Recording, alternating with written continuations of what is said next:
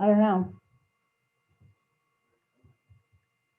I think it was YouTube.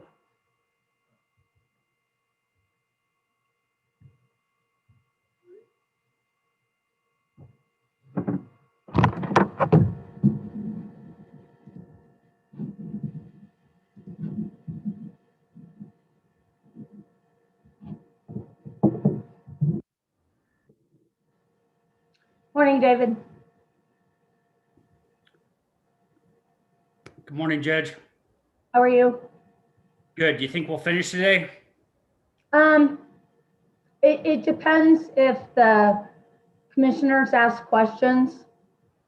All right. Yeah. Is the real time working out for you? What? Is the real time working out for you? Thanks very much. Two of the commissioners, the ones that have asked questions, Commissioner Hall and Chairman Fishman, may be asking questions of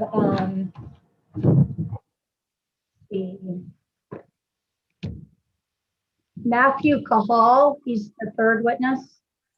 All right. If you need to work late tonight, we can do that. Okay, I appreciate it. Thanks. You bet.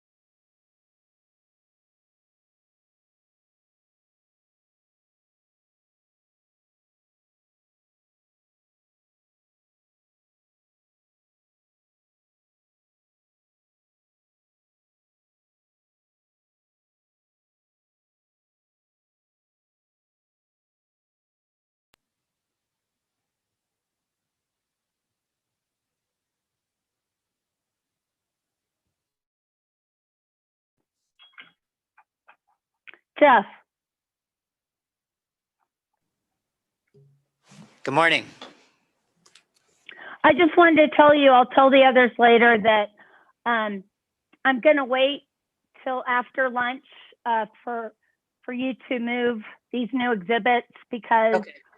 Chairman Fishman and Commissioner Hall may have questions for Matthew Cahal. And I told them to tune in about 9:45 for that. Sure. Because it sounds like things are going to go fast today. So I thought we'd wait till after lunch to do the exhibit. Okay, that sounds good. Okay.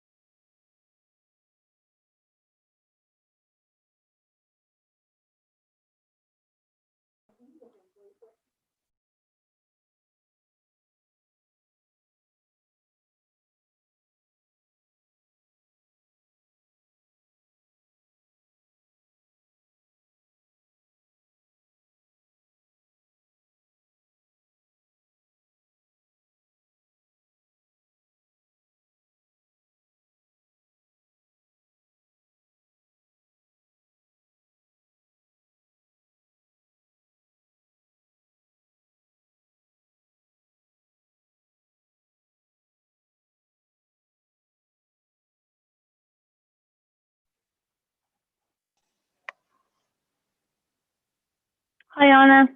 Hey, good morning. Can you hear me? I can. Oh, okay, good.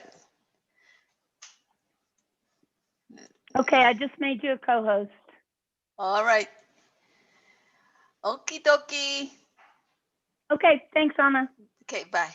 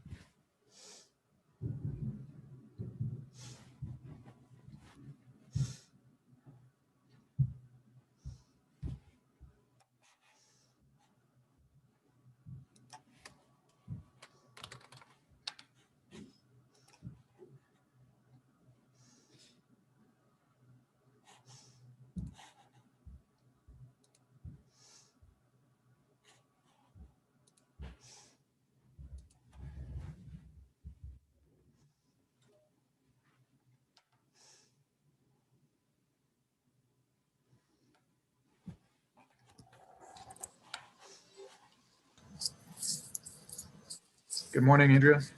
Good morning. Can you hear me? You're coming through loud and clear. Okay, great.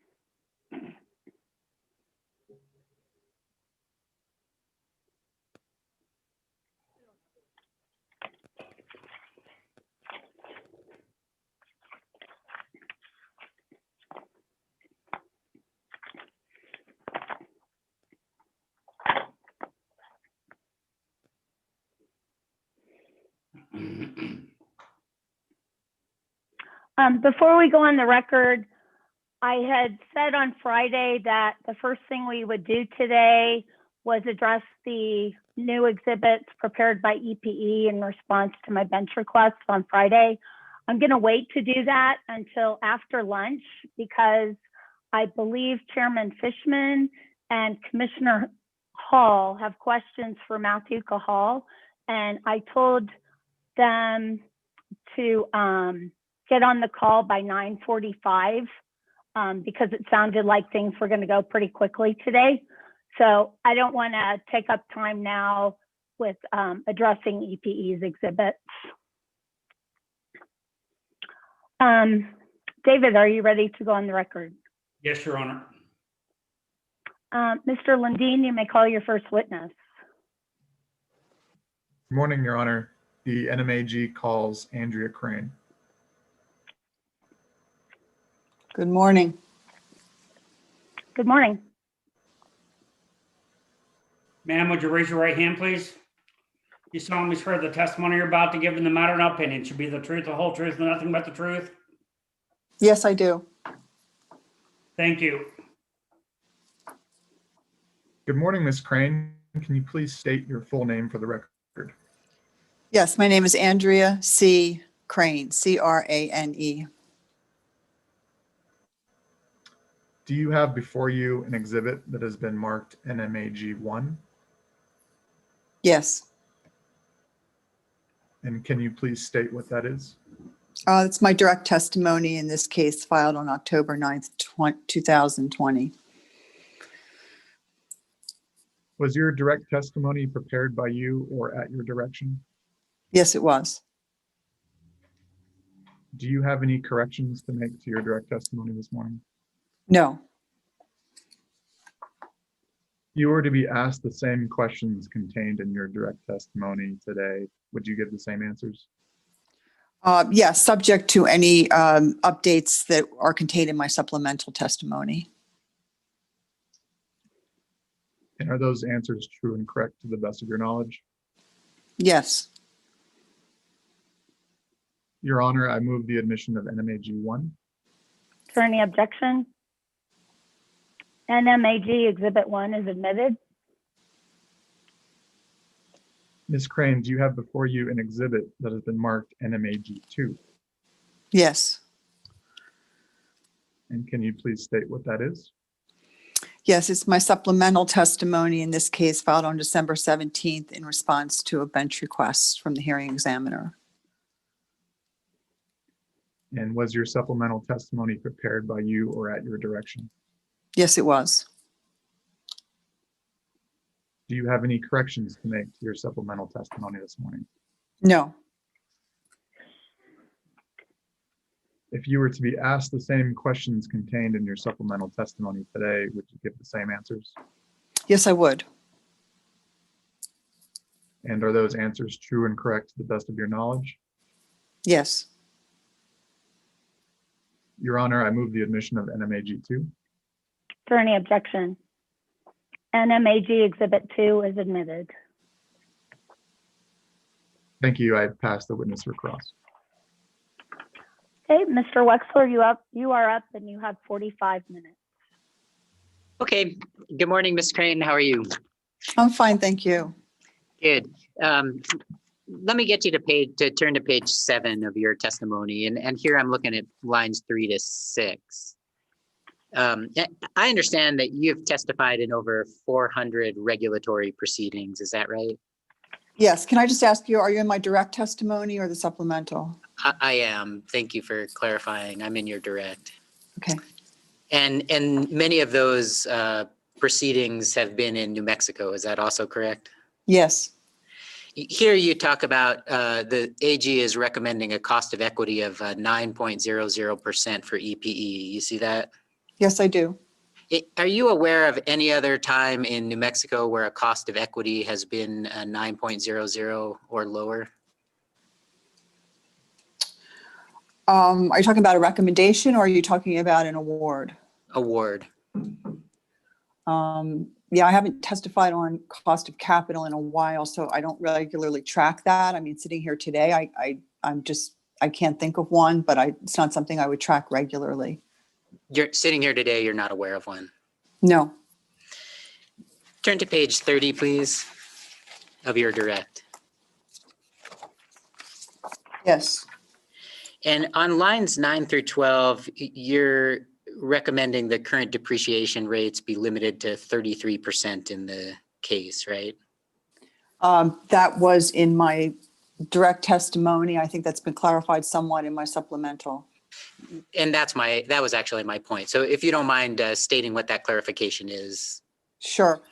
In the company's rebuttal testimony, I believe it might have been Mr. Hancock, he indicated that some of the information that was presented in the company's filing was on a blended rate rather than on a New Mexico jurisdictional rate. That information being the current depreciation rates and expense. Therefore, the adjustments that I had in my direct testimony, which assumed that those rates were on a New Mexico jurisdictional basis, did not quite result in the 33% that's referenced in that direct testimony. However, in response to the hearing examiner's question about whether or not there were any revisions that I wanted to make in my direct testimony as a result of the rebuttal, I went back and looked at that depreciation issue again. And as I indicated in my supplemental, the dollar amount of the adjustments resulted in about an acceptance of about 65% of the company's new depreciation expense. Given the subjective nature of depreciation, as well as given the uncertainty with what is going to happen to some of these generating units in the near term, I felt that allowing the company 65% of their adjustment was still reasonable. And that's why I chose not to revise that depreciation expense number.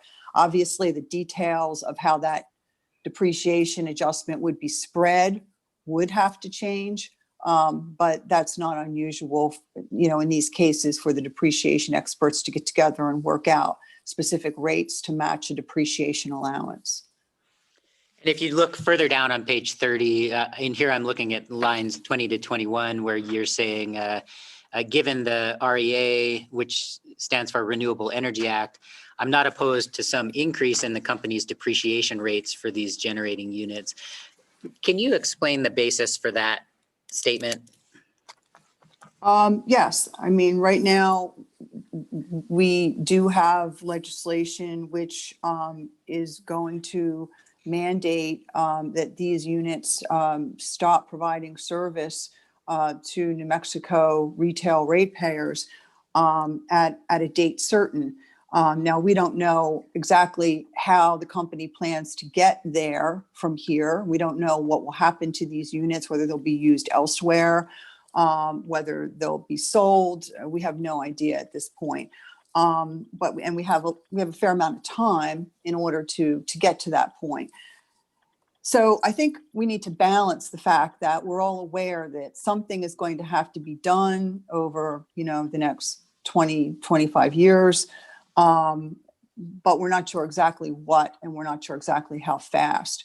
That's why I felt that some increase in the company's depreciation expense was appropriate, although I did not feel that the full request was appropriate at this time. So in essence, I accepted about 65% of the company's adjustment. Let's talk about the PV3 proxy price, and I'll ask you to turn to page 35 of your testimony.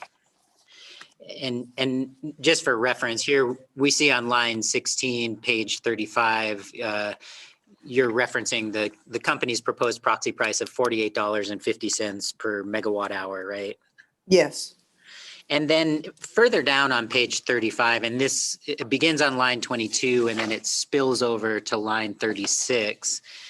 And you indicate that there's a requirement from the PRC that PV3 reflect, and this is a quote, page 23, spilling into 24, the lowest equivalent market price for energy and capacity as required by the NMPRC. Do you see that? I do. In that context, what does equivalent mean? Well, that's an interesting question because I think equivalent could mean different things to different people. I suppose it's the company's position that equivalent means power that's generated from the same type of generating unit. In my mind, equivalent is more of an end use term. To me, I don't think that a customer particularly cares. Well, they certainly care at some level as to where that power is generated from. But at the end of the day, a kilowatt hour delivered to a retail customer is essentially the same to that customer in terms of usage, regardless of where it came from.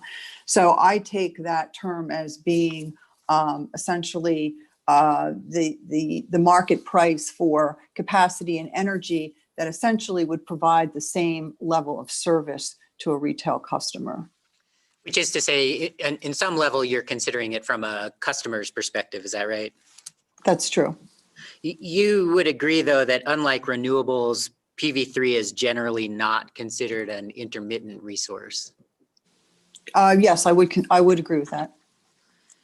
And which is to say that unlike solar, PV3 can provide consistent capacity and energy throughout the night. Yes, it can. And then thinking about gas-fired generation, unlike gas-fired generation, PV3 has very few greenhouse gas emissions. Is that right? That's correct. On page 36, line 4, you indicate that whether EPE recovered the full cost of PV3 Unit 3 in prior years is irrelevant. Do you see that? Yes. Assume for a moment that EPE was not recovering full cost of PV3 Unit 3. You with me so far? Yes. And was also not recovering its cash operating costs. You follow me? Yes. At that point, will you agree with me that it is relevant to EPE? Well, I think Palo Verde 3 Unit 3's financial condition is relevant to EPE. The question is it relevant to this commission or not? And is it relevant in faced with the question that we're faced with here, which is what should the proxy price be? I mean, EPE always has the ability to make business decisions with regard to PV3. So I wasn't suggesting that that was not relevant to EPE. I don't think it should be relevant, though, to the decision that's before us now. Well, the commission does have to take into account the interests of a utility. Is that right? I don't think it has to take into account the interests of an unregulated asset. I mean, the utility, companies can have all sorts of operations, many of which are of no or should be of no concern necessarily to the commission. So I don't necessarily agree that the commission has to take that into account here. Well, let me ask this then. If you take my hypothetical as true, it would be a rational response for EPE to decide to cease using PV3 for New Mexico service. Is that right? Well, that depends on a lot of things. It depends on how much of a cash flow shortfall there actually is. It depends on whether or not there are other uses for PV3.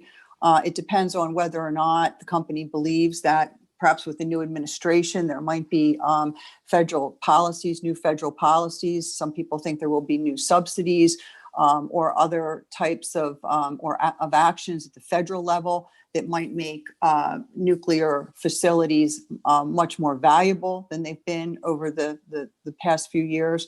So, and that's a business decision that EPE has to make, looking at all of those factors.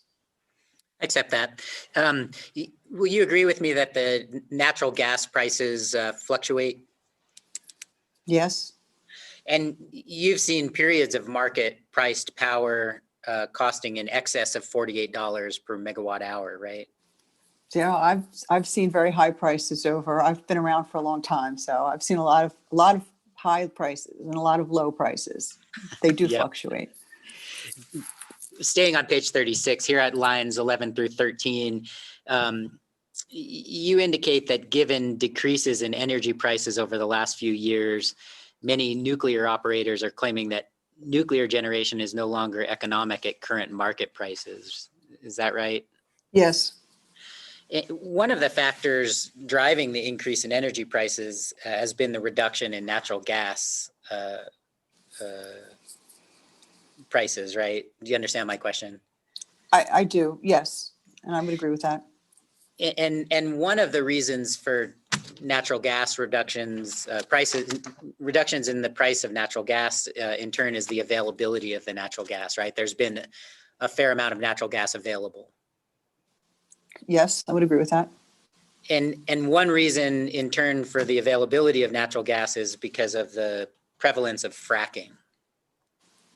That's correct.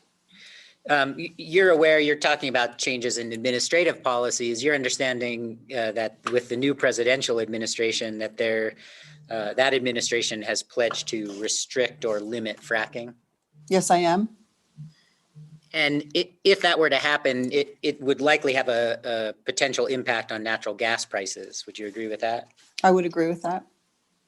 If you turn to page 38 of your testimony, and here I'm looking at lines 15 through 19.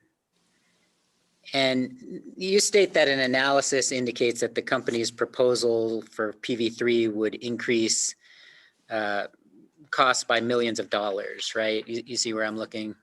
I do. And are you aware that in at least some of the years, the PV3 proxy price was on average less than the average market price for power? I wasn't necessarily aware, but that wouldn't surprise me. And if that were true, that's going to change overall sort of at least the dimensions of your discussion here, right? In other words, if you assume that the PV3 proxy price was less than the market price, your analysis here likely overstates the effect of the company's proposal. Well, if it could, I mean, if under the company's proposal, if the cost of Palo Verde 1 and 2 went down, then the proxy price for Palo Verde 3 would go down. The question is, how much would it go down? Presumably, it could go down enough to be lower than the average of all the resources that are being used to serve New Mexico ratepayers. And then finally, Ms. Crane, on your direct, turning to the short discussion you have about off-system sales, which I believe is on page 40. And I have just a couple of clarifying questions, and really this has something to do with some testimony we heard last week. And will you agree that off-system sales margins are the difference between the sales revenues from such transactions and the marginal cost of making such sales? Yes. And can you tell me what are the marginal costs of making those sales? Well, I think it depends on the sale. I think it's my understanding that in some cases, power is procured and specific sources are procured in order to meet a specific sale, in which case there'd be an identifiable source for that sale and therefore cost for that sale. In some cases, you don't have that particular source. It's the broader body of resources that are providing the power for that sale. So in that case, it would be the marginal cost associated with whatever units were in fact producing power for that particular sale. So I think it depends on the source of the power that's used for that sale. And will you agree with me that the marginal costs do not include fixed costs such as depreciation, return on rate base, federal and state income taxes, property tax, that sort of thing? Generally, I would agree. I mean, I don't know exactly how the company determines the costs in its equation in order to develop the amount of margins that are shared between ratepayers and shareholders. I'm not that familiar with that formula. I would agree, though, that in general, marginal costs would not include those types of fixed costs that you just mentioned. And finally, one short line of questions, Ms. Crane, on your supplemental testimony, which I think is NMAG Exhibit 2, and I'm looking specifically at page 4. And then you can see on lines 25 through 27, you say, in the case that the commission requires the company to discontinue a facility, the commission is prohibited from disallowing recovery of undepreciated investment of decommissioning costs. And then again, on page 5, lines 2 through 4, you say, however, the statute may not apply to generating facilities that the commission does not, and in quotes, require to be discontinued, or to generating facilities that will not be replaced by facilities with lower emissions. And my question, Ms. Crane, is focused on that word require, and what it means in your view for the commission to require that facility be discontinued. Well, I'm not an attorney, so I don't really have an opinion as to specifically what the intent of that word require was, but it's in there. And so, you know, I don't want to speculate as to how the commission would require the discontinuation of a particular facility or what authority they may have to do that. But certainly that is a requirement of the legislation. Thank you, Ms. Crane. No further questions. Thank you. Ms. Stevens, you have 10 minutes. Thank you. Hello, Ms. Crane. How are you? I'm fine. How are you? Nice Yes, to it see has. you. Good to see you. I just have a few questions. On pages 25 to 31 of your direct testimony, you recommend authorizing EPE to increase depreciation rates for what you yourself on page 31, lines 4 through 5 call speculative retirements and relatively new plant additions. And with Mr. Wexler, you were discussing potential changes in environmental laws as a result of the new federal administration. Does that, do the indications so far alter your recommendation that at this point in time, the commission should begin accelerating depreciation on existing gas plants? I would stand by the recommendations contained in my testimony. I think it is reasonable given the existing legislation in New Mexico. I think it is reasonable for there to be some acceleration of the generating units. I don't think the company's proposal is reasonable at this time, given the uncertainties, but I would still recommend that there be some movement towards accelerating that depreciation. And if I remember correctly, you fought in case number 19-000349-UT, the Newman Unit 6 CCN case, you filed direct testimony and then your appearance at the hearing was waived. Is that correct? Yes. Are you aware of the final order in that case? I think the company's request was denied, but I haven't really been following that. Once I do my testimony, I try and move on pretty fast.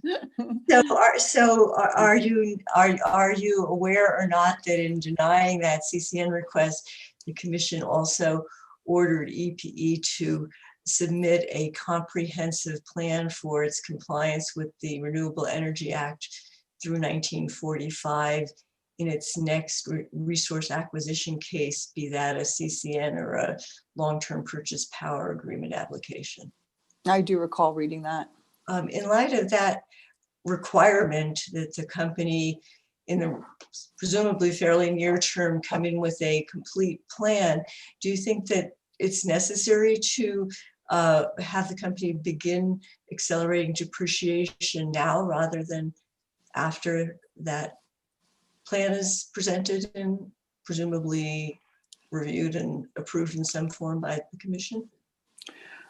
Well, you use the term necessary. Is it necessary? No, I mean, it's not necessary. The commission can decide that it's going to keep depreciation rates exactly where they are, and it's going to wait either for a more comprehensive analysis of how the company will meet the REA, or it could even wait until those plants are retired and then deal with it as a stranded cost issue. So the commission has a lot of options. I think my testimony provides some balance in that right now it appears that there are going to be some early retirements. And my testimony says, okay, let's give the company a little bit more in depreciation expense now. And frankly, I think we're looking at a rate decrease here. We're recommending a rate decrease. Parties are recommending even a larger rate decrease than the AG, other parties. So I think we're very possibly looking at a rate decrease. If we can give the company a bit of an acceleration now and still come out with a substantial rate decrease, that might be a better approach than waiting until 2045 and then having a large stranded cost issue facing us. So I think the commission has a lot of options. I think mine is a somewhat conservative option in that it starts the process. It doesn't finish it. There's still lots of time for the commission to readjust when it gets more information about how these facilities will actually either be retired or be utilized elsewhere.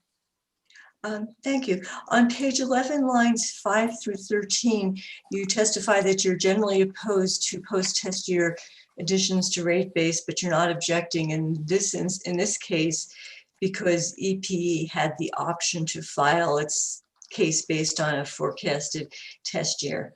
Are you aware that the EPE was required by the commission to file this particular rate case? Yes. And are you aware that that requirement resulted from a stipulation in the Four Corners abandonment case number 1500109 UT? I am. And if I could just add, though, I think it's an important point, to go back to exactly what they did file with regard to post-test year adjustments. So if the company had filed, let's say, a year of post-test year adjustments or 2 years of post-test year adjustments, my recommendation may very well have been different.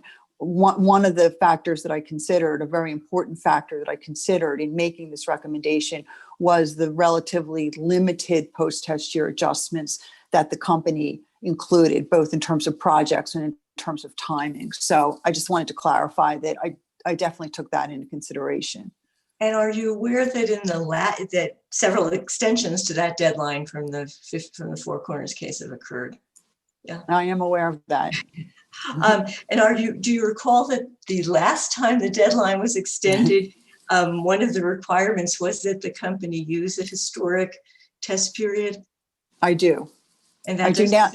Does that change your recommendation about the 3 months at all? Well, to be honest, I had forgotten that requirement when I wrote my testimony. So you are reminding me of it for the first time sitting here today. Perhaps my recommendation would have been different if I had recalled that specific requirement at the time that I wrote the testimony. And then on pages 19 through 20, you recommend a 5-year amortization for rate case expense based on frequency of EPE's rate cases. Is that correct? Yes. Why then do you recommend in pages 20 through 21 a 3-year amortization of previously collected and new renewable energy certificate costs? Well, that was more of a function of how long these costs had been accruing, essentially. So, and as well as how long the PRC had previously authorized for such costs relative to how long previous costs had been accruing. So I was trying to create some balance there with regard to, with regard to the time frame. I recognize that time frame may very well not match the time frame for the company's next base rate case. However, obviously between base rate cases, there's a whole host of things that change. I mean, every year things change. And so while it's true that an amortization that falls off between base rate cases is not necessarily removed from rates, i.e. the company continues to collect rates associated with that amortization. By that time, there's likely to be increased expenses of one sort or another that would essentially absorb those additional rates, if you will. So I didn't try and match every amortization exactly to a new rate case. And is that a philosophy you generally apply, or would you try to amortize amounts that were not true regulatory assets and were not going to turn into regulatory liabilities after you hit the crossover point? Would that be your recommendation generally, to allow the company to keep collecting amounts from ratepayers once a fixed sum were collected through the first 3 years? Well, I think you have to consider each individual situation individually. I mean, if there was an extremely large amortization one way or the other, either of an asset or of a regulatory liability, I would probably be much more concerned about linking the timing of the amortization of that particular transaction to a new base rate case. The problem is, as you just pointed out, we never really know when the company is going to file a new base rate case, right? We're all guessing as to when that might occur. And so I think that it's very difficult to make sure that all of the amortizations are linked specifically to a case. I think you have to look at the time period over which a regulatory asset or liability was accrued. I think you have to look at the question of whether the regulatory asset or liability is the type of cost that will continue to be accrued in the future, or whether this is a one-time non-recurring thing that happened in the past. You have to look at the annual amortization expense relative to their overall revenue requirement and see, if it's a very small piece of their revenue requirement, it's probably less critical to get the timing right than if it's a very major amortization. So I think you have to look at a host of issues. And are you aware that, at least as of now, the company has an Ms. Stevens, your time is up. Okay, thank you. Thanks very much, Ms. Crane. Nice to see you. Thank you. Mr. Herman, you have 10 minutes. Thank you. Good morning, Ms. Crane. Good morning. Keith Herman with Doña Ana County here. Just have one question for you. I've been reading this over and over, and I'm looking at page 25 of your direct testimony regarding your recommendation starting at line 9. Okay. And what I've been looking at is more specifically the language on 13 saying that a 15-year period is more reasonable than a 5-year period. And I wanted to know what you based the language reasonable on. Well, first of all, this is, in this case, we're talking about a regulatory asset here as opposed to a regulatory liability, which we're frequently talking about with regard to EDIT.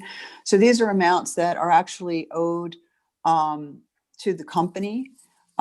So frankly, I would, given the pandemic and everything that's happening right now with the economy in New Mexico and elsewhere, I'm trying to keep rates absolutely as low as I think is reasonable. And that's why in this case, I'm recommending a longer amortization period.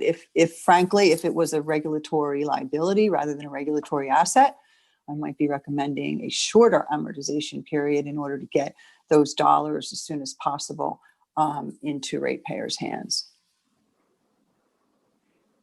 And we're talking about money that the company owes the customers, correct? No, the EDIT, well, we're talking about two different things. The protected excess deferred income taxes is money that the company owes the customer. The unprotected EDIT goes the other way. These are funds that the customer actually owes to the company. I'm sorry, could you say that one more time? I was trying to write it down. Sure. Protected is owed to the customer and unprotected is owed to the company? Yes. I mean, that's just the way it falls out in this case. So with regard to protected, they're using about, I think it's about a 50-year life to get those dollars back to ratepayers. They don't have a lot of choice in terms of the amortization period for protected EDIT. For unprotected EDIT, there's tremendous flexibility in terms of how fast that balance is amortized. That balance can be either a regulatory asset, meaning it's an asset on the company's books and ratepayers owe the company that money, or it can be a regulatory liability on the company's books, meaning that the company owes ratepayers that money. It just depends on what the underlying transactions were that resulted in the creation of that EDIT. In this particular case, these are funds that ratepayers owe to the company. So if we give it back over 15 years, it will have a smaller annual impact than if we give it back over 5. Okay. I feel like I haven't found yet your recommendation on the protected ADIT. Can you tell me what your recommendation is for the protected ADIT? Sure. I accepted the company's amortization period for the protected EDIT because the IRS actually has requirements as to how quickly the the protected EDIT can be returned to ratepayers. And so I accepted the company's recommendation with regard to the protected EDIT. And that's with consideration to the ARAM method? Correct. All right. Thank you for that clarification. I appreciate that. Thank you. Mr. Bagatko, you have 10 minutes. Andrew, staff no longer has any questions for Andrea Crane, but we appreciate her time today. I pass the witness. Thank you. Okay. Ms. Crane, I didn't think I had any questions for you, but I do. City County witness Mark Garrett recommends that if EPE does not file its next rate case within his recommended 5-year amortization period, the commission require EPE to accrue the amortization expenses with carrying charges in a regulatory liability to be returned to ratepayers in EPE's next rate case. Mr. Garrett said that this is a commonly used device to prevent utilities from over-earning on regulatory asset amortizations. Do you agree that this is a commonly used device among regulatory commissions? Yes, I would say it's not a universal device, but it's certainly not unusual. You know, some commissions do it, some commissions don't, and some commissions do it with regard to specific regulatory assets or liabilities, depending on the magnitude and the importance of that particular regulatory asset or liability. And do you know, among commissions that do that, do they also provide that treatment for regulatory liabilities? I have seen that done where if a company was supposed to be giving back, and then they gave back too much because they didn't file a base rate case, I've certainly seen them claim that there should be essentially a true up in the next base rate case. Sometimes that issue is negotiated away, quite frankly, in terms of a comprehensive settlement. But it really depends on whether or not the language is specific when the initial amortization is set up. And I mean, if it is set up that way for a regulatory liability, then, you know, the company presumably would be entitled to collect it. Okay. And what is your opinion regarding that recommendation of Mark Garrett, that any over collection be accrued in a regulatory liability? Well, I have the greatest respect for Mr. Garrett, for both Mr. Garretts, actually. But I generally have an overall philosophy that says that in a base rate case, everybody takes their best shot. We set rates, and then we kind of sit back and let the company manage its business. And at some point, there'll be another rate case, either initiated by the company or initiated by an intervener or initiated by the commission, and we get to do it all again. I'm not a big fan of what I call reimbursement rate making. Essentially allowing any regulatory asset regulatory asset or regulatory liability essentially is reimbursement rate making. What you're doing is you're saying, all right, I'm going to make this company whole, or I'm going to make ratepayers whole, one way or the other.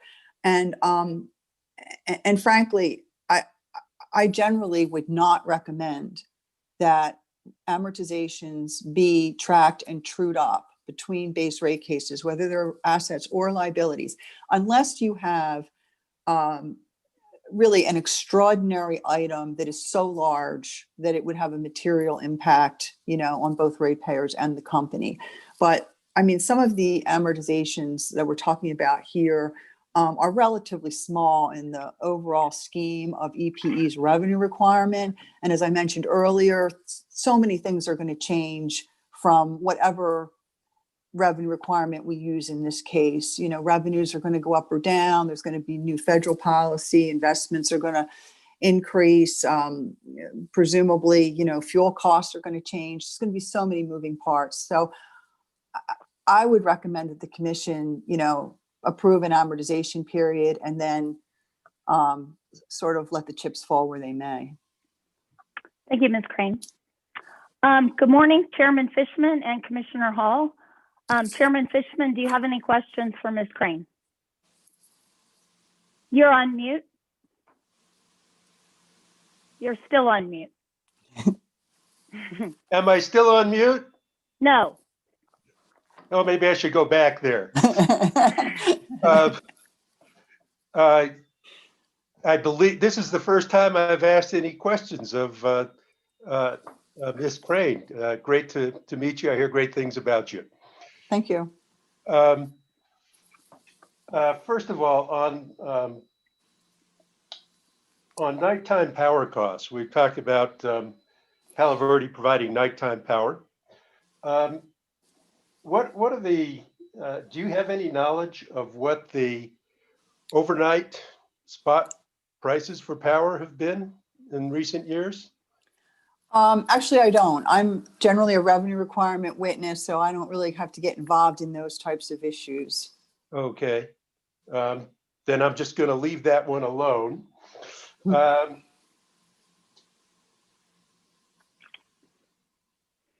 In terms of, you were talking about depreciation, and I kind of heard you take two positions. We were just talking about the amortization of the customer liability, and you were recommending it go to 15 years to keep the rates lower during these tough economic times. Did I understand that argument correctly? For the EDIT. For the EDIT, yes. Yes. Okay. On the depreciation, though, where we are looking at potentially shorter plant lives, we don't know for sure, you kind of went the opposite direction. And I was just curious about why. It just felt like the criteria are a little different there. Is it reasonable to say, hey, let's wait till they're stranded just to give relief to customers in the short term?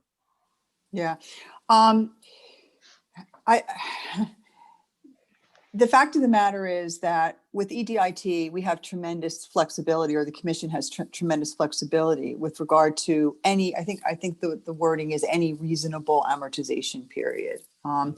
So, and overall, my general philosophy is I would rather rates be lower rather than higher all the time. That is a general philosophy. However, I'm also enough of a realist to know that sometimes we are dealing with an issue that is going to result presumably in some sort of impact, negative impact on ratepayers, and retiring the fossil generation in New Mexico, or at least mandating that not be used to supply New Mexico retail ratepayers, is a requirement that I believe is going to have a negative impact. So now it's pay me now or pay me later.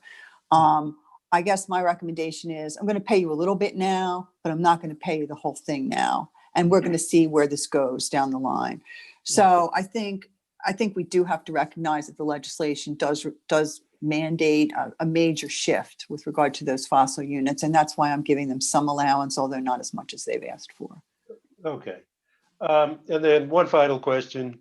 The issue was raised that with the fracking ban, natural gas prices could go up. It seems to me there are many other market factors that could push natural gas prices the other direction. One of them being the move to renewables and the electric generation issue in electric generation nationwide.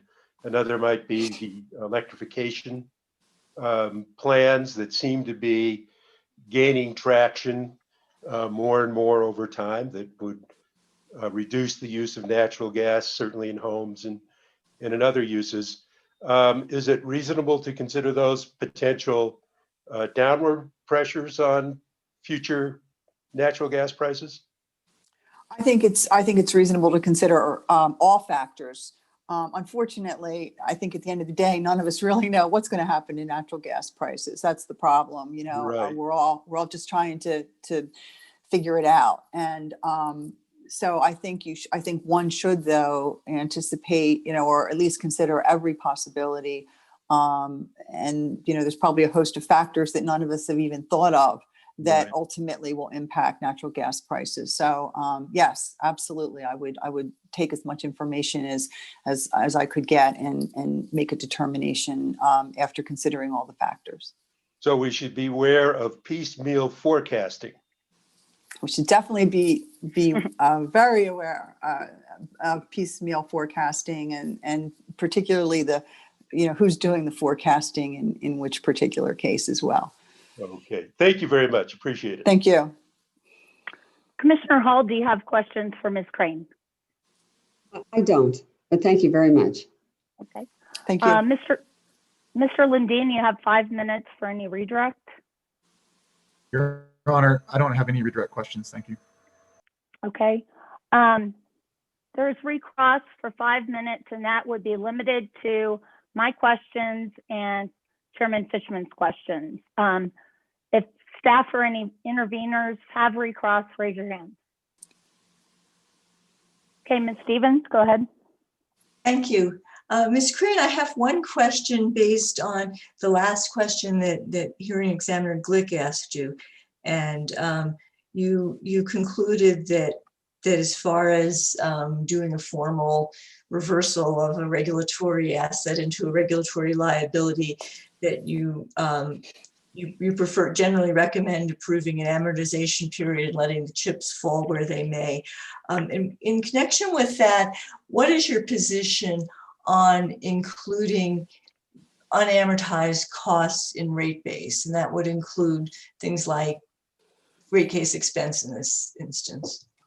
Yeah, I have been a long-term opponent of permitting carrying charges on regulatory assets, or frankly, including regulatory liabilities in rate base. So I'm not a big fan of including either of them in rate base. In this case, and I think I might have actually even indicated that in my testimony. In this case, however, though, I did actually make an adjustment with regard to I think it was my rate case cost adjustment. No, it was the renewable credit adjustment, because the company had claimed a 1-year amortization, and I'm recommending a longer period for that.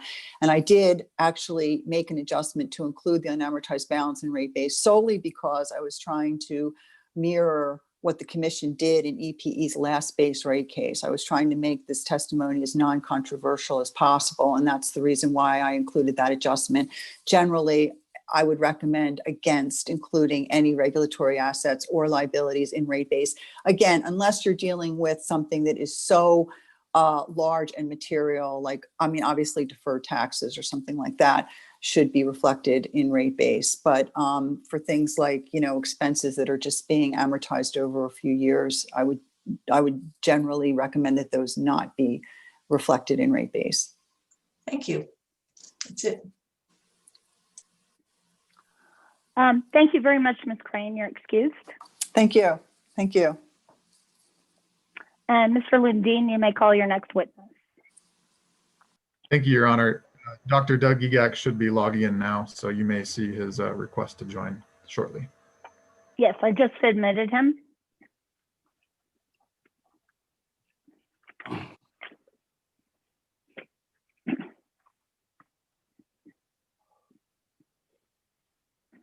All right.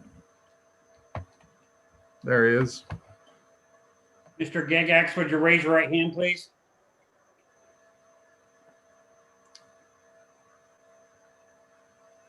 Looks like he's connecting to audio still. Can you hear me? Yes, sir. Okay, thank you. Would you raise your right hand, please? You solemnly swear the testimony you're about to give in the matter of opinion should be the truth, the whole truth, and nothing but the truth? I do. Thank you. Good morning, Doug. Good morning. Can you please state your full name for the record? Yeah, my full name is Doug Gygax, spelled Gegax. And Dr. Gygax, do you have before you an exhibit that has been marked NMAG3? Yes, I do. Can you please state what that is? That is my corrected direct testimony filed on December 18th, 2020. So you mentioned it was filed on December 18th, but the procedural order in this case required intervenor direct testimonies to be filed on October 9th. Is that right? Yes, it is. Yes. However, in response to a bench request of the hearing examiner, the AG's witness, Andrea Crane, filed supplemental testimony on December 17th. Is that correct? Yes. And Ms. Crane's supplemental testimony made certain numerical changes from her direct testimony, which created a knock-on effect that impacted your direct testimony. Is that right? That's correct. And because of those effects, your direct testimony needed to be updated to reflect the latest figures of Ms. Crane? Yes. But other than those updated numbers, your corrected direct testimony is substantively the same as your direct testimony. So I only changed my AG proposed numbers that were directly impacted by Ms. Crane's changes. Thank you. And was your corrected testimony prepared by you or at your direction? Yes. And do you have any further corrections to make to your corrected direct testimony? Yes, one. Based on a question from the hearing examiner, if you look at footnote 1 on page 4, the first sentence in that footnote reads, Ms. Crane's proposed base rate revenues decrease is, and then the number is 1742151. That number should read 1741151. Thank you. And with that correction, if you were to be asked the same questions contained in your corrected direct testimony, would you give the same answers? Yes, I would. And are those answers true and correct to the best of your knowledge? Yes. Your Honor, I move the admission of NMAG 3. Is there any objection? NMAG Exhibit 3 is admitted. Thank you. I now pass the witness referrals. Mr. Wexler, you have 45 minutes. Good morning, Dr. Gigax. Good morning, Mr. Wexler. If you start right where you left off on that footnote 1, the next sentence reads, when subtracted from SPS's base rate revenue, you see that? Should that be EPE's? Yes, I apologize. That I should have noted that correction earlier. Yeah, that should be EPE's. Thank you. Turning to page 5, and here, line 15, you begin describing the methods that EPE used to allocate its costs to the rate classes, right? That's correct. And then if you turn to page 6, your conclusion here at lines 13, you say you have no problems with the allocation methods chosen by EPE. They are all within a zone of reasonable choices reflecting standard rate making principles, right? That's correct.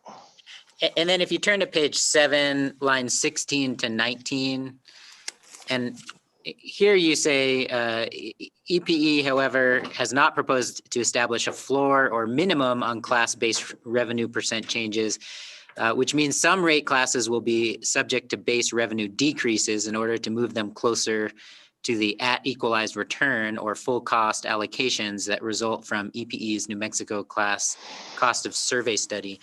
Dr. Gigax, what do you mean by the phrase at equalized return? What does that mean? Oh, yes. It's sometimes called at full cost. It means that once you look at the rate base that was allocated to each of the rate classes, then each individual rate class is going to contribute a overall return the same as what the overall return is in the revenue requirements. If you turn to page 8, and I'm looking here at your answer, which is basically lines 5 through 11, and there well, as part of the Attorney General's case, Ms. Crane offers testimony regarding the position of the Attorney General on the revenue requirement, right? That's correct. And then you offer allocators assuming that amount is correct. Is that right? That's correct. All right, so then turning to that same page, lines 12 through 17, and here you identify the caps or the limits that you are recommending, right? That's correct. And that includes a cap equal to 0%, which represents no increase to any customer class, right? That's correct. As a general principle, Dr. Gigax, do you agree that rates should be designed to avoid subsidies among classes of customers? Yeah, I believe that the rate allocation should move classes towards a equalized rate of return solution. However, there are other factors to consider, and which here were considered, including the gradualism, and also here, since the AG's revenue requirement proposal led to an overall base revenue decrease, then applying the cap similar to what EPE did would be kind of problematic because you got a negative number. It's not unusual in those situations where you have a overall rate decrease to cap the increases at 0%. That's what I did. And in your answer there, Dr. Gigax, you just said that you talked about moving customers towards their full cost of service. Does that mean making progress in rates towards that full cost of service? Yes, and here, since for the AG proposal, the overall revenue increase was negative, rate decrease. the movement towards equalized rate of return, the focus was on the classes that were paying more than their equalized share. So the ones that would, and indeed did receive in my allocation, a rate decrease. And if you look then, Dr. Gigax, at your exhibit, DG1, and that's the one where you're walking through the steps that you use to get to the proposed class revenues. Now,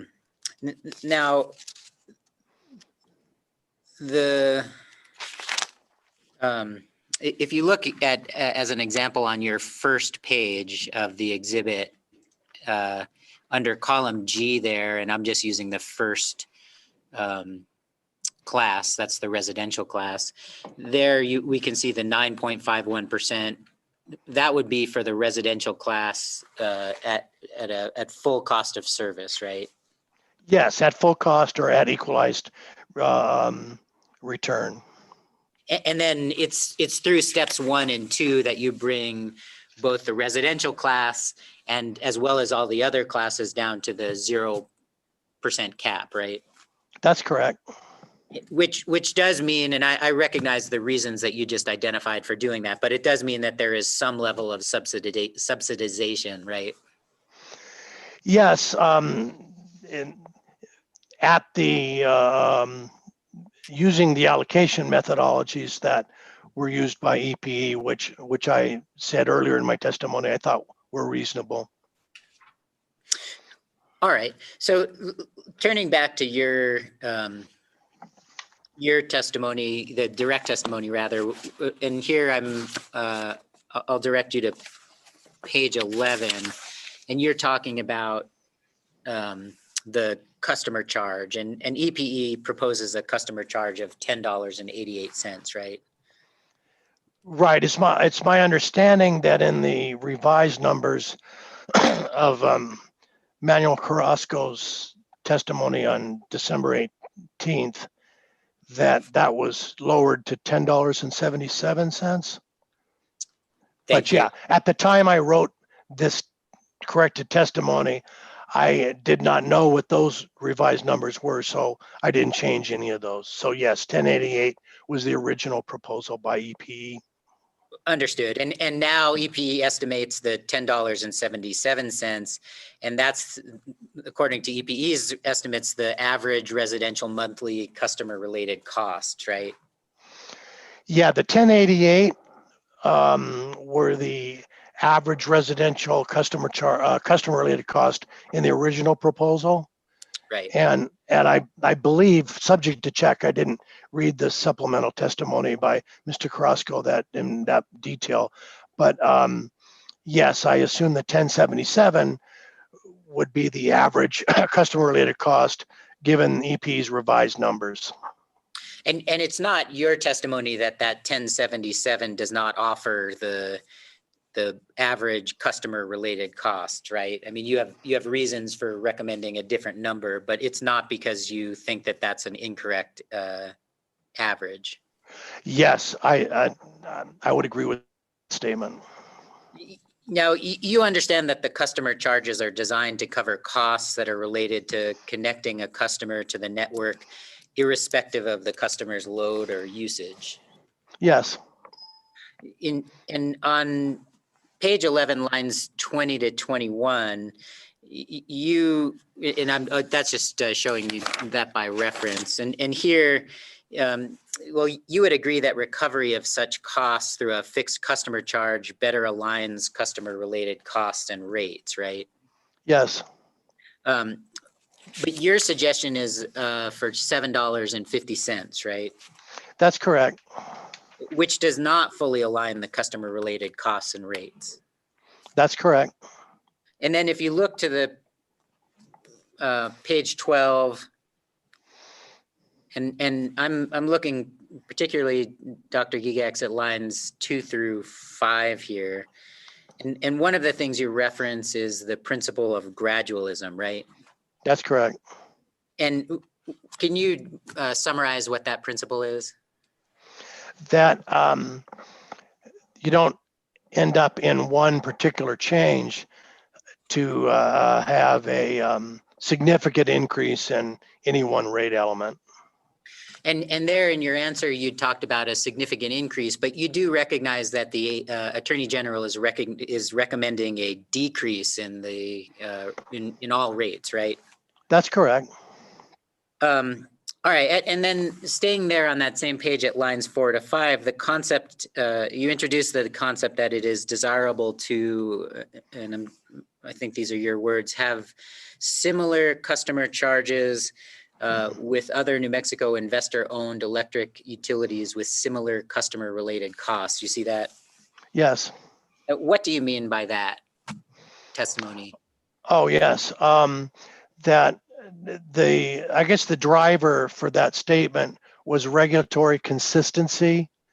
All right. In New Mexico, the three major investor-owned utilities have very, very similar per unit customer-related cost. All right. I mean, there's some variation there, as I pointed out in my testimony, but they're very similar. And to have one utility recovering a very high percent of those costs to the customer charge, and another utility recovering a very low share, it seems to me to be inconsistent in terms of how those three utilities are being regulated. And why is it important for customers to have similar charges? Oh, across utilities? Yes. Yes. Because of regulatory consistency, that the manner in which we determine the customer charge relative to the customer related cost, I believe should be similar across utilities. Does that concept apply across state lines for utilities in other states? Not necessarily. I would have to look at. I'm very familiar with the cost structure of the three utilities in New Mexico, but the cost structures of other utilities and other jurisdictions facing different situations, I'm not that familiar with. Fair enough. But are you aware that El Paso Electric has a large percentage of its service area in El Paso, just across the state line in Texas? Yes, I am. And those customers are served by the same company, is that right? That's correct. And many of the same resources and charges apply to those customers as they do in New Mexico, is that right? That's correct. Many of the costs are the same?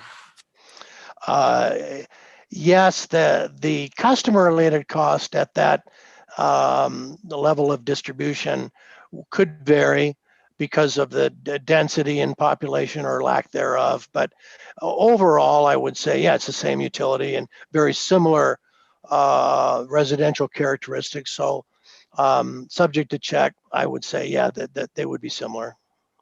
Do you know what the customer charge for EPE customers in Texas is? Actually, not offhand. I probably should know that, but not offhand. Did you review the testimony of staff witness Alicia Leyva Tercero? Yes, I did. You understand that she's recommending a customer charge of $9.74? Yes, I am. Do you think that staff's recommendation is reasonable? Based on their proposed revenue requirement, they had a very small increase. So the EP, the staff witness there had a little bit more room to move in terms of increasing the customer charge.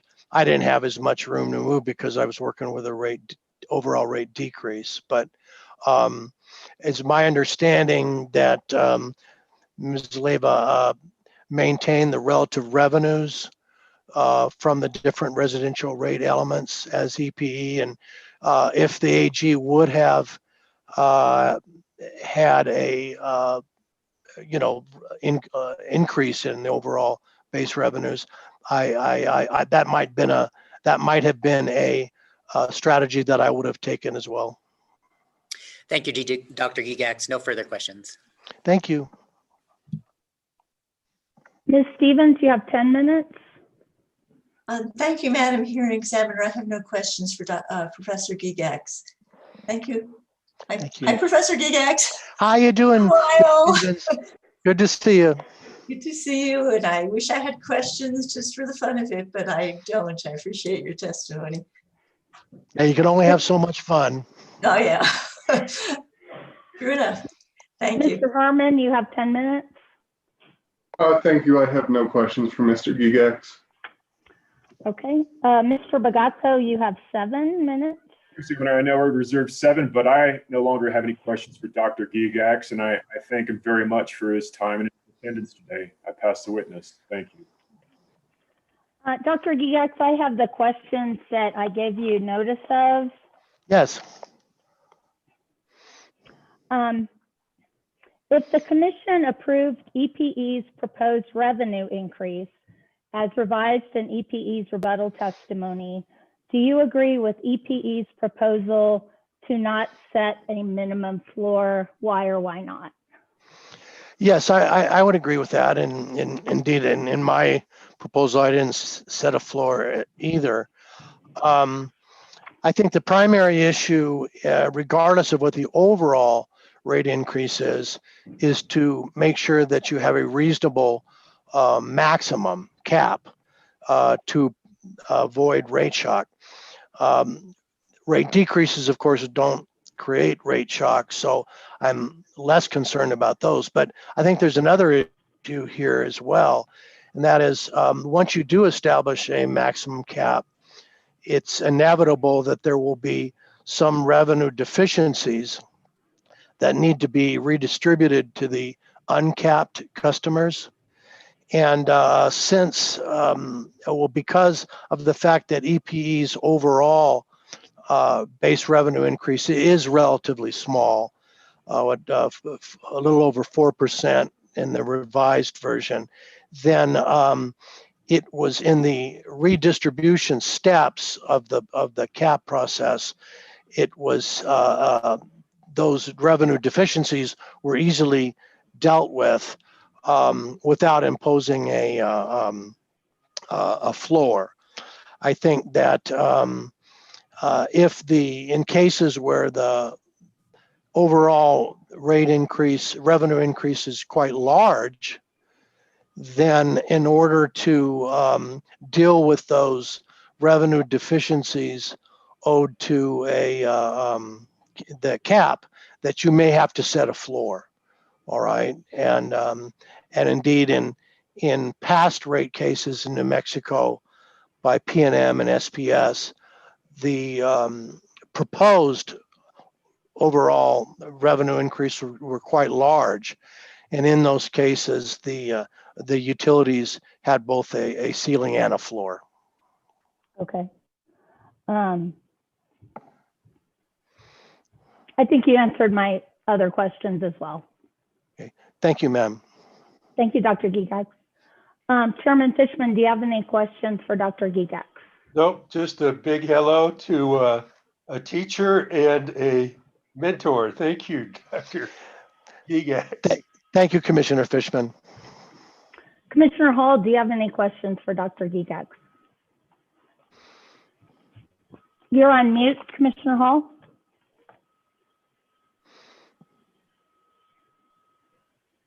Sorry, no, I do not have any questions. Thank you. Okay. Mr. Lundin, I allocated 5 minutes for redirect if you have any. Thank you, Your Honor. I do have one question. Dr. Gigax, do you recall moments ago when Mr. Wexler was questioning you on customer charge differences?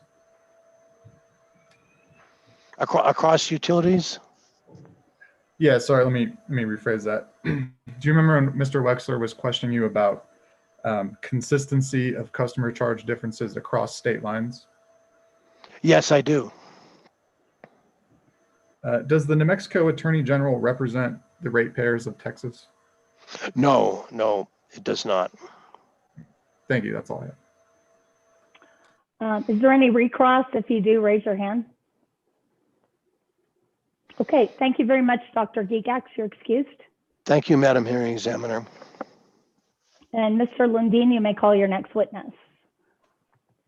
Thank you, Your Honor. Mr. Cahal will likely be requesting permission to join Okay. soon.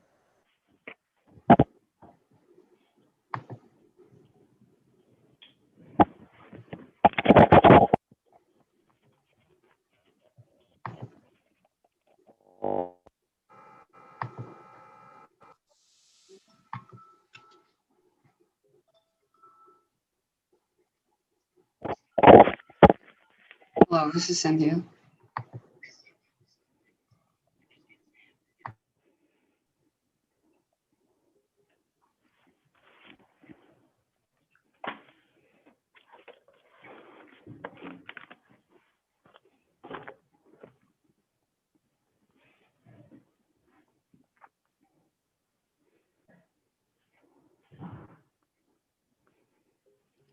I see his name on the list, but I do not yet see his video.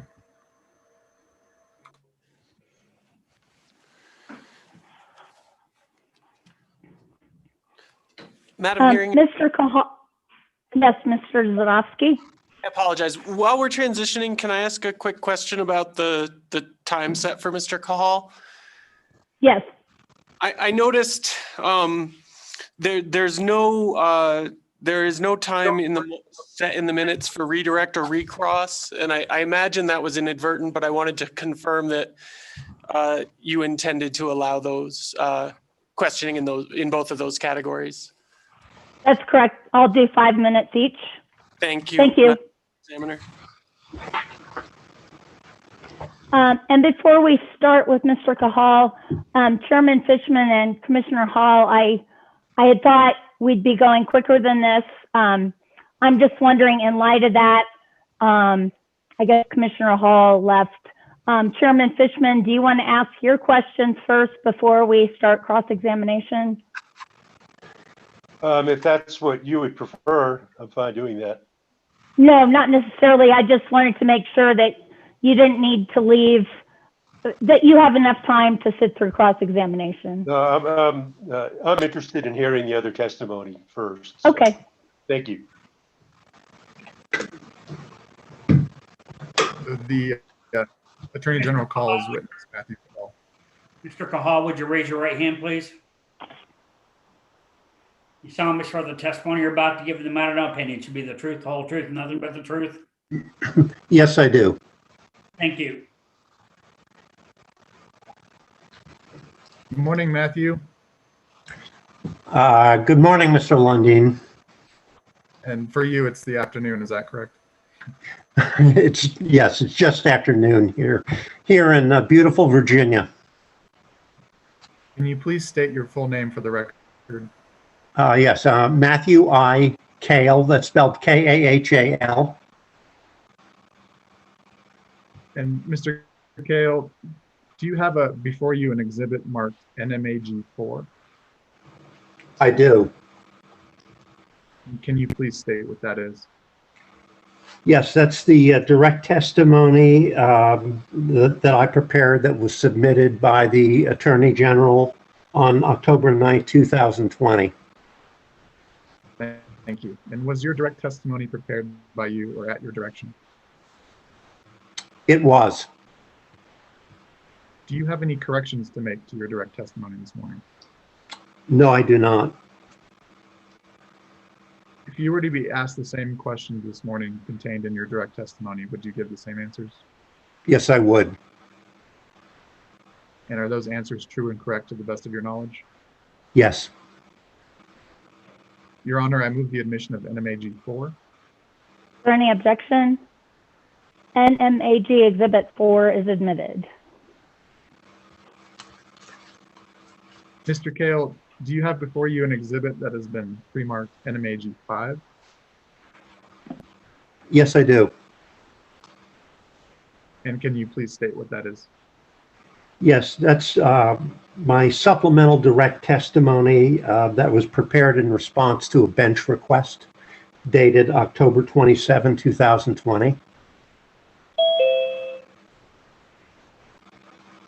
And was your supplemental direct testimony prepared by you or at your direction? Yes, Do you have any corrections to make to your supplemental direct testimony? I do not. If you were to be asked the same questions contained in your supplemental direct testimony this morning, would you give the same answers? I would. And are those answers true and correct to the best of your knowledge? Yes. Your Honor, I move the admission of NMAG 5. Any objection? NMAG Exhibit 5 is admitted. And last but not least, Mr. Kale, do you have before you an exhibit that has been marked NMAG 6? I do. And can you please state what that is? Yes.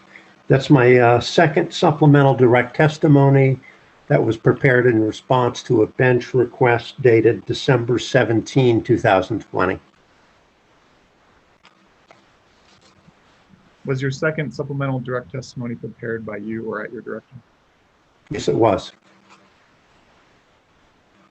Do you have any corrections to make to your second supplemental direct testimony?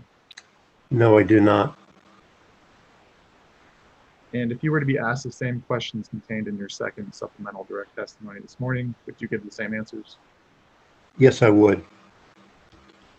And are those answers true and correct to the best of your knowledge? Yes. Your Honor, I move the admission of NMAG 6. Is there any objection? NMAG Exhibit 6 is admitted. Thank you, Your Honor, and I now pass the witness withdrawals. Mr. Zadowski, you have 45 minutes.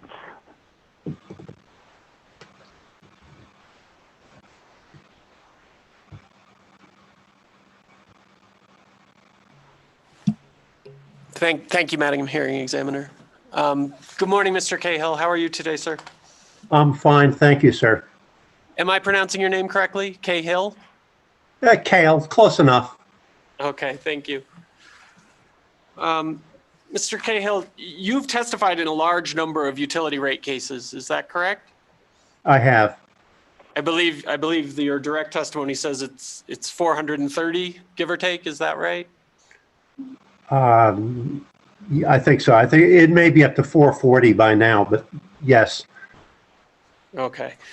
And excuse me, not all of those are utility rate cases, but the vast majority are. Okay.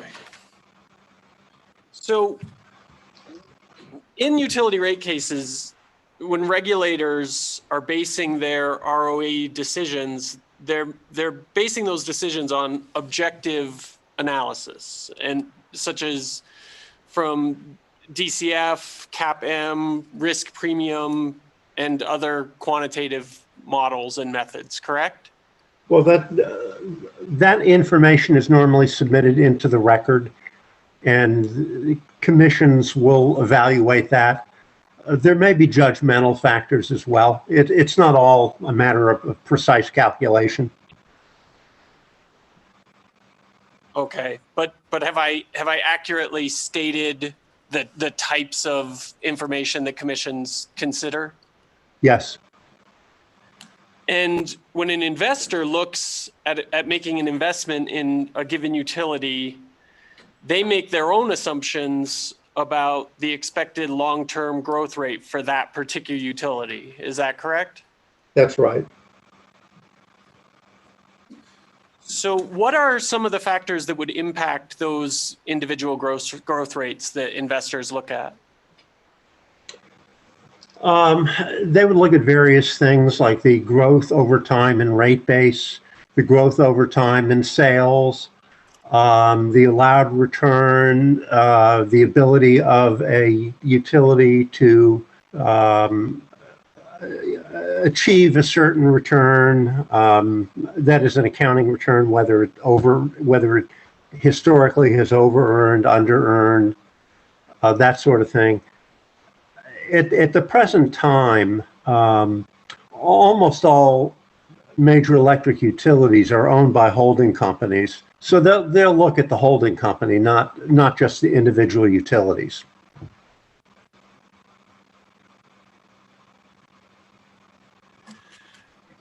Is it fair to say that investors look at the dividend policies of the utility or the holding company? They do. And your answer encompassed the idea of return on investment, correct? Yes. The expected return on investment by investors is a standard used for setting the fair rate of return. Do investors look at rate treatment or regulatory climate? They do. As a practical matter, a great many utilities operate in multiple jurisdictions. So in many cases, it can be, as many as a half a dozen jurisdictions. So they would consider the regulatory climate in all of them. So the factors that are evaluated will be different for each utility, and therefore growth rates will vary by utility. Is that correct? Well, I didn't say that the factors differ by utility. I think it's the same general type of information I think is looked at for all utilities or utility holding companies. But there are many considerations that go into forming either projections or expectations regarding growth rates. And by growth rates, I think we're talking about earnings growth rates. Unless you mean some other kind of growth rates. No, I think that's correct, and I apologize. I'm having a little lag between your video and your audio, sir. So I'm trying not to speak over you. I don't know if anybody else is noticing that. But yes, I think that we're in agreement about which growth rates. I'm sorry, Madam Hearing Examiner. Mr. Cahill is frozen on my screen, and I can't tell if he's able to hear me. I can hear you. Okay. Okay. Well, I'm not. Yeah, you are frozen on my screen as well. Now I can see. Now you're moving, but now you're frozen again. So, do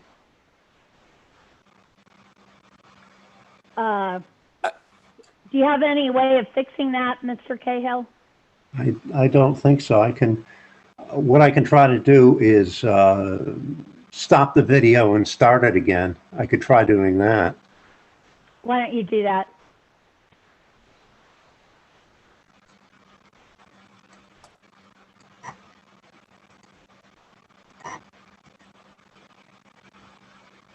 Is that better? Yeah, I can see you're moving now. Okay. Well, that's all I did was stop and start the video.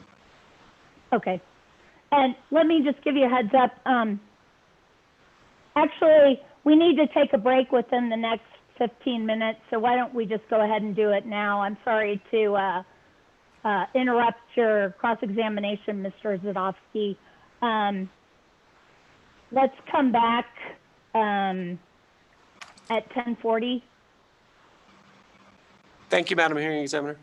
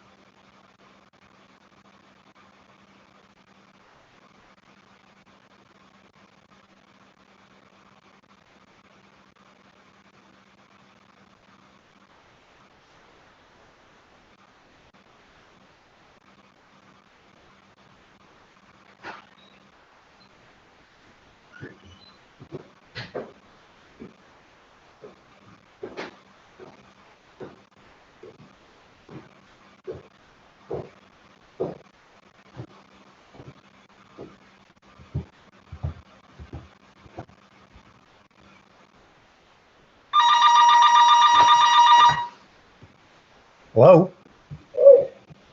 Your mic is still on. Oh,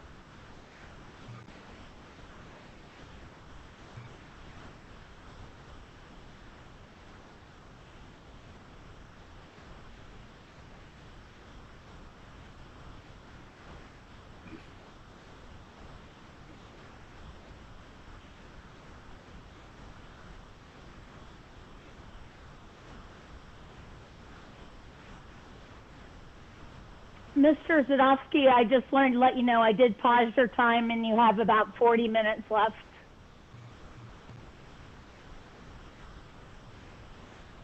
Thank you, Madam Hearing Examiner.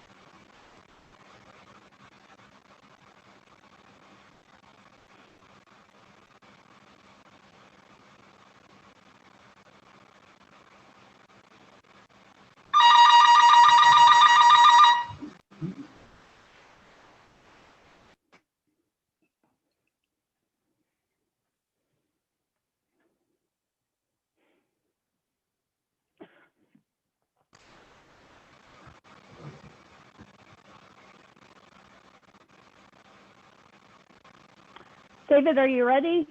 Yes, Your Honor. Okay, Mr. Zadowski, you may resume.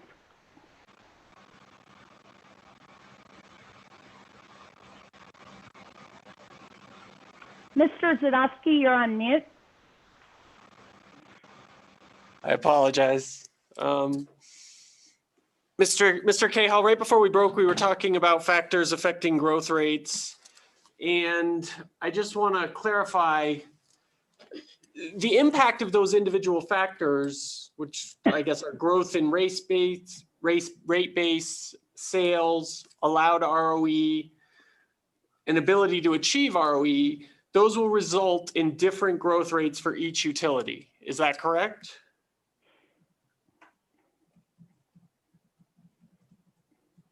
Well, they're specific to each utility. It doesn't follow that it has to be a different number for each utility.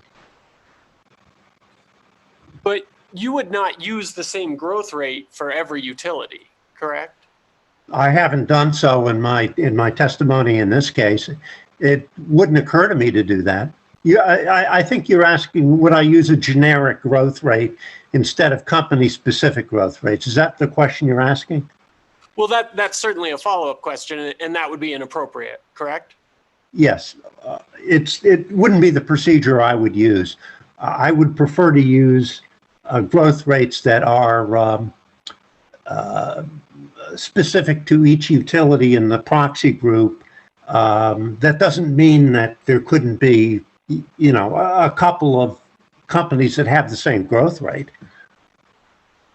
Of course.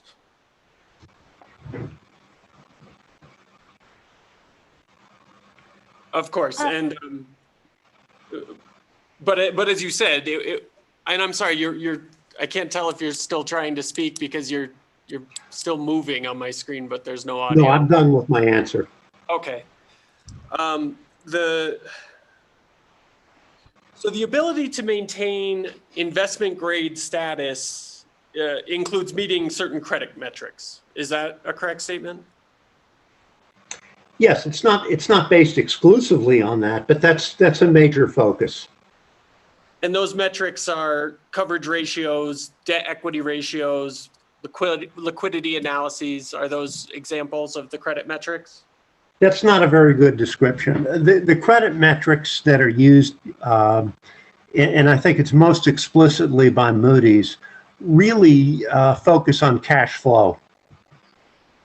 The ratio of cash flow to debt, cash flow to interest expense, that sort of thing.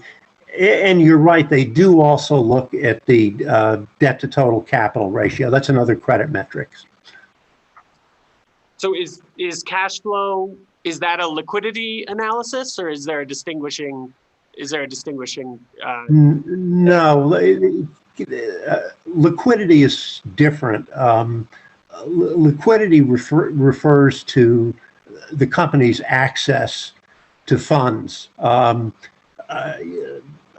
such as whether there are restrictive debt covenants that prevent issuing more debt, or the type of credit facility. Most utilities, and I think this includes El Paso Electric, have credit facilities that they enter into with banks. The nature of that credit facility, how much they've drawn under that credit facility, their cash on hand. It's really a different concept than cash flow. I'm not saying that they're unrelated, but it is different. Okay, so based upon the rating agency analysis, and you just gave Moody as an example of a rating agency, the ability of the company to maintain credit ratings is going to be dependent on the capital structure and the return on equity used to establish rates as well as debt costs. Is that right? Capital structure is certainly critical for the reason that the amount of debt leverage that a company has is going to determine its annual interest expense. And one of the key credit rating metrics is cash flow to the ratio of cash flow to interest expense. So for that reason, the capital structure is pretty important. Return on equity, that's one piece of the cash flow puzzle. But there are other pieces as well. Okay. And if the credit agencies were to downgrade the company's credit ratings to below investment grade, what would the impacts on the company and its customers be? Well, the impact would be if it's downgraded to below investment grade, and that's a relatively rare occurrence for utilities. Let me say that at the outset. But if that were to happen, that would increase the company's borrowing costs, and it would probably also impact the kind of debt that the company would issue.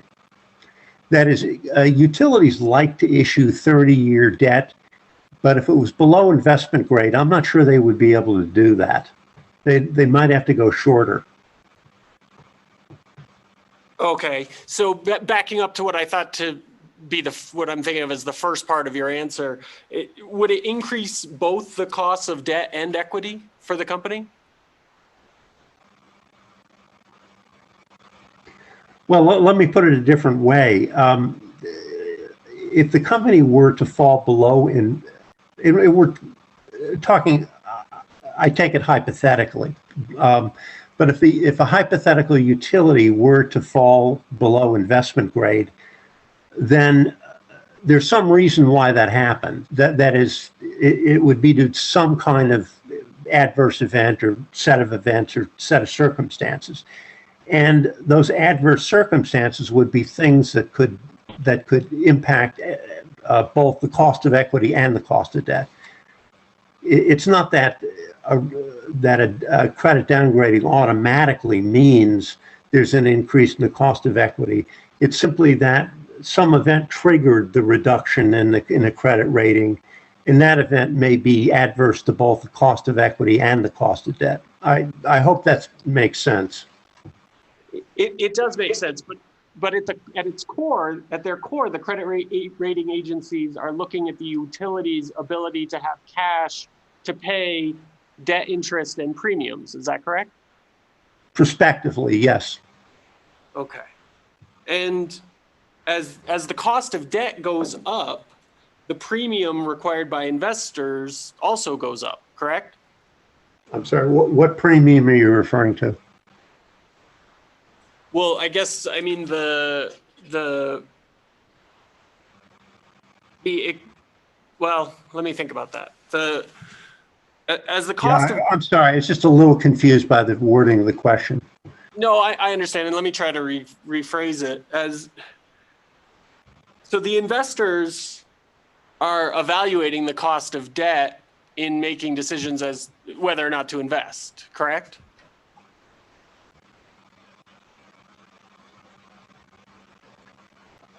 Do you mean invest in the debt or invest in the equity? I'm not sure what you're referring to when you say decision to invest. Invest in what? I would say to invest in the entity as a whole. Is the cost of debt one of the considerations? Then are you referring to both debt and equity? Yes, I am. An increase in the cost of debt may or may not affect the return requirement for investing in the equity. It would just depend on the circumstances. And again, if the cost of debt were to go up, that simply means that investors are requiring a higher return on that debt. It doesn't mean that they're not going to invest in it, but they would invest it at a given interest rate, which may be higher. Okay, so let me try to rephrase the previous question. So as debt costs go up, the principal required by investors also increase. Is that correct? I'm not sure what you're referring to by principal. What principal are you referring to? If the cost of debt goes up, that simply means that investors want a higher interest rate. Okay, so let's think about it from a different perspective. Let's think about it from, say, a pension fund or other debt investors. Can they invest, or is their ability to invest limited in non-investment grade debt? Yeah, typically pension funds do not invest in debt that is not investment grade. It's, in other words, if the debt is not investment grade, it's just simply a different market. Okay. And is it beneficial generally to a utility to have its debt be categorized in a way that limits the ability of, say, a pension fund to make an investment? No, a utility wants to be able to market its debt to the widest possible market. It doesn't want to exclude categories of investors. Okay. Let's look for just a moment, or for a few minutes, I guess, at the testimonies that you've filed in this case. Mr. Cahill, can we start with your direct testimony, which I think was just introduced as NMAG Exhibit 4. And if we look, sir, at page 21. Yes, I have that.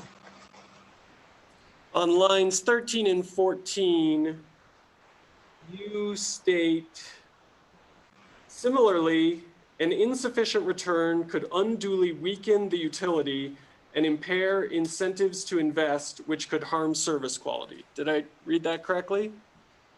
Yes, you did. Now, is it your position that a 9.00% ROE, when combined with the company's requested capital structure, is sufficient for EPE to maintain its credit rating and financial integrity? Yes. It is under efficient management, yes. And if we turn, sir, to page 54, which I think if it's helpful, it's the last page of the testimony. And we look at lines 9 through 11.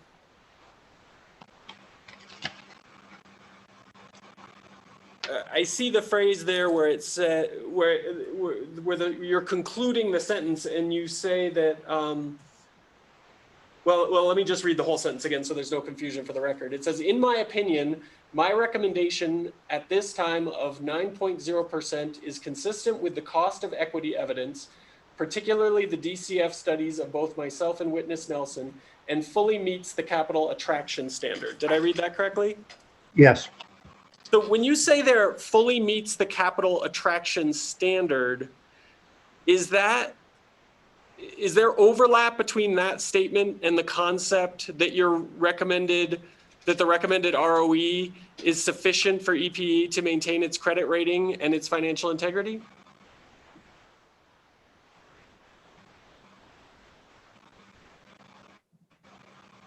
I mean, I believe it's consistent. I didn't make any reference to my testimony in terms of maintaining the company's credit rating, other than to say that I believe that the company has the ability to improve its credit rating and should try to do so. It's now a medium triple B to high triple B. I think it can do better than that. So this capital attraction standard that you're referencing here, is the statement still true that the capital attraction standard that you're referencing will be met if the credit rating is downgraded below investment grade? No, let me back up.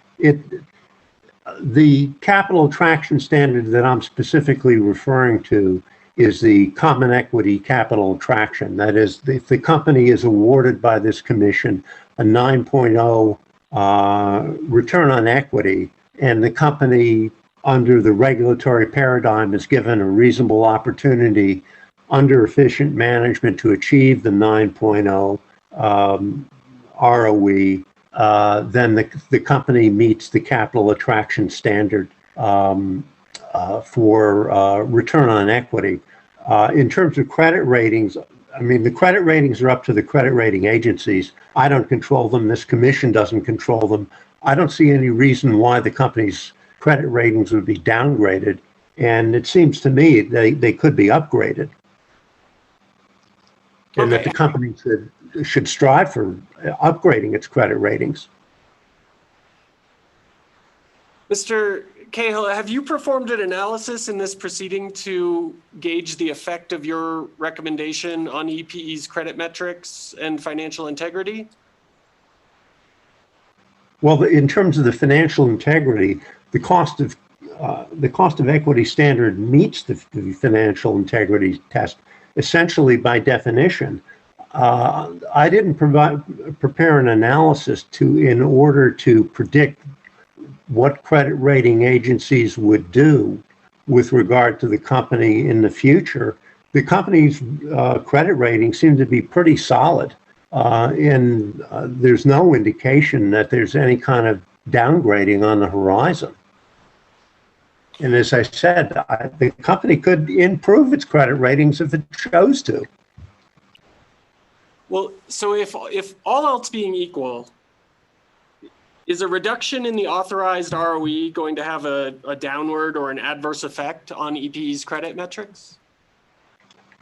It depends on how much. All else equal, strictly speaking, it would, in that, as we discussed earlier, the return on equity is one component of the company's cash flow, and credit metrics are based upon cash flow metrics.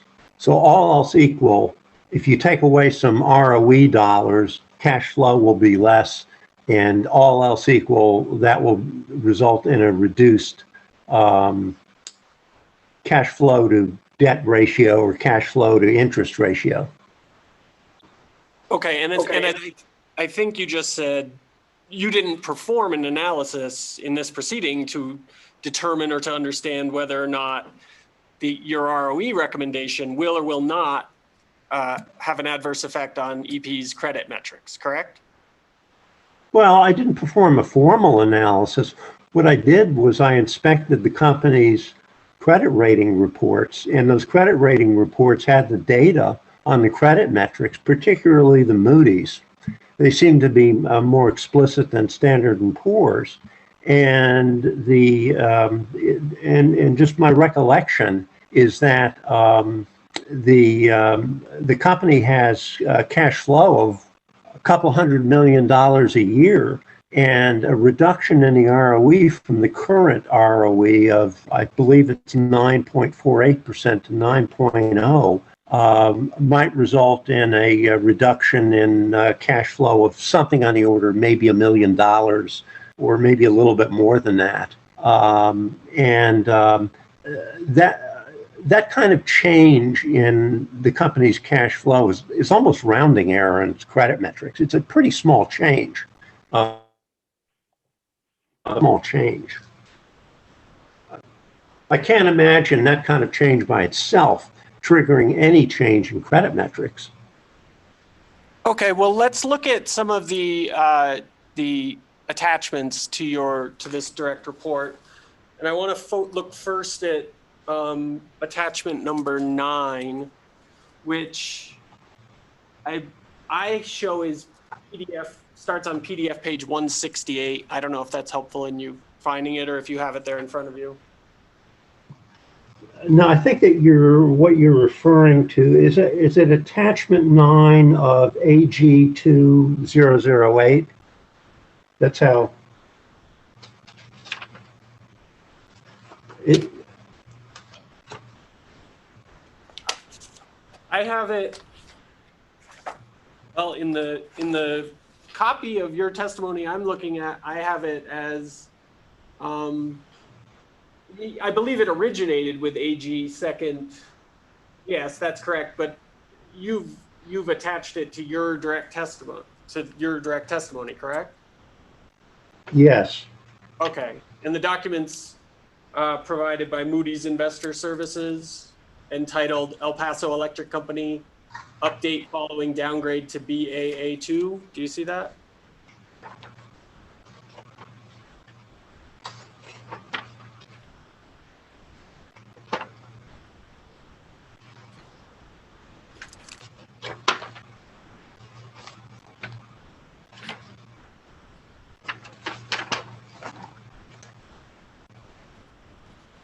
Yes, I do. I have that. I'm sorry. It just took me a minute to get to it. No problem, sir.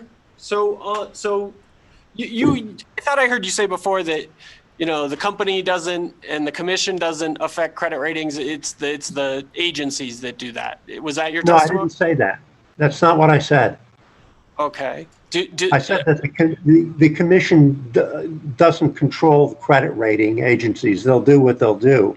But certainly decisions of the commission are input into the credit rating process. Okay. And the author of this document, Moody's, is one of the main credit rating agencies, correct? It is. It's one of the 3 agencies that rates the company and its bonds. So if we look at page 2 of this document, about three quarters of the way down the page, there's a section that's titled Credit Challenges. Do you see that? I do. And then the third of those challenges is less supportive regulatory environment in New Mexico relative to other jurisdictions. Do you see that? Yes. Do you know what Moody's is referring to in making that statement in this document?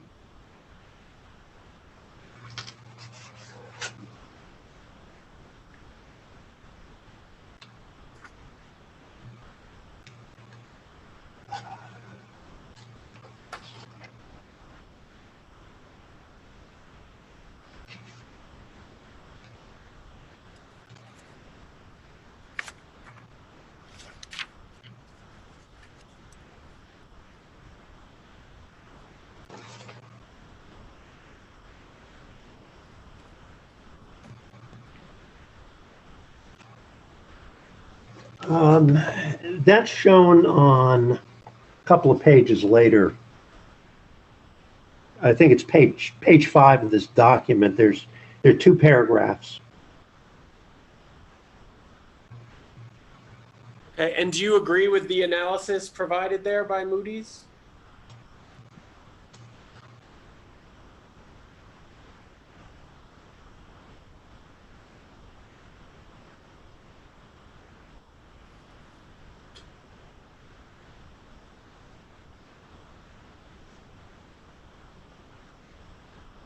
Well, I don't take issue with it. Do you agree? That is, I think that it says it's less supportive. Well, less supportive compared to what? I think that what it's saying is that it's less supportive compared to certain features that they've been able to achieve in Texas. Do you think that Moody's inclusion of this analysis in this document indicates that they look at the allowed ROE in making their credit rating determinations? I think that's a pretty minor factor, but it looks at it. It's sometimes looked at. It's the latest ROE in New Mexico was, I believe, slightly lower than the latest ROE in Texas. Not a big difference, but a slight difference. And it notes that slight difference. As I said, a small change in the ROE is going to have almost a negligible effect on the cash flow metrics. Not zero, not trivial, but not very large. And so it makes note of that. It makes a comparison. That's about the best answer I can give you. So can we turn, Mr. Cahill, to attachment 11, which is a few more pages along in the PDF? I show it starting on PDF. I have that. I'm trying to get to the beginning of that. That's the Fitch ratings document. That's right, sir. And I think it's PDF page 183 where it's beginning.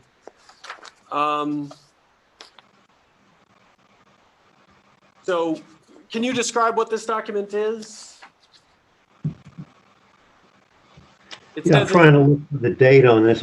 Yes, this is a relatively recent report. It's the Fitch rating of May 26th, 2020.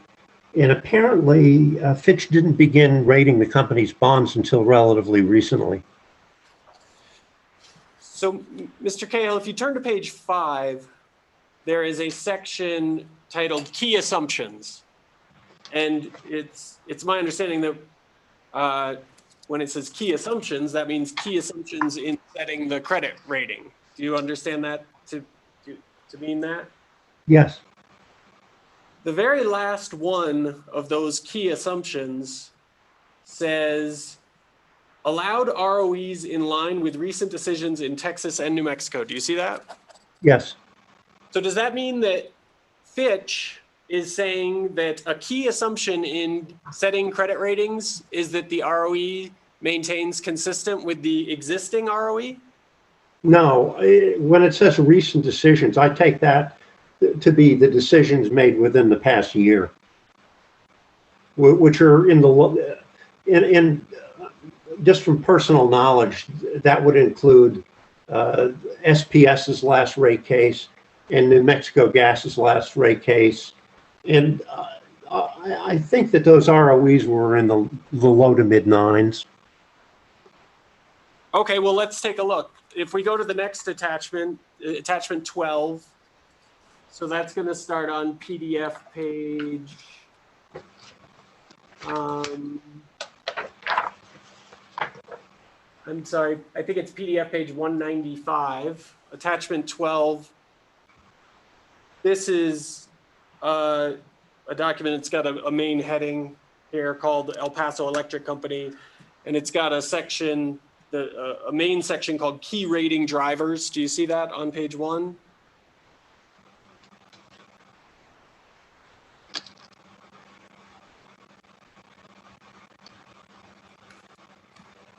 Yes. And the final full paragraph on that page is discussing current approved ROEs. And the second full sentence says, Fitch assumes reasonable outcomes in the upcoming Texas and New Mexico rate cases in line with recent decisions in both states. Then the next sentence says, in New Mexico, Southwestern Public Service Company, BBB Stable, a subsidiary of Xcel Energy Inc., BBB Plus Stable, recently settled rate cases at a 9.45% ROE and an equity ratio around 54.5% in both jurisdictions. Did I read those two sentences correctly? That's correct.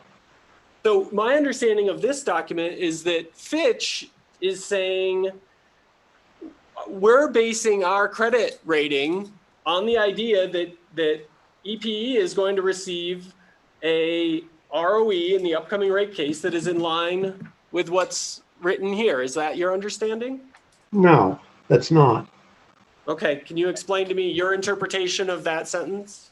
My understanding is that Fitch has some general expectations with regard to regulatory treatment generally, and it references as a benchmark for New Mexico the SPS outcome of 9.45%, and it's probably their expectation, and they may have included in their own model that that the outcome in this case would be something in that ballpark of around 9.45%. I don't think that they're assuming it's going to be exactly that, but that's a ballpark expectation, and that.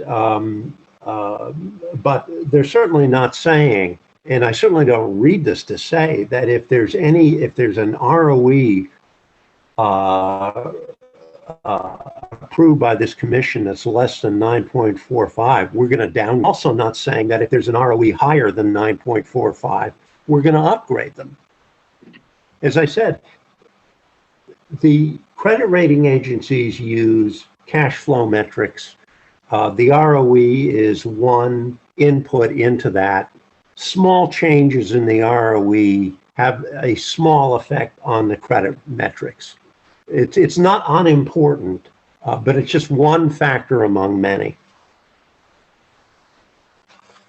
Okay, but just to clarify, I'm not reading this incorrectly. This is a document where they're talking about the ongoing credit health of the company, and they're pointing to that decision as a benchmark. Is that correct? They're pointing to the SBS decision. I think it's fair to call that a benchmark for comparison. That Fitch is well aware that the trend in ROE awards in the last year or so has been modestly downward. So they're not saying that their expectation is that it's going to be exactly that. But I think that they're looking at that as a benchmark or as a general indication of where they things will go. Right, and as you pointed out, the credit agencies will do what they want to do, right? Exactly. The credit rating agencies don't regulate the companies, and this commission doesn't regulate the credit rating agencies. They'll do what they're going to do. Okay, let's turn, Mr. Cahill, to your second supplemental testimony, please, which was offered into evidence as NMAG 6. And if we can turn to page 2, please. Yes, I have that. So you provided this testimony in response to a bench request. That's correct? That's correct. And you state that you reviewed the October 20th, 2020 quarterly rate case decisions report by the Regulatory Research Associates in crafting your answer. Is that correct? Yes. And I'm just going to use the shorthand RRA for Regulatory Research Associates. You'll understand what I mean. Is that right? Sure. So you observe that according to RRA, for the first 9 months of 2020, the average authorized ROE for vertically integrated utilities was 9.54%. And for distribution only utilities, it was 9.22%. Is that right? Yes. And that's your That's testimony. for the 9-month period, yes. a 9-month period. And that's your testimony between page 2, line 17 to 19? Yes. Okay. So, and then for all you electric utilities, the average or the mean authorized ROE was 9.5% for the same time period, January to September of 2020. Is that correct? Yes. And so your 9.00% recommendation is below both of those values, including the 9.22% average for electric distribution only utilities. Is that correct? I agree with you. 9.0 is lower than 9.22 and 9.50. And you agree that 9.00 is your recommendation, right? I agree. That's my recommendation. So your recommendation is less than the average for electric distribution only utility. That's correct. For that 9-month period, yes. For that 9-month period. Thank you for, yes, thank you. Do you agree with the generally accepted financial principle of risk and return, which observes that investors require a higher return to compensate them for taking on greater risk? Yes. Would you agree that authorized ROEs for vertically integrated electric utilities have in general been higher than those authorized for distribution only electric utilities? Yeah, I'm sorry, your audio just cut out for a second. Were you asking me whether the distribution-only utilities are less risky? Is that what your question was? Well, my question, I'm happy to ask it again in full, but generally, I think what I was asking was whether the authorized ROEs for vertically integrated utilities have in general been higher than for those authorized for distribution only utilities. Right, not in every single case, but if you look at the trend generally over time, that's been true. Okay, and in your testimony, in this second supplemental testimony at page 2, lines 19 and 20, you state the latter, and based in the context here, the latter means distribution only utilities. You say the latter presumably being less risky than vertically integrated utilities due to a lack of generation risk, correct? Yes, and let me go a little bit further. I think that's the perception of investors. It is. That distribution only utilities are less risky. Yes. Mr. Cahill, if we could turn to the supplemental testimony, or I guess maybe we call it the first supplemental testimony that was introduced as NMAG Exhibit 5. If we look at page 7 of that testimony, lines 11 and 12. I'll give you a second to get there. I know I'm jumping around and I apologize. Oh, no problem. I'm there. So yes, I'm sorry. I'll just say again, supplemental testimony, page 7, lines 11 and 12. You're observing the EPE's credit rating is 1 to 2 notches below the proxy group companies. Is that correct? Yes.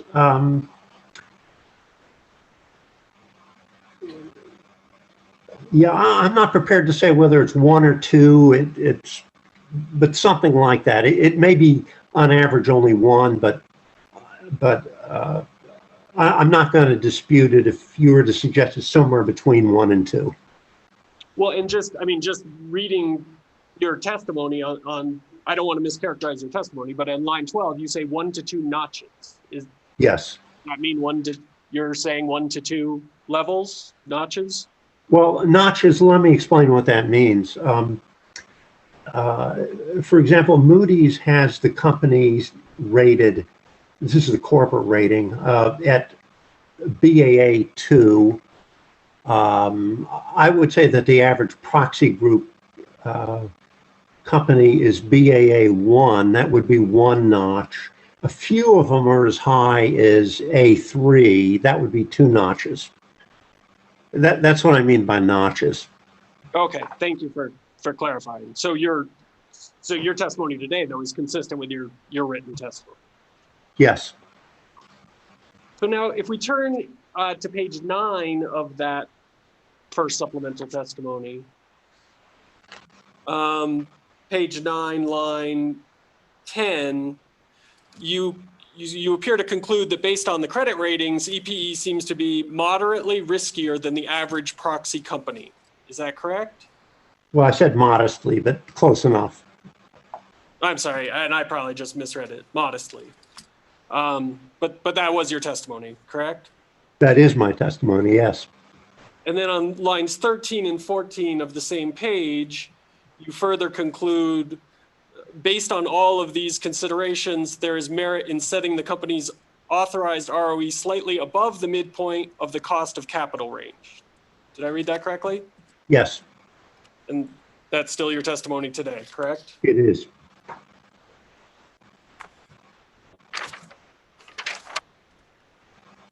Mr. Cahall, let's flip back, please, to your direct testimony. And Mr. Zadowski, this will be your last question because your time has run. Okay, thank you. Mr. Cahall, at page 38 of your direct testimony, you summarize your CAPM results, which range from 5.8% to 8.4% with a midpoint of 7.1%. Is that correct? Yes. I'll have to follow up on that point. Thank you, sir.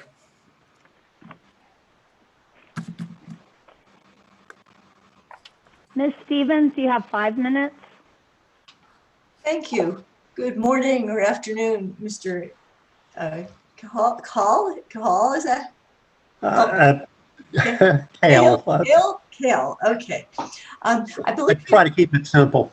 Yeah, I believe you've addressed the effect of the awarded ROE on bond ratings repeatedly in your cross-examination with Mr. Zadowski, but I'd like to direct you to pages 17 to 18 of your direct testimony, which I hope is still open. It's AG4, Exhibit 4.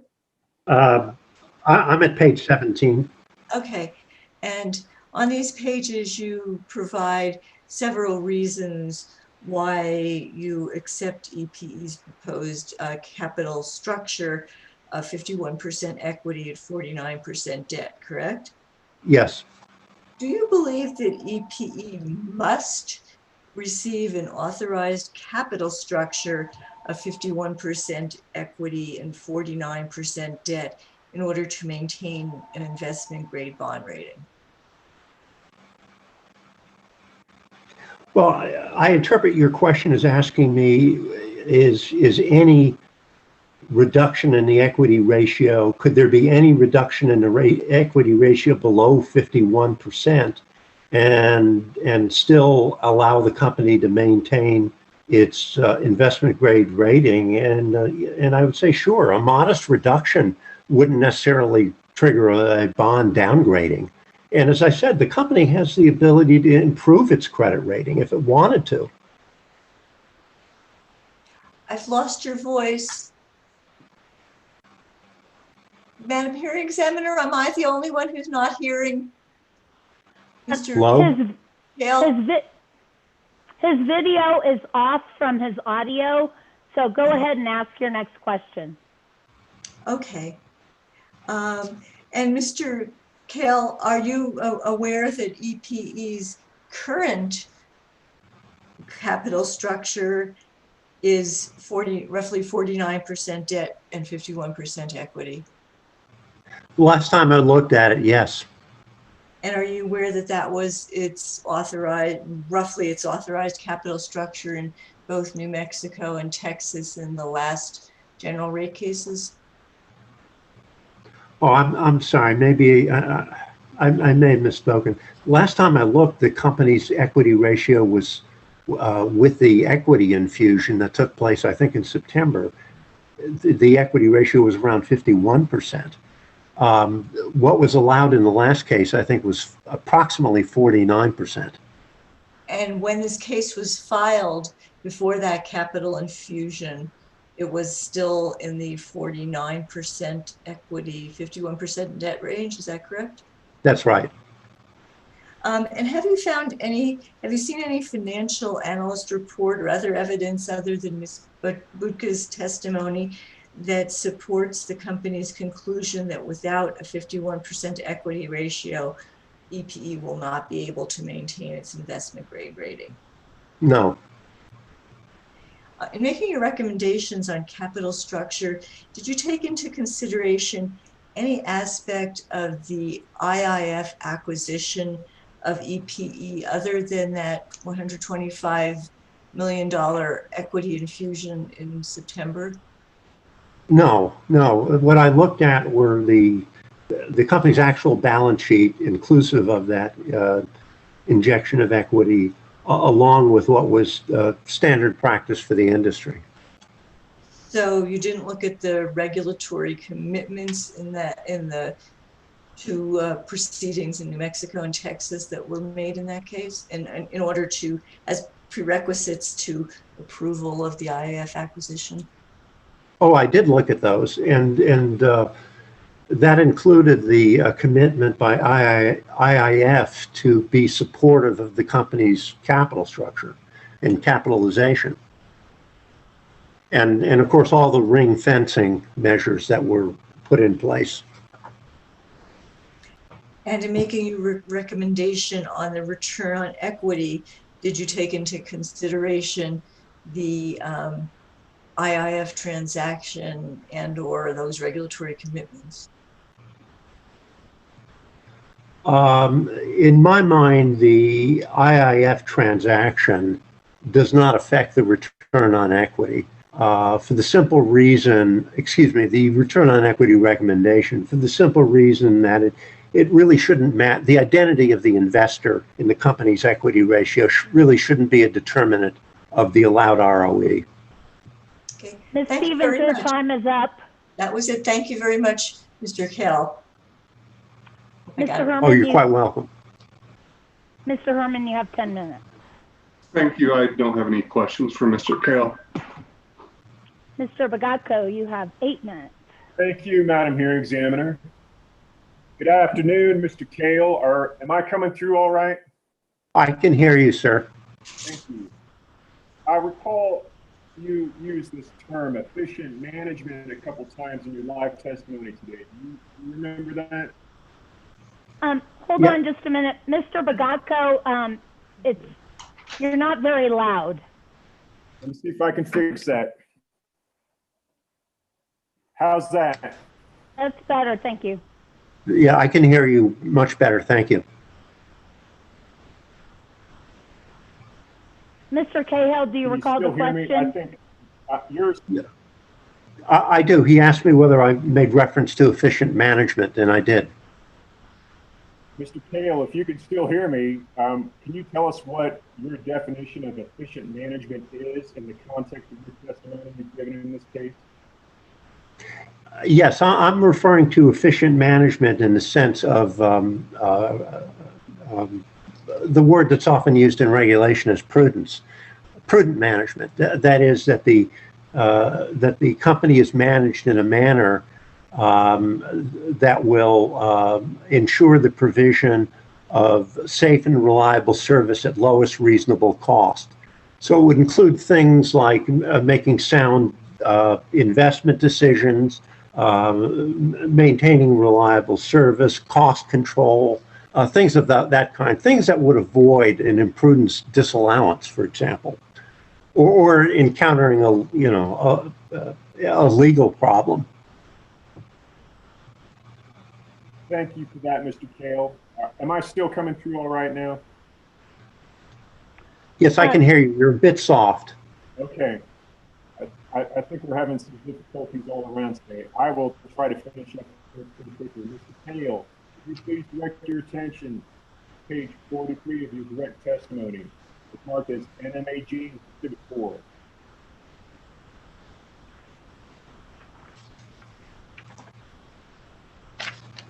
I'm at page 43. Thank you. Now, do you see down there, starting on line 8 and running through, I guess, line 19, where you talk about EPEs, cost of capital, witnesses, position on her own DCF study? Yes. And do you see where you say that in connection with that, and I quote specifically, and this is on lines 12 to 14, quote, specifically, she objects that the DCF results are lower than I'm most sorry, states. Mr. Bogacco, you're dropping out. All right, let me try this again. Start the quote again. Quote, specifically, she objects that the DCF results are lower than most state commission ROE awards for electric utilities, period, close quote. Did you get that? Yes. So in essence, am I understanding your testimony correctly that you view Ms. Nelson as trying to abandon her DCF results in this case? In terms of a recommendation, yes. Her recommended range is 9.75 to 10.75. And I've got no problem with somebody using a range. I think that's fine. But her DCF results are in the high 8s. They're less than 9%. And so even though the DCF is the methodology of choice of this commission, and frankly, most commissions, the lower end of her recommended range is almost a full percentage point higher than her DCF results. And that's really my criticism. I'm okay with her DCF studies. What I'm not okay is her abandoning the DCF studies when she develops a recommended range. And is it your understanding that the ROE awards for electric utilities that she prefers over her own DCF studies are essentially what, a national average of recently awarded ROEs? Well, they are a national average, and as we were discussing a minute ago, they seem to be in the mid-9s or maybe slightly less than that. But those national ROE award averages are also well below her range, and certainly well below her recommendation. At any rate, Mr. Kale, if you can say, in your estimation, does the abandonment of DCF studies in favor of a national average of ROE awards comport with what you understand to be required by the cases of Hope and Bluefield? No, I don't think that the reliance on a national average and in place of the DCF studies in the record is proper, if I'm addressing your question properly.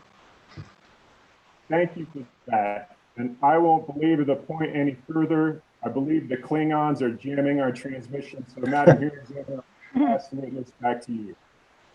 Okay. Chairman Fishman, do you have questions of Mr. Cahill?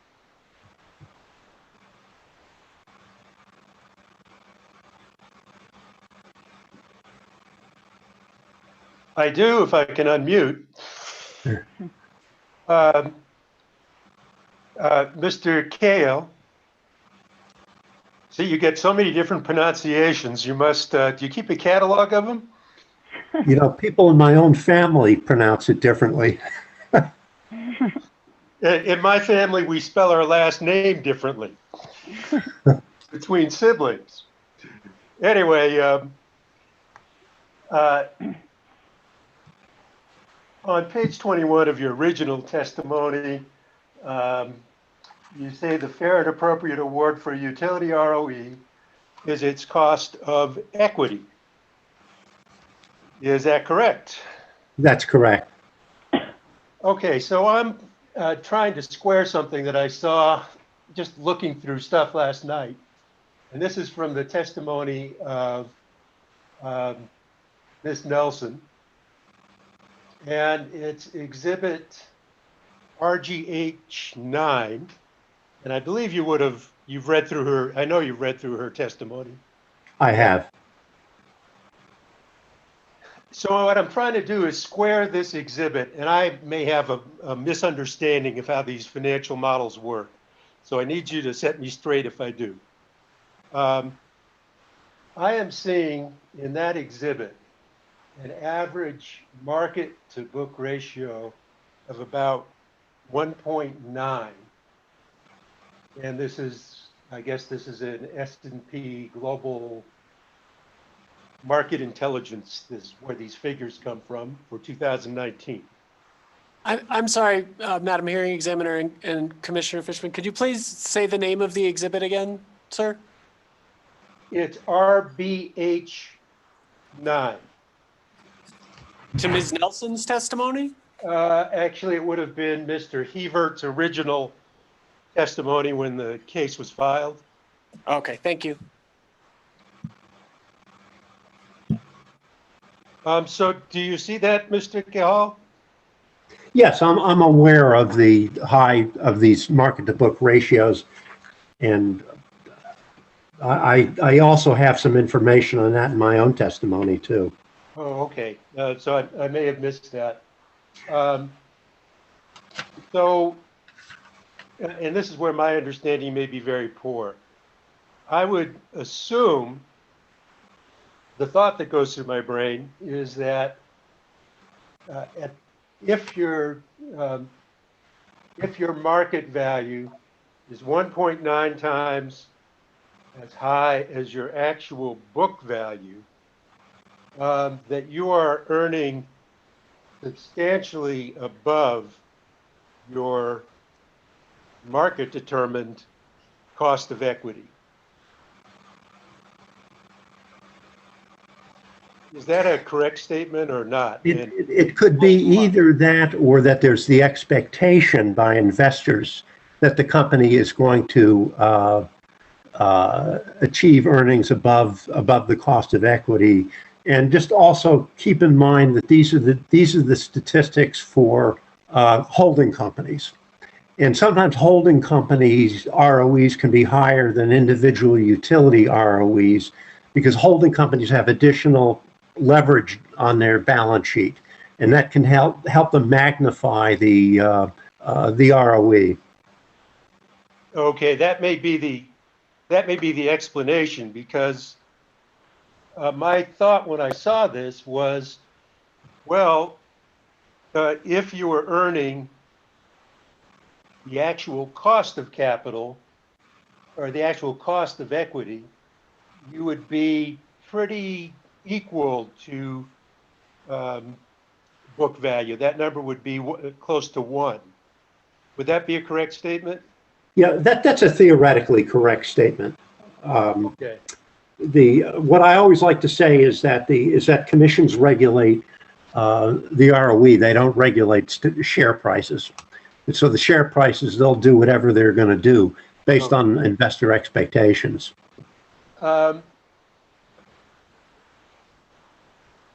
So, you know, if I was to take the data at face value, I would be saying that the market is valuing the cost of equity much lower than what we seem to be awarding to these utilities. Would that be a correct statement? You know, Commissioner, that's a conclusion that I've come to, and you know, and sometimes I'm asked, you know, if the average ROE award is in, you know, the mid-9s or sometimes even a little higher than that, why are you recommending, you know, 9.0? And that's because I've looked at how these companies are actually doing given these awards, and they're financially thriving. And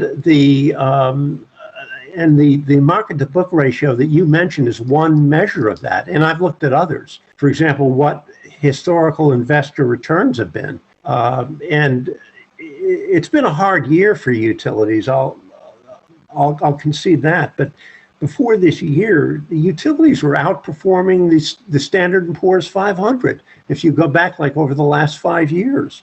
And what that tells me is that investors are very happy with the awards from state commissions. So you mentioned that holding company ownership is distorting this figure. Have you done any analysis, or do you have any educated estimate of what those numbers might be if we eliminated the holding company leveraging factor? No, I mean, what I've done is I've compared the equity ratios of operating utilities with the equity ratios of the holding companies, and there's a little bit of discussion about that in my testimony.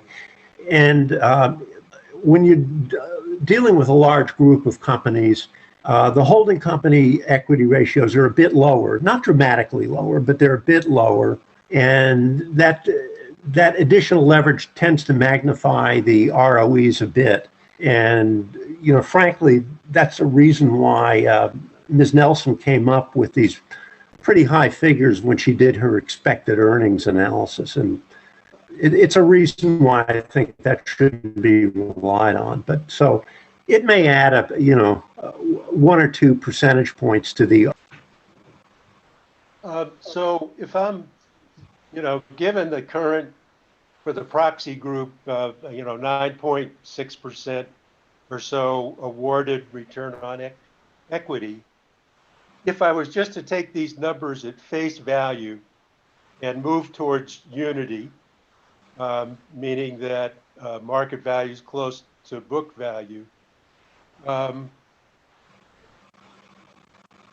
if I would read that would say, hey, we should, and I'm not saying this is the right measure, I'm just using this as an example. That could be as much as 400 basis points of a reduction in the cost of equity. Would that be a correct way to look at this, or am I simplifying way too much? Well, it's simplifying. It's something in finance that's called the earnings yield. It's the inverse of the price earnings ratio. It's just taking the earnings and then dividing that by the the market price, and that's going to give you a lower number. In fact, it will give you a lower number below 9%. It is, and what that tells me is that the regulatory awards that are in the mid 9s or maybe even the high 9s, there's definitely a cushion there.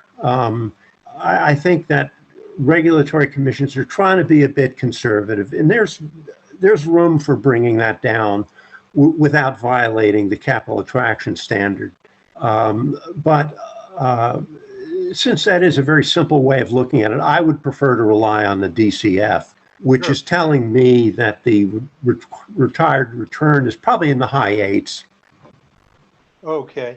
And I'm going to point you to one other exhibit again from Mr. Hevert's original testimony, and that's RBH 7.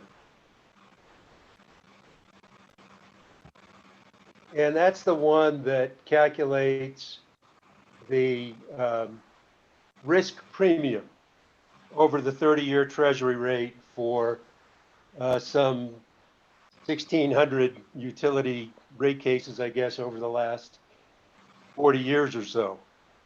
And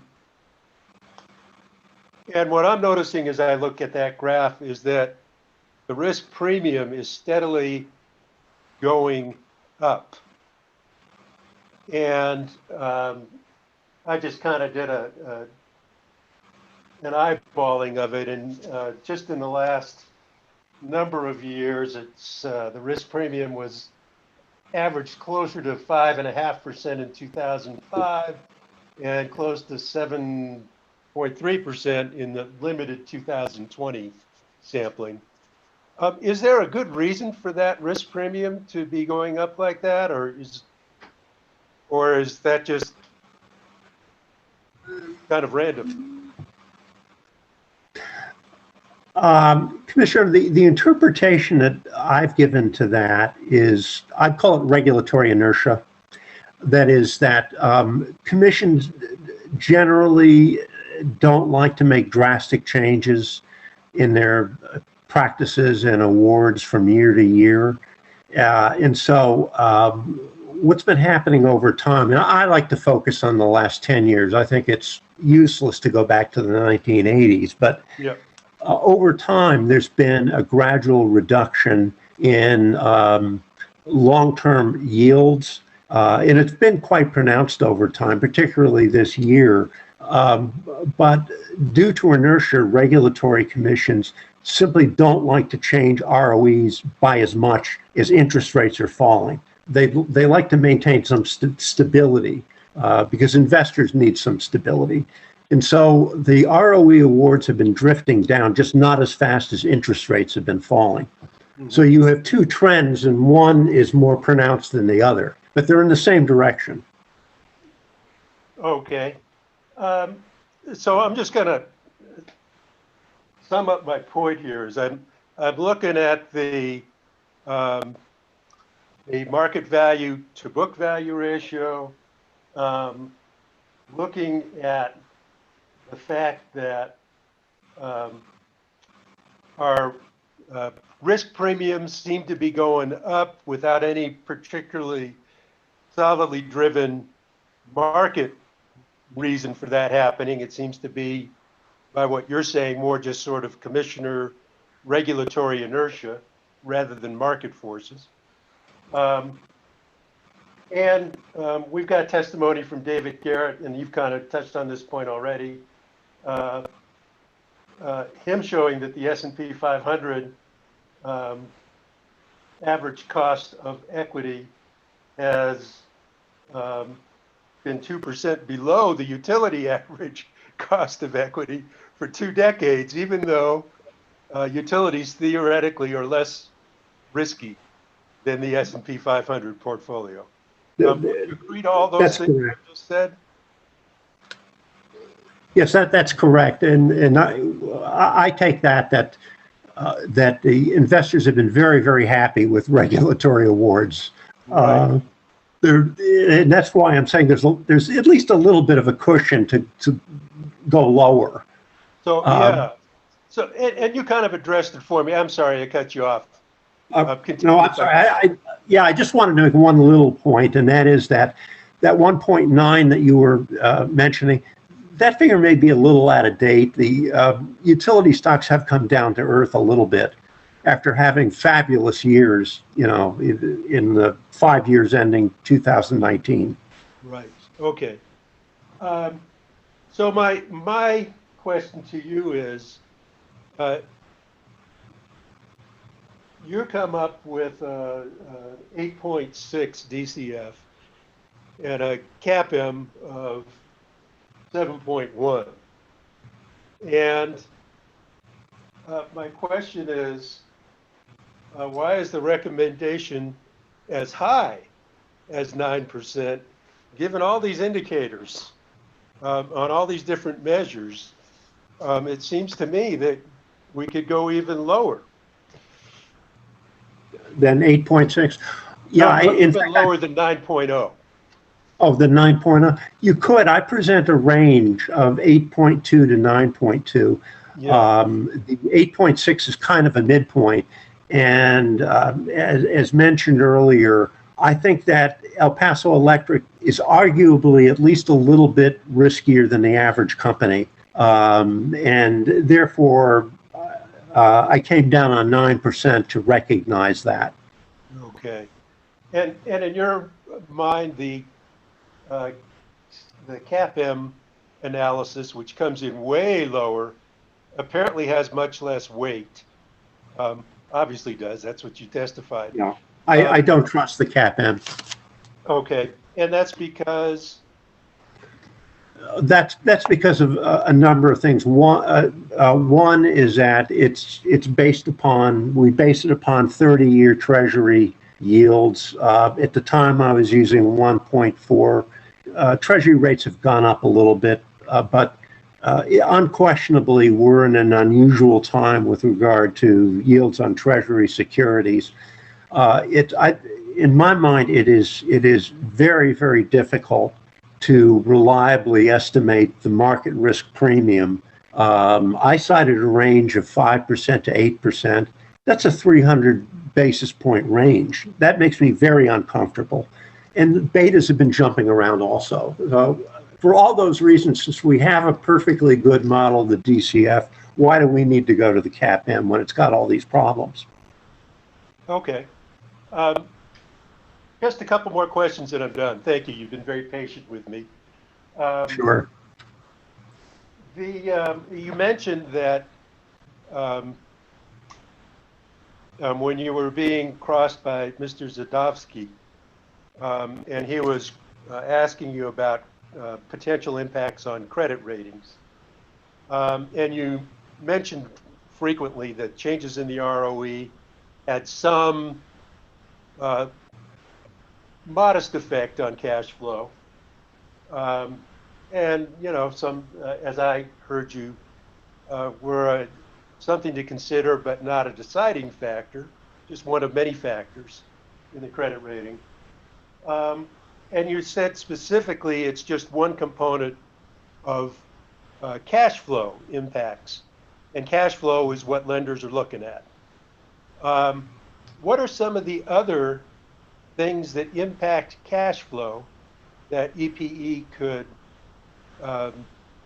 manage differently that would, as you say, potentially raise their credit rating? There really are three main components of cash flow. There's net earnings. There is depreciation expense and deferred taxes. Those are the three big cash flow items. And it's the sum of those three, along with some other small things that will affect the credit metrics. As I mentioned, the company's capital structure really is pretty critical because the less debt you have in your capital structure, all else equal, the better your credit metrics are going to look. And that's why I think it is important for the company to maintain a strong balance sheet. But I also mentioned in my testimony, and there's just been no response to this, is that if the company wanted to improve its credit, its bond ratings, it could do so by issuing secured debt. The only debt that the company has outstanding is unsecured debt. It really ought to consider issuing secured debt. And if it did that, there was discussion about maintaining an investment grade rating. Go away if it did that. Thank you for bringing that up. And it leads me to one last question. On that, looking at it from the outside, I look at those transactions on the unsecured debt and also note that it has basically penalty provisions that you have to make them whole, the bond issuers whole, if you decide to refinance. So it appears to me that the company made a bet at the point that they got those bonds that the market had bottomed out and they were going to take full advantage of it. And we lost some of the flexibility to refinance as a result. I guess I'm making a lot of assumptions in characterizing there. But in your mind, was there strategy there with the debt wise? I'm not going to second guess what they did 10 or 15 years ago when that debt was issued. That was a long time ago. Yeah. And from what I know, the problem is that if you wanted to have really useful call provisions, which a make whole provision is not that useful. But if you wanted to have really effective call provisions in your debt, you'd have to pay a much higher interest rate. And I wasn't there at the time this is done, so I can't criticize them. Commissioner, in addition to that, they also engaged in a hedging transaction on which they took a big loss. From the point of view of this rate case, I think that's water under the bridge. And I assume that was looked at in the past. Okay, well, thank you So very much. I'm not criticizing that, but I recognize that's there, and that's why their cost of debt is so high. Yeah. Okay. Thank you very much. You've been very helpful. I appreciate it. Thank you, Commissioner. Commissioner Hall, do you have questions for Mr. Cahill?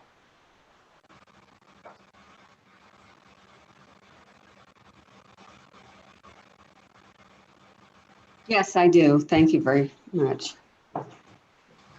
Mr. Cahill, good morning. I'm Commissioner Hall. Nice to meet you. Good morning. Pleasure meeting you, Commissioner. I've got a number of questions, but I wanted to follow up on a question that was just recently asked by Commissioner Fishman relating to the concept of possibly going lower than 9% of return on equity for EPE.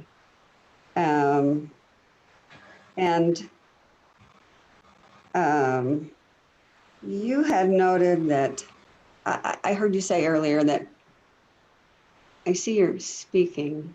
Is that just the delay, Madam Hearing Examiner?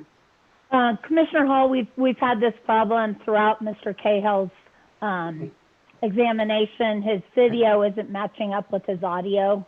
Okay, no problem. Okay, so I'll start where I left off, Mr. Cahill. You had earlier noted that EPE was a somewhat riskier utility under those circumstances that we were referring to. I was just wondering if, given that you noted that, do you think EPE should be awarded a higher authorized ROE for firm-specific or diversifiable risk?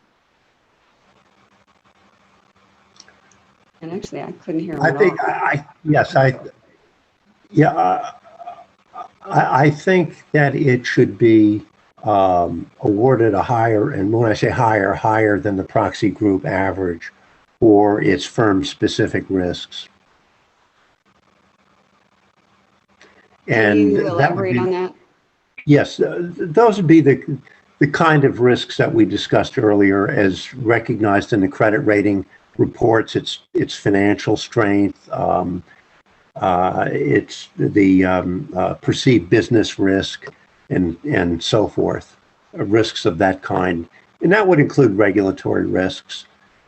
In some of the items that were discussed in Ms. Nelson's testimony as well, some of the risk factors, but they're embodied in the credit ratings, and that's really what I was focused on. I noted that its credit ratings were perhaps 1 to 2 notches below the proxy group average, and that's why I want to stay within the range of the DCF evidence, but more toward the higher end of the range.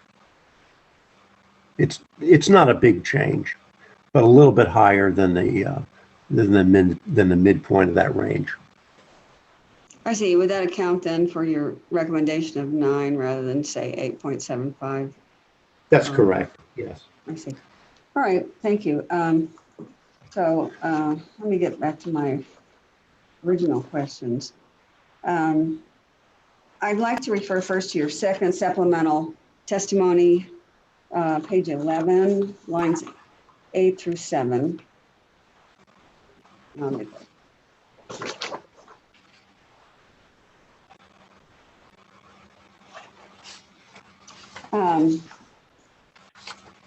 You state, let's see, I think it's on 11. Well, it starts on 13. You state, it seems very likely the value line takes into account recent ROE awards, let's see, both for the subject company and for other utilities regulated by the same commission. Value line would likely combine the information on recent regulatory decisions with a utility's past financial performance and announced business plans to reach a projection on R. So my question is, if value line takes into account recent ROE awards, does that introduce circularity into the process? I think you might have been referring to that as inertia. No, in my mind, it does not introduce circularity. The circularity argument arises when the DCF analysis, including the value line input into the DCF analysis, is applied to a single company. But here we're using a very diverse proxy group of more than 20 companies. And I believe that eliminates the circularity problem. Okay.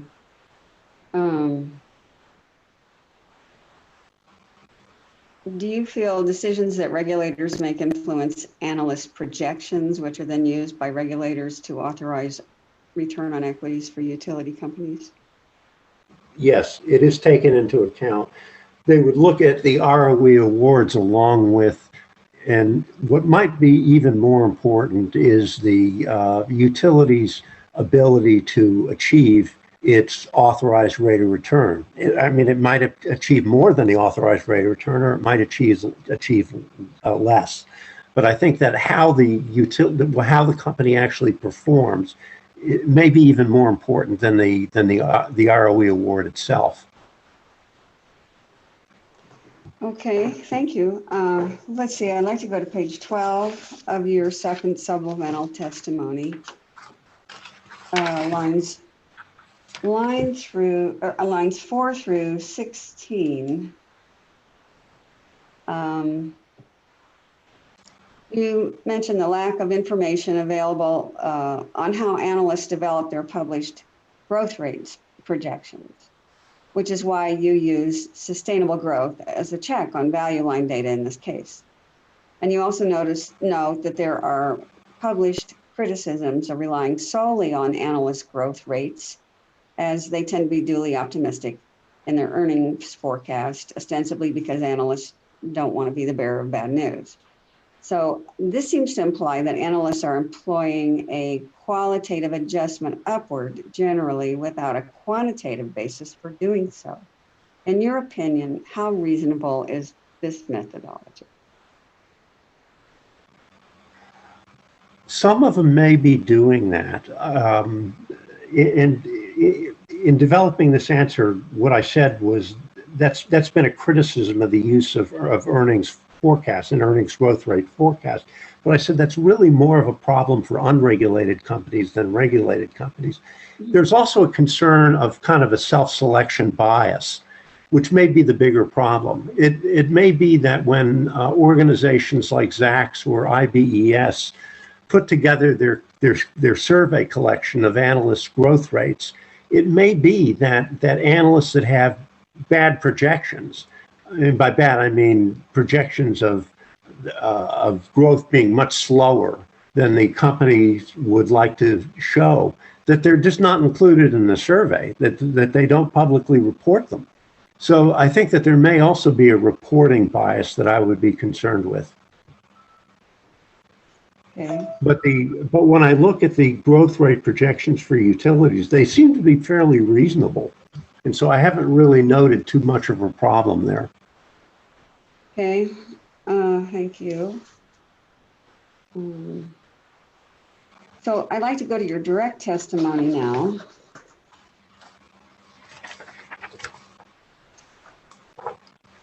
On page 37. Lines 16 through 19.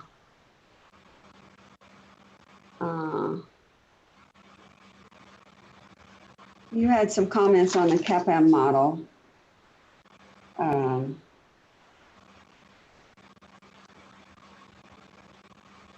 employed by witness Nelson. And you mentioned that the 3.45% projection for long-term treasury yield represents an excess of double the current long-term treasury yield, noting that this figure has no relevance in this case. Do you have an empirical basis or any otherwise reputable source for this assertion, given that witness Nelson apparently used value line data to come up with this 3.45% figure?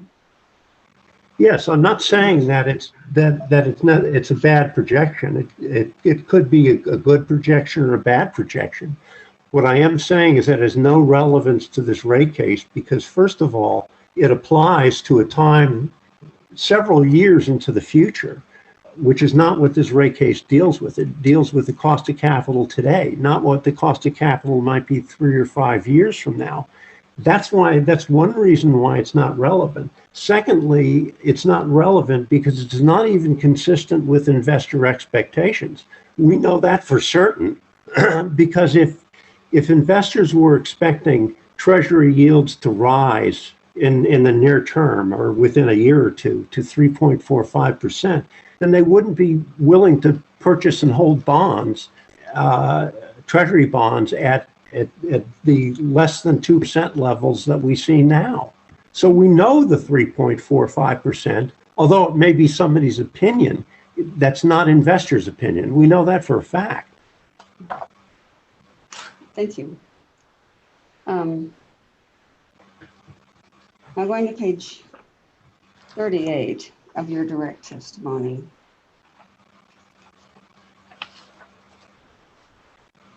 Lines 10 through 15.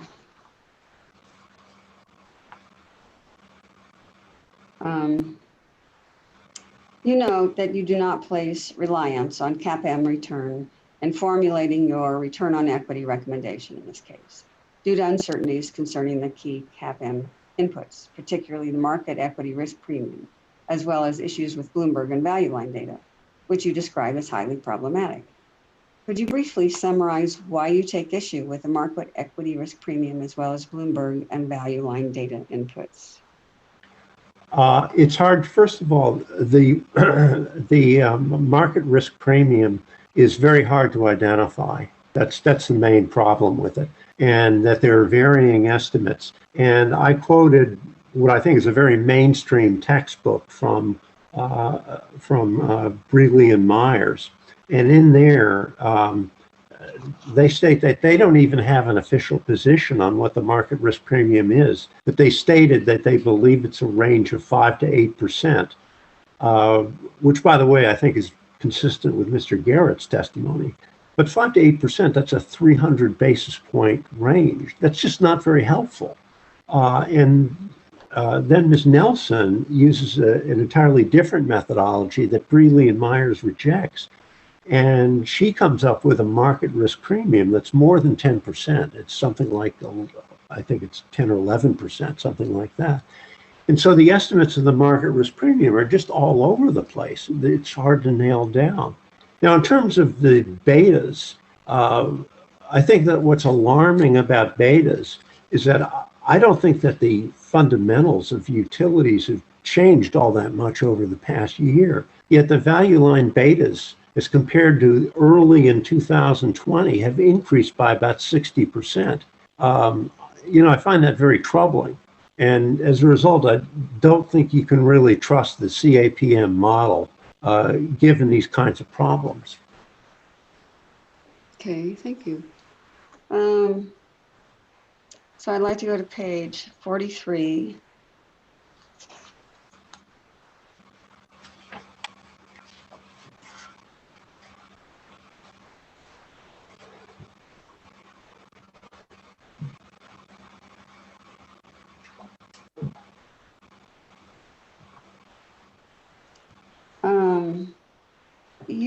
Let's see.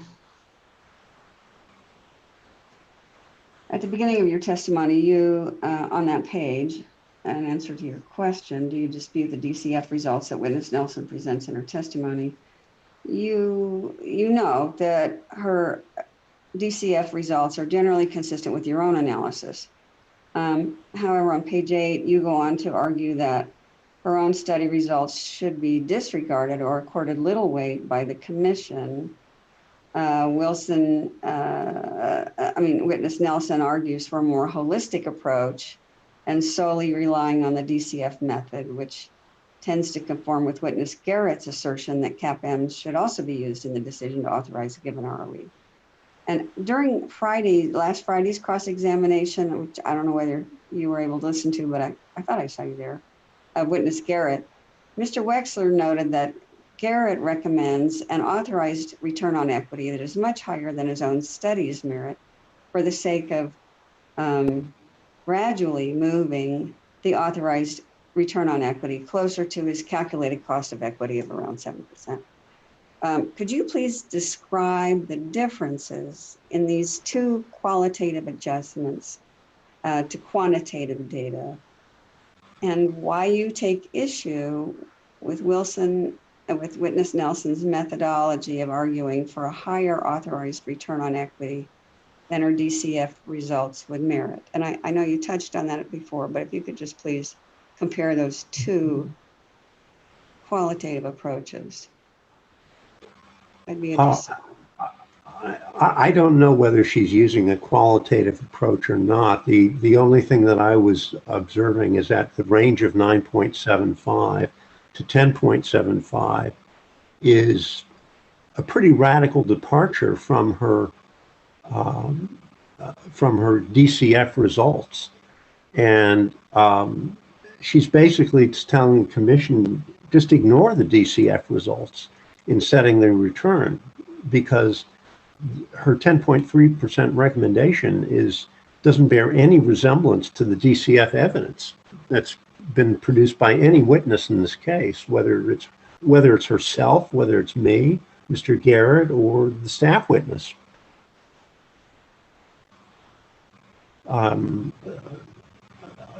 She doesn't really get there by making qualitative adjustments. She gets there by saying, well, let's just ignore the DCF. Okay. I think you mentioned that before, abandonment. Okay. So,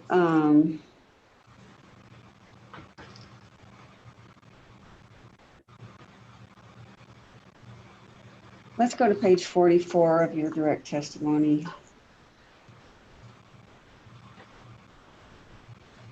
Lines 7 through 11.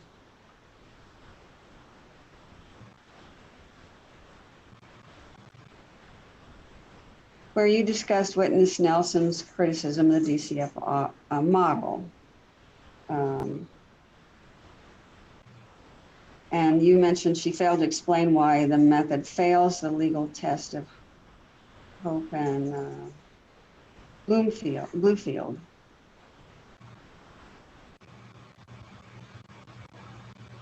In your opinion, are there plausible reasons why the DCF method would fail to uphold the legal standards of Hope and Bluefield?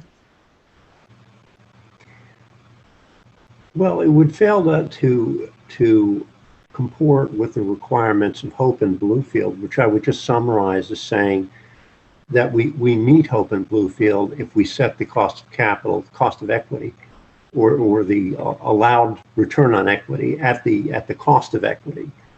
The only reason why the DCF method would fail that test would be if the DCF method is not properly applied. And I think that she did apply the DCF model in a reasonable fashion. I'm not taking issue with that. But it's possible that somebody could apply that model in a way that's flawed. And if that were to happen, then it might not meet the Hope and Bluefield test. Okay, thank you. Let's see. How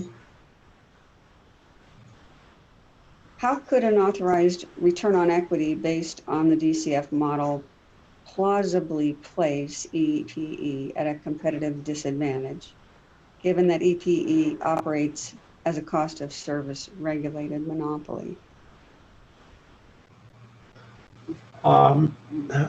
Right. I mean, the EPE does not operate in competitive generation markets, other than perhaps its off-system sales. But I think when she was referring to a competitive disadvantage, what she meant was a competitive disadvantage in capital markets. And I've heard that argument made before, that if you set a given utility's authorized ROE at a level that's lower than other authorized ROEs. For example, if you were to set EPE's authorized ROE at 9% and other utilities had authorized ROEs at 9.5%, then EPE would be disadvantaged. That's simply not true. As long as the 9% is consistent with its cost of equity, there are going to be investors that are going to be willing to purchase and hold the company's common stock. In this case, I think that argument has even less relevance because EPE's common stock is not publicly traded. EPE is owned by a single investor, IIF. They own the company's common stock, and they've committed to maintaining a reasonable balance sheet and capital structure for the company, which means investing in the company's equity when it's needed. But as long as we set the ROE, the allowed ROE, at the cost of capital, there is no competitive disadvantage. Just because some other company happens to be making more money.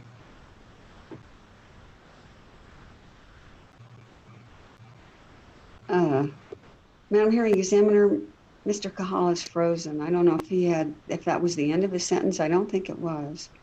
I don't think so either. Mr. Cahill, can you say something to see if we can hear you? Yes, and I finished my answer. Okay. Since we didn't hear it, do you think it was recorded, Madam Hearing Examiner? Mr. Cahill, let me tell you what we last heard from you and tell me if you had something to add. The last thing we heard was you said that as long as we set the ROE, the allowed ROE at the cost of capital, then there is no competitive disadvantage just because some other company happens to be making more money. Was that the end of your answer? Yes. Yes, Your Honor. Okay, thank you.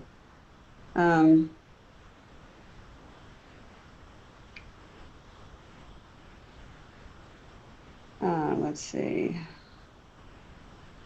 Also on page 44,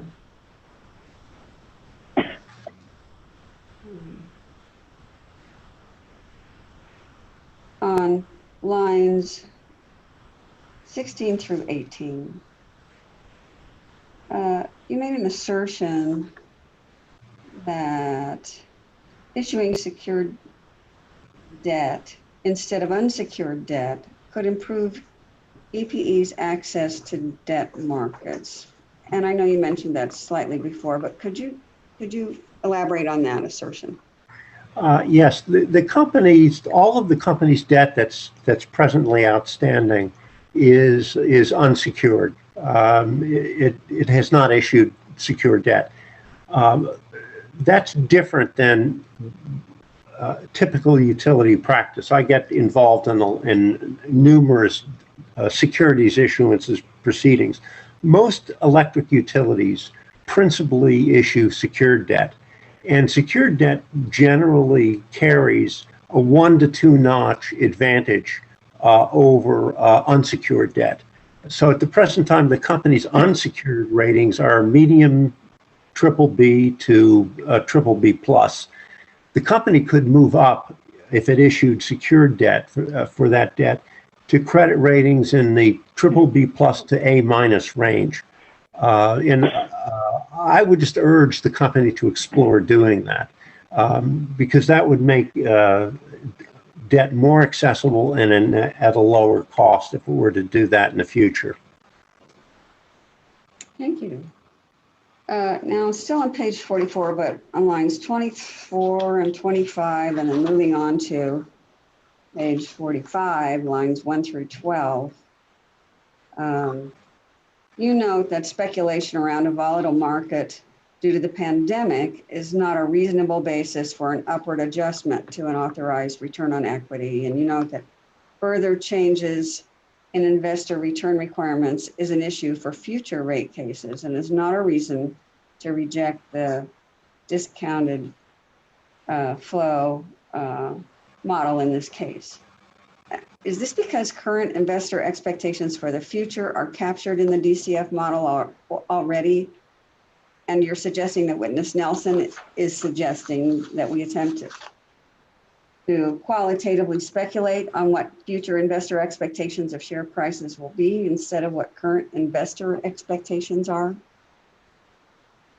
Generally, yes. The DCF model, and I'm not here to tell you that it's perfect, but the DCF model in a reasonable way captures investors' requirements because it's based upon actual share prices. It's what investors are willing to pay to purchase and hold those utility stocks, and it's based upon their expectations of the future, long-term future, which are embodied in those published analyst projections. So the fact that we're in a pandemic and the fact that, as Ms. Nelson correctly states, markets are more volatile this year than they were, say, in 2018 or 2019. That's no reason to reject the DCF model. The DCF model fully accounts for that volatility in current conditions.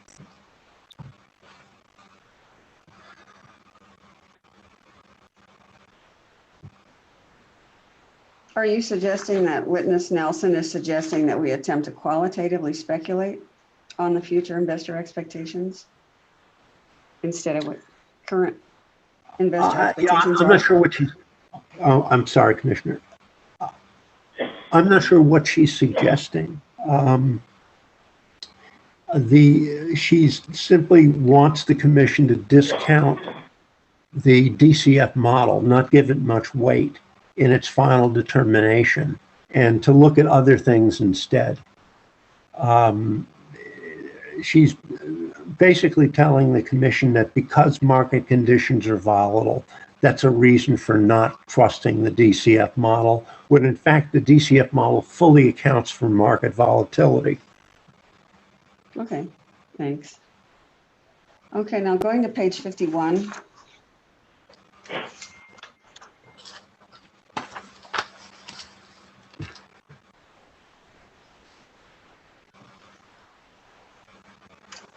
On lines 2 through 12,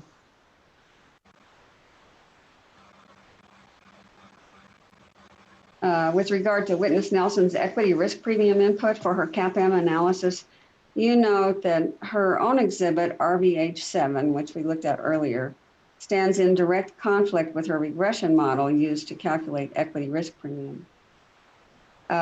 In RBH7, when interest rates decrease, the cost of equity also decreases. I think as we noted before. Yet in the regression model Witness Nelson uses, as interest rates decrease, the cost of equity increases. Can you please describe how you define this result as both unreasonable and implausible?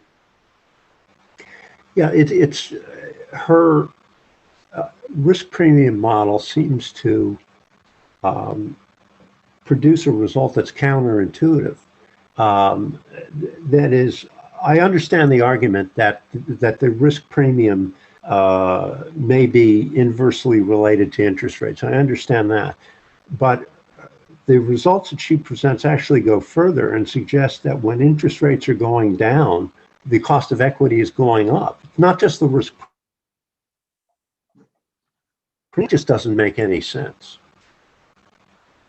The cost of equity shouldn't be going up when interest rates are going down. They may, when interest rates are going down, the cost of equity may not fall as rapidly as the reduction in interest rates, but it shouldn't go in the opposite direction.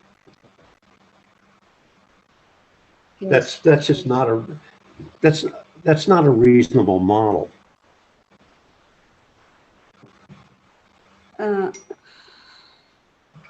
Okay, let's see. Let's go to lines 13 through 16.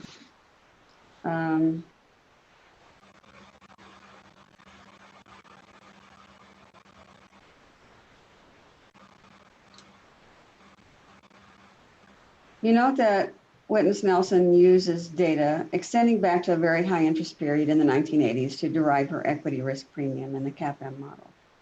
Yet you did your own analysis only using data going back to 2015, ostensibly because financial conditions have been similar for the past 5 years.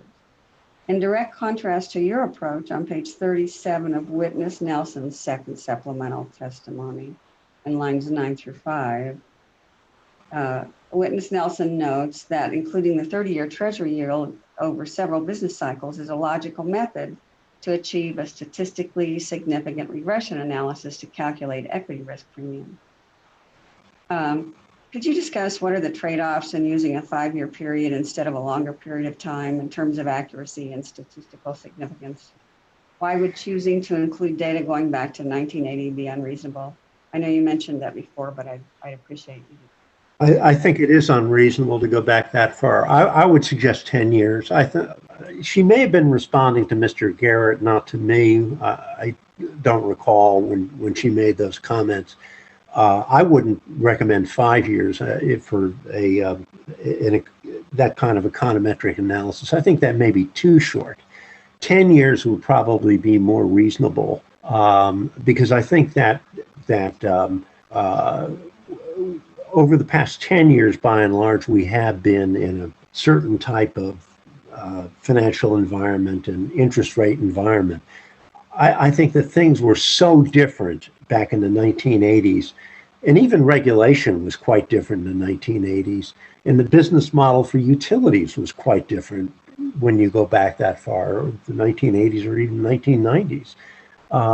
That I think that to base an econometric model on a database that goes back that far may misrepresent what's going on now. The industry has both capital markets, financial markets, and the electric utility industry are quite different today and have been for the past decade as compared to where they were back in the 1980s and 1990s. And so there may be a lot of important variables that would need to be put in the model that just aren't there to explain the behavior. The 40 years is just too long a period of time. Capital market behavior today has got very little in common with what it was back in the 1980s. Commissioner Hall, excuse me. I promised Mr. Lee, our court reporter, we would not go longer than 1 hour and 45 minutes without a break. It's been 1 hour and 45 minutes since our last break. Do you mind taking a lunch break now? I hate to interrupt your questioning. No, actually, that was my last question, and I would have thanked him, but I could still see he was talking, and I wasn't finished. I wasn't sure he was finished, but I'm finished. So perfect timing here. Okay. Okay. Thank you. So thank you, Mr. Kahal. I appreciate your time and your answers. Well, thank you, Commissioner. So I know we don't have we only have redirect and recross, but the time is up. I need to take a break now. So Mr. Kahal, I'm going to have to ask you to come back after lunch. I have one question for you, and then we'll have some brief redirect and recross. So let's come back at 1:10.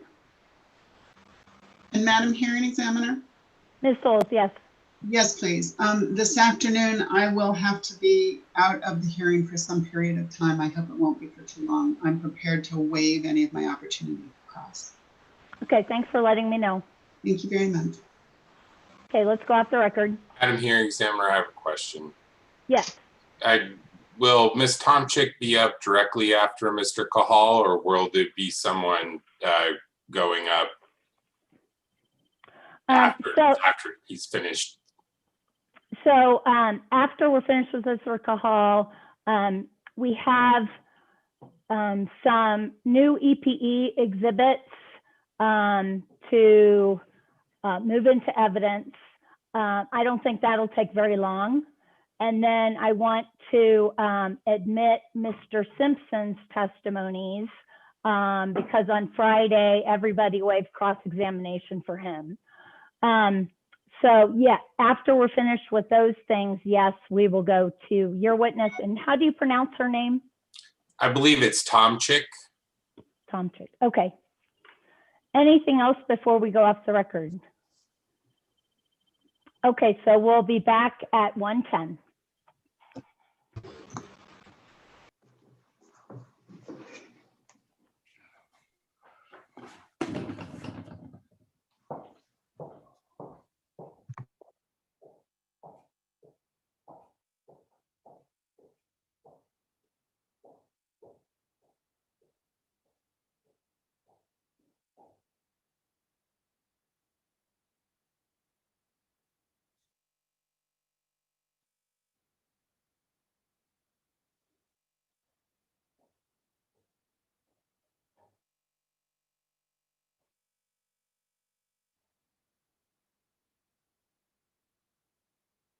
I don't know if we're gonna finish today, but if we have any witnesses left, it's gonna be very small.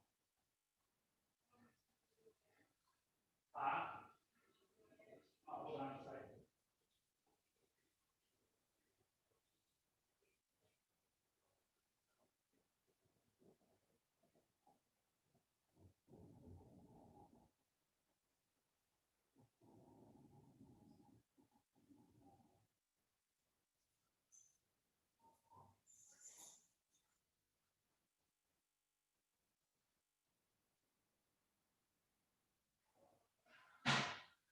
What'd you say?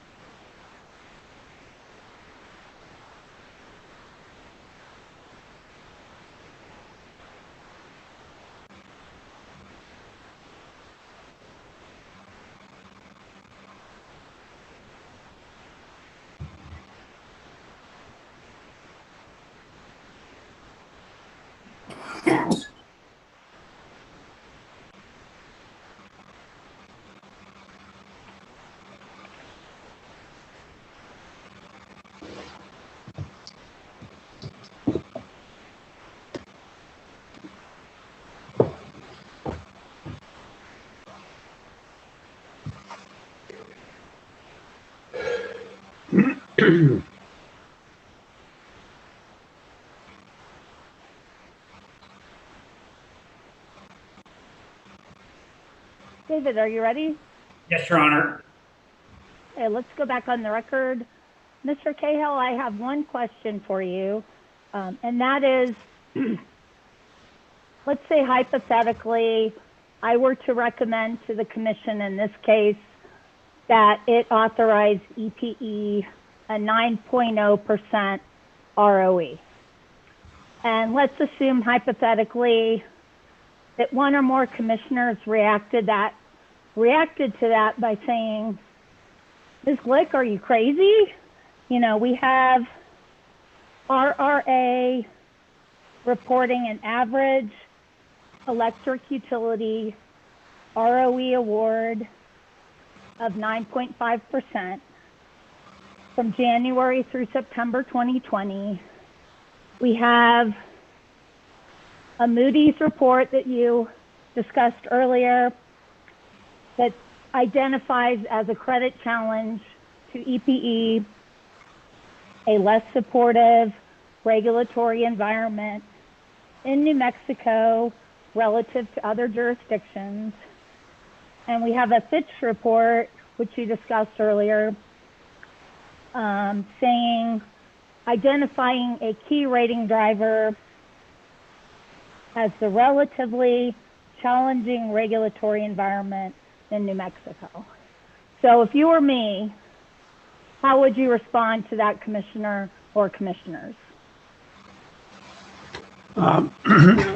Your Honor, I would say that the 9% is a number that is fully supported by the record. In fact, it's relatively it's conservative relative to the record. As I indicated in my discussion with Mr. Fishman, that yes, the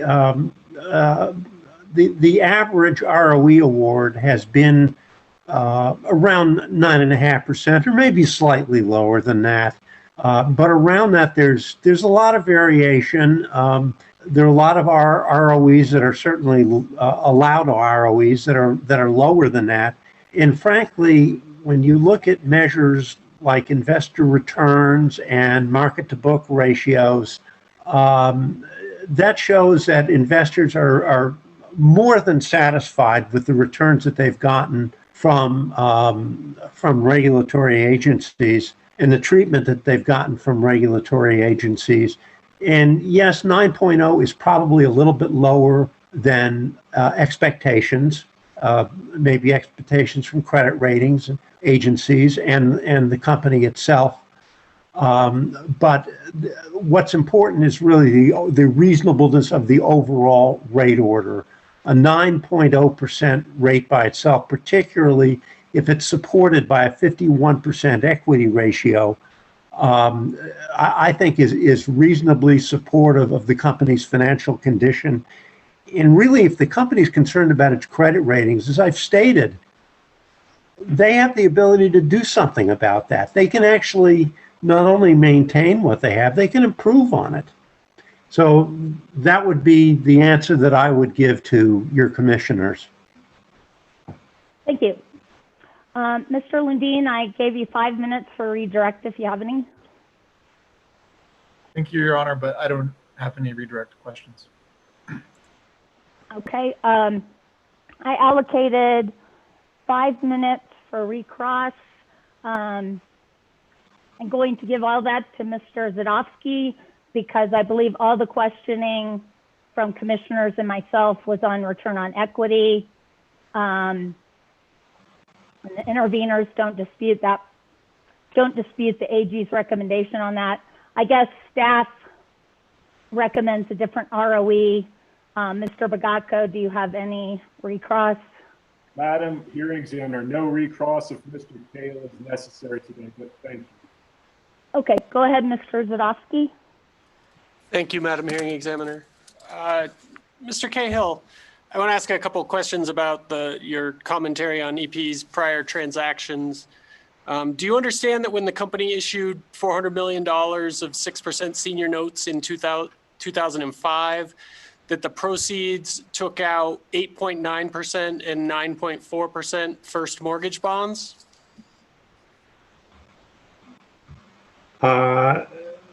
No, what I was commenting on is that the company has no secured debt at this time, and therefore it does not have a secured debt rating, and that's what I was responding to. I was responding to what the company does in the future. It was not a comment on what the company's done in the past. So to clarify, though, you're unaware of the terms of the past transaction. That's right. Those past transactions are not relevant to anything that I'm doing.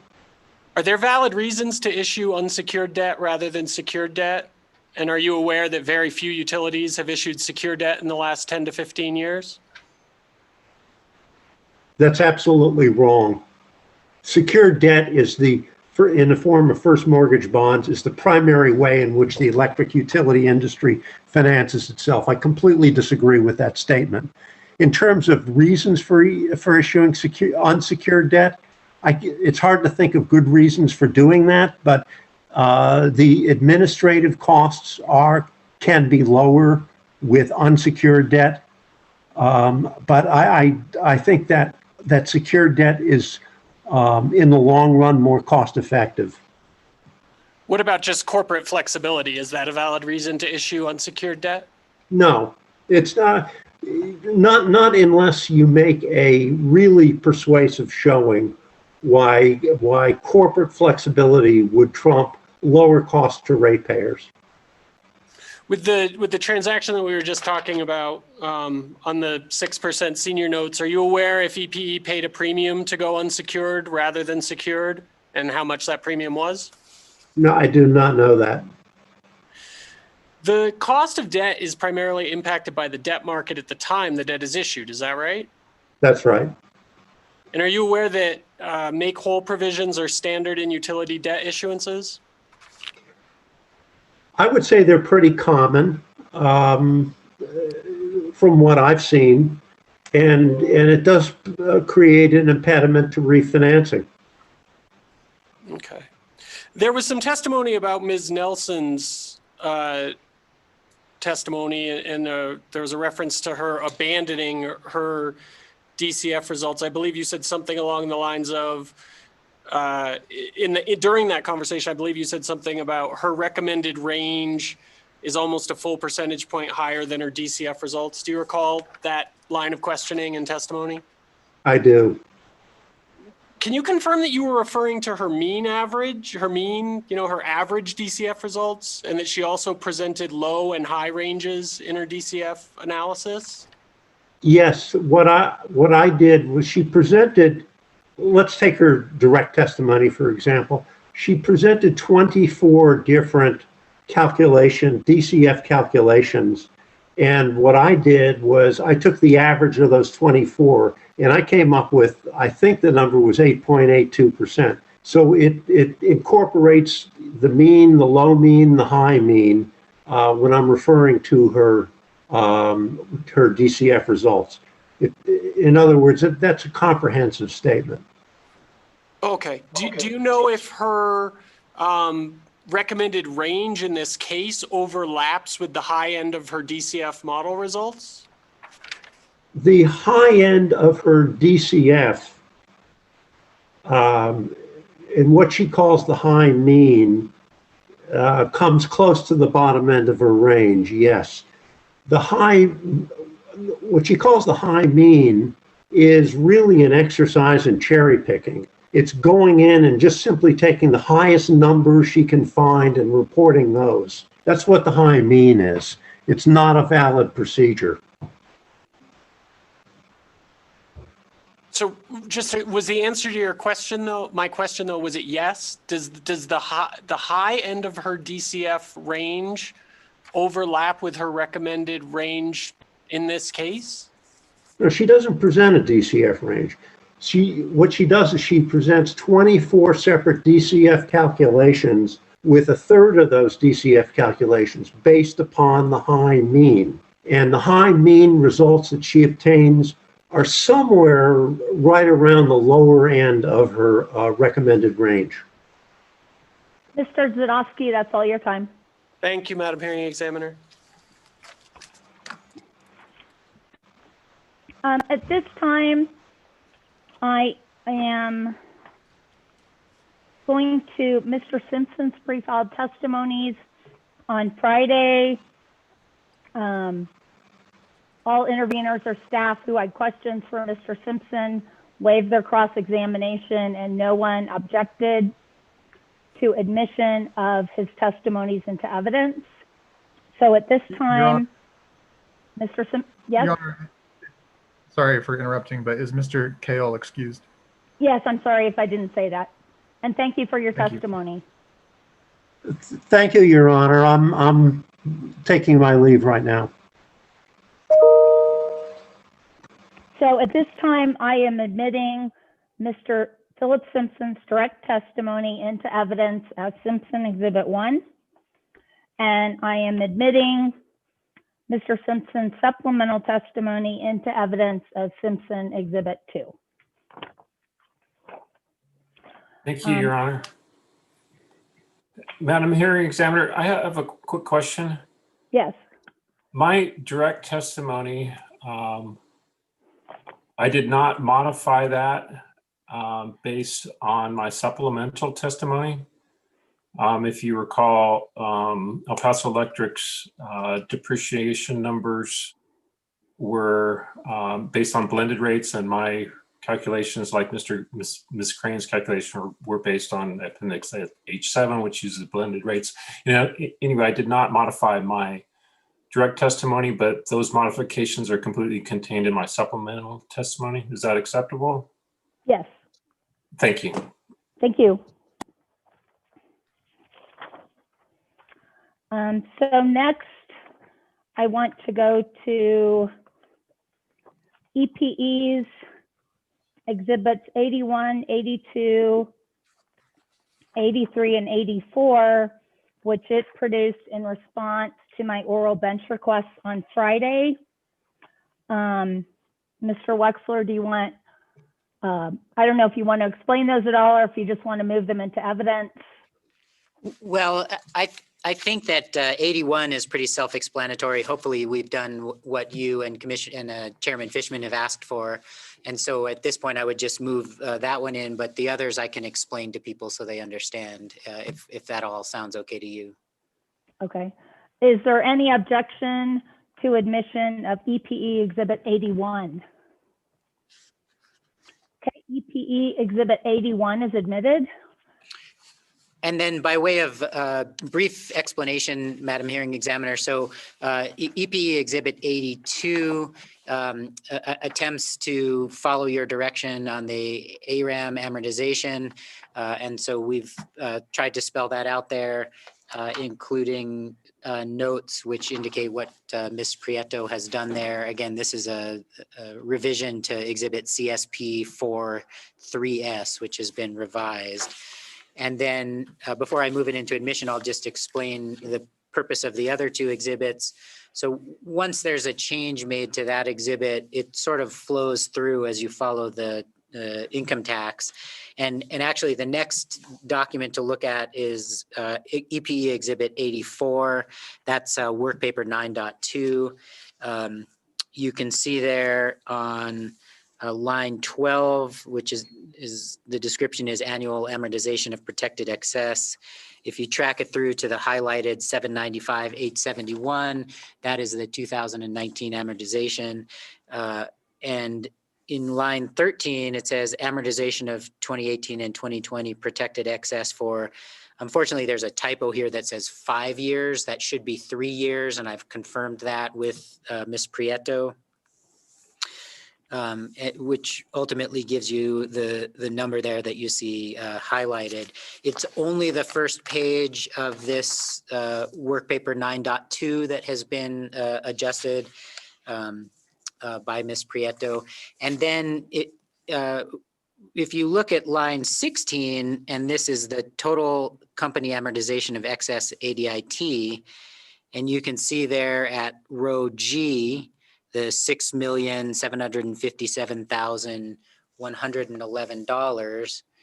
And then if you go with me to EPE Exhibit 83, and this is Schedule H9. So if you look at the second page of that document, you can see at line 4 reflected that number, which comes from the work paper.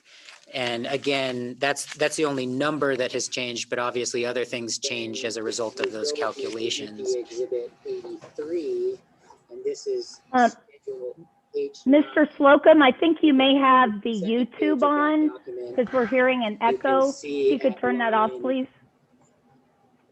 Okay, sorry. Thank you. Thank you. And then just one last thing to explain about EPE Exhibit 83, and that is The very first page of that exhibit is simply a summary that we thought would be helpful to the hearing examiner, the commissioners and the parties of what's being done there. And the rest of it is the Schedule H9.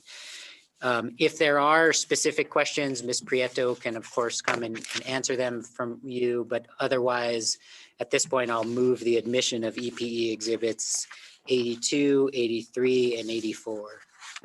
Is there any objection?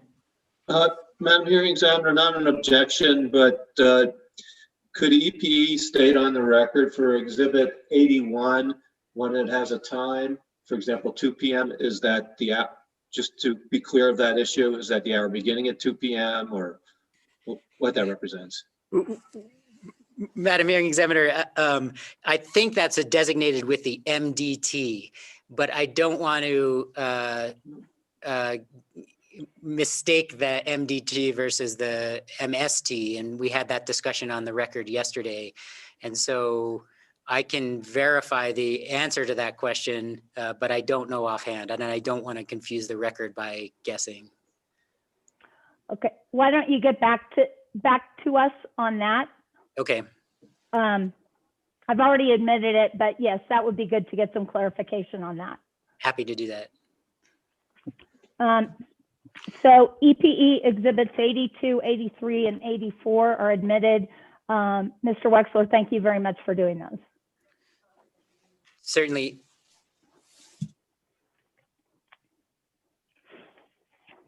Madam Hearing Examiner, I'm being informed that it's hour ending and it's MDT. So hopefully that answers Mr. Marks's question. It does, thank you. And then the last thing, I had asked Mr. Wexler on Friday to provide me the case number of the commission case where the commission authorized closing rate number 7 to new customers. Yes, Madam Hearing Examiner, and we have tracked that, and you actually have to find it in the advice notices themselves and in the stipulation, but we can confirm that that was in case number 09-00171 UT, which the advice notice became effective January 1st, 2010.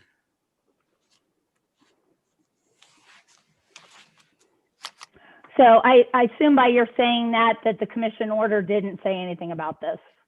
We could not find anything specific other than a reference to the attachments of the advice notice. And then when you find the advice notices, which are in exhibit 4 of the stipulation and also exhibit 5, there is a reference where it specifically says the rate is closed to new customers, but there's no discussion that we could find in the commission's orders. Thank you very much.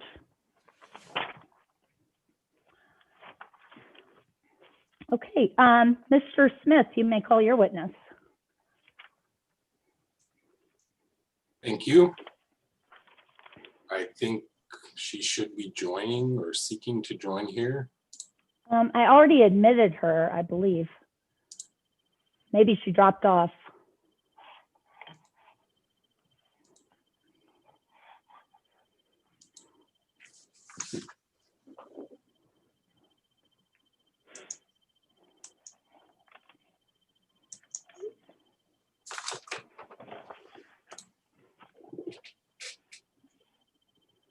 There she is. Okay, I just admitted her.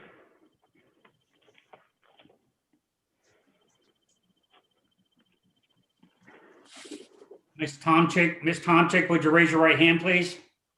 You solemnly swear the testimony you're about to give in the matter now pending should be the truth, the whole truth, and nothing but the truth? Yes. Thank you. Good afternoon. Good afternoon, Kyle. Could you please state and spell your name for the record? It's Lori Tomczyk, Laurietomczyk. Thank you.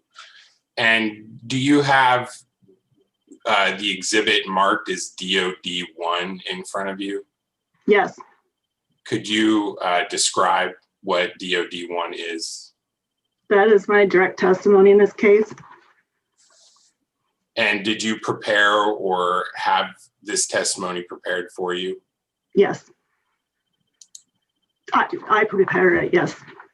Okay. And it was filed on your behalf on October 9th, 2020, is that correct? Correct. And do you have any corrections to make to this testimony? I do. I have one on page 5 on line 13. It's instead of the word transmission, it should say distribution.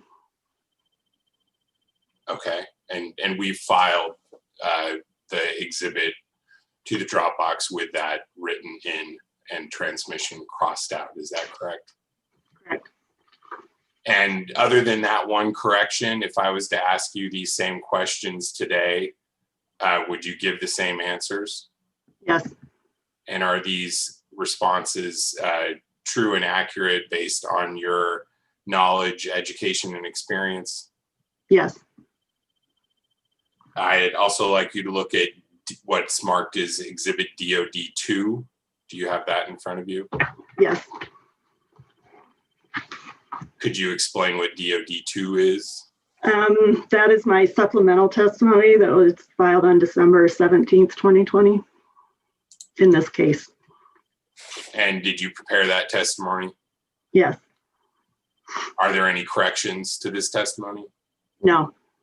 And if I was to ask you the questions contained in this testimony, would you give the same answers? Yes. And are they true and accurate based on your education, knowledge, and experience? Yes. All right, at this time, I would move to admit Exhibit DOD1 and Exhibit DOD2 to the record. Is there any objection? Exhibits DOD 1 and 2 are admitted. And I would make the witness available for cross. Okay, Mr. Slocum, you have 45 minutes. Thank you, Madam Hearing Examiner. Good afternoon, Ms. Thompson. Good afternoon. In your testimony, is it fair to say you basically have 5 issues in which you take dispute with El Paso Electric Company, and those are basically laid out on page 6 of your direct testimony? Yes. And in that first one, you disagree with El Paso's use of 4CP for the purpose of determining load factor in using the 4 coincident peak average and excess method? Correct. Which is also known as 4CP A&E? Yes. And then second, you disagree with using 4CP for allocating the peaking units? Correct. And third, you disagree with, or you recommend that the 69 kV radial lines in Texas be directly assigned to Texas? Yes. And then the last 2 there listed on that page, you disagree with the reallocation for purposes of the capping, and say that none of the distribution related should be assigned to transmission voltage rate classes? Yes. And then the other one is the loss factors assigned to your clients for White Sands and Holloman Air Force Base? Yes. Okay. Let's look at that first one. Well, before we turn to all these, earlier witnesses in this proceeding, earlier experts have testified that cost allocation and rate design is, in a sense, more of an art than it is a pure science. Do you agree with that? Yes. So there are not necessarily rigid rules on how these things should be done, but rather goals and purposes. Would you agree with that? Yes. Yes, I agree with that, but there are definitely conventions that are normally followed, and the NARIC manual is often used as a reference for what should be done. So there's certain guidelines to go by. Okay, and so you are familiar with the NARIC manual? Yes. Well, would you agree the NARUC manual itself doesn't specify rigid rules and states there are many ways to allocate costs and design rates? It does say there are multiple ways, yes. Yeah. And in fact, do you recall that one of the 3 objectives that stated at the beginning of the manual is the writing style should be non-judgmental, not advocating any one particular method, but trying to include all currently used methods with pros and cons? Yes. Okay. Turning to your testimony on page 12, line 13. Let me get there myself. You have a quote from the NARUC manual, and you say up there on line 8 that you believe what EPE has done with regard to using 4CP for determining load factor goes against a key recommendation contained in that manual? Yes.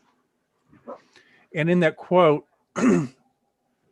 it says it's a mistake to allocate the excess demand with a coincident peak allocation factor because it produces allocation factors that are identical. Mr. Slocum, please slow down when you're reading. Okay. It's a mistake to allocate excess demand with a coincident peak allocation factor because it produces allocation factors that are identical to those derived from using a CP method? Yes. Do you have with you what has been marked as EPE Exhibit 80?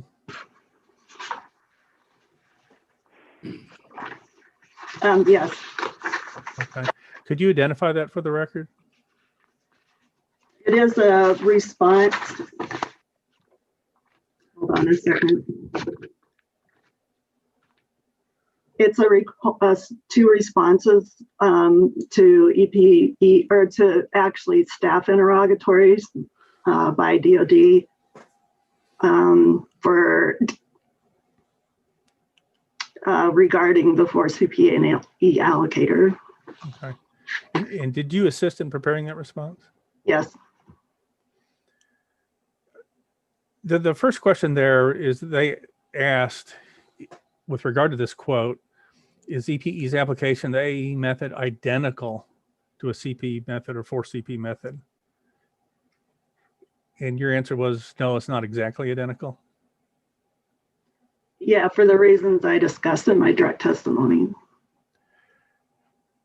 Okay, and the next question asks you to confirm that the next sentence after that quote is rather use the NCP to allocate the excess demands. Do you see that? Yes. And you confirm that's the next sentence. Is that correct? Yes. And you're not proposing that El Paso follow that sentence and use NCP to allocate the excess demands, are you? No, I'm not. Okay. And then the staff also asks you about page 12, a statement you have on there that EPE use of the average 4CP system load factor in the calculation of the 4CP A&E allocators is not consistent with the overall intent of the AE method, which is to recognize that generation systems are built for base load and peaking needs. And they asked you for a reference in the manual, and your response was the statement is not taken directly from the manual. Is that correct? That's correct. That's actually taken from training materials for a popular EUCI course that is done on cost of service techniques and concepts that I've been a teacher in for several years. Okay, so it comes from a course that you participated in, but not from the NARUC manual, just to be clear. That's correct, but I think it reflects what the NARUC manual believes is the intent and purpose of the A&E allocator. Okay. Madam Hearing Examiner, I guess now would be the proper time to move for admission of EPE Exhibit 80. Is there any objection? EPE Exhibit 80 is admitted. Turning your second disagreement with EPE's allocations. And let me clarify one thing. Your disagreement with their application of the 4CP A and E, as well as using 4CP for the peaking unit, is at both a jurisdictional and class cost of service allocations. Is that correct? Yes, Okay. And with regard to using 4CP for allocating peaking units, are you familiar with the peaking units they are intended to apply to? yes. And those I are read this. Go ahead. those are the Montana and Rio 9 and copper units. Yes, And the 4 Montana units, the Rio 9 units are fairly new units. pardon? Are fairly new units. They were built in the last 10 years. Yes, And would you agree they are rapid response units much more so than EPE's other units? yes, And given that, would you agree they would be most likely to respond to minute by minute changes in peak load? yes, And because of that, they'll be dispatched differently than the rest of EPE's units, right? yes, So for instance, if a cloud bank moves across EPE service territory, causing an immediate drop in solar, would you agree in those circumstances, EPE is most likely to have those peaking units respond? I believe so, yes.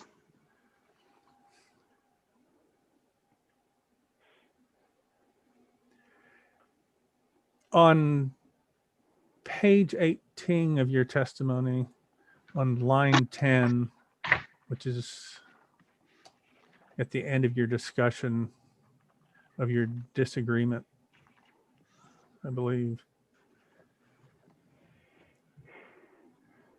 or toward the end, your discussion disagreement with using 4CP for the peaking units. You have the statement on line 10 there. Also, the jurisdictional cost of service study allocated used by EPE in both Texas and Slow New Mexico. down again, please, Mr. Slocum. I'm Slow- sorry. Slow down. Could you start over again with that sentence, please? Sure. I apologize, Madam Examiner and Mr. Lee. On line 10 there, it says also the JCOS study allocators used by EPE in both the Texas and New Mexico rate cases should be consistent, and EPE's proposal in this case makes them inconsistent. That's correct. They're inconsistent in both the recommendation that EPE made as far as using the 1CP system load factor and the fact that in the last rate case, they applied the 4CP A&E methodology to all production costs. And I believe that's appropriate because within the A&E allocator, there's a portion related to average demand and a portion related to 4CP excess demand. So the 4CP excess demand in that A&E allocator is what is meant to account for the costs associated with those peaking units. Okay.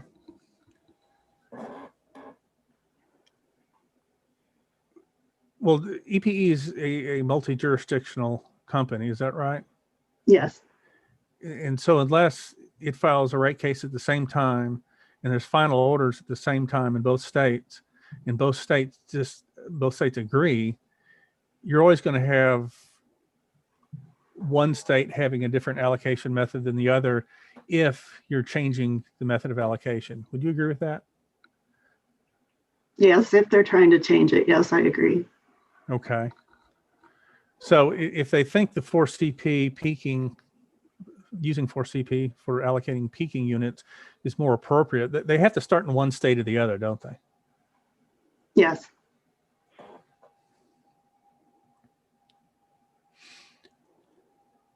Let me turn to the third topic, the direct assignment of the 69 kV radio lines in Texas. Yes. And there's also a 69 kV radio line in New Mexico as well, isn't there? That's correct. But you don't recommend that it be directly assigned? Actually, I would recommend that. I'm not saying it should just be in Texas. Okay. What about the one, well, are there 115 kV radio lines in New Mexico? Yes. But you don't recommend that those be directly assigned to New Mexico? No, I believe that the function of the 1 kV system is significantly different than the function of the 69 kV system. So Okay. I'm proposing that they be treated differently. Well, let me talk to you about that. Would you agree with me that the Public Utility Commission of Texas defines a transmission line as a line that operates at 60 kV or above? Yes. And would you agree that both the EIA, the Energy Information Administration, I guess, is that right? And NERC defines transmission voltage as 69 kV and above? No, actually, NERC and FERC's definition of essentially a bulk electric transmission system is 100 kV and above. But if you look to their glossary of terms, NERC and EIA, their definition of transmission line is that it's 69 kV and up. Is that correct? Well, I believe that's correct, but I'm looking more at what would be defined based on their definition for bulk electric as to interconnected systems that in general would be considered part of a network bulk electric system. Okay. So they have a different definition for that purpose. Well, and you addressed the bulk electric system in your supplemental testimony, correct? Yes. And on page 4, well, they're on line 18. Well, the question's on 17. What is FERC 7-factor test? And you refer to order 888. Yeah. That set up 7-factor test. Yes. Would you agree that 7-factor test is presented in order 888 in the context of identifying what facilities are subject to FERC's open access rule adopted under order 88? Yes, but it's also just a general guideline that I've seen used as to determining when something functions more as transmission versus a distribution facility. And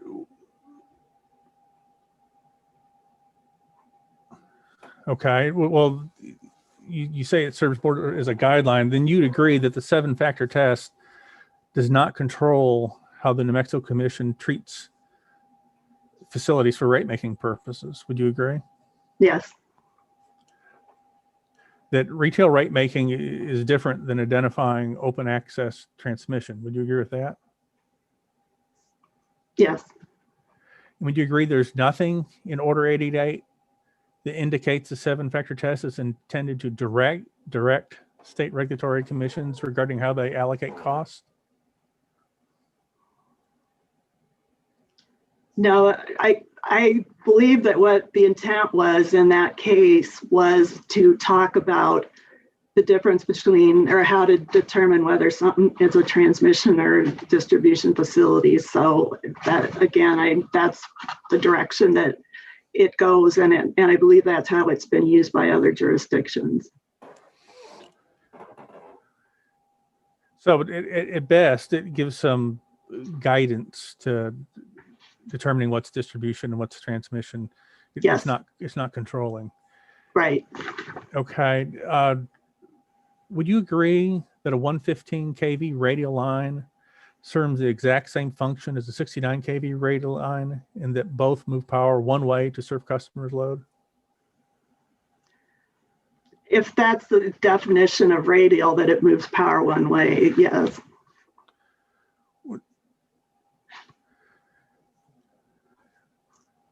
Would you agree with that definition of radial, that it moves power one way?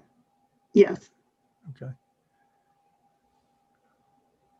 Would you agree, all else being equal, a customer receiving service from a radial transmission line is at greater risk of an outage because service is dependent on the one line? Yes. And would you agree that if EPE incurred additional costs to construct an additional transmission line to provide loop service for these radial lines, that would be additional costs for all of EPE's customers? Yes.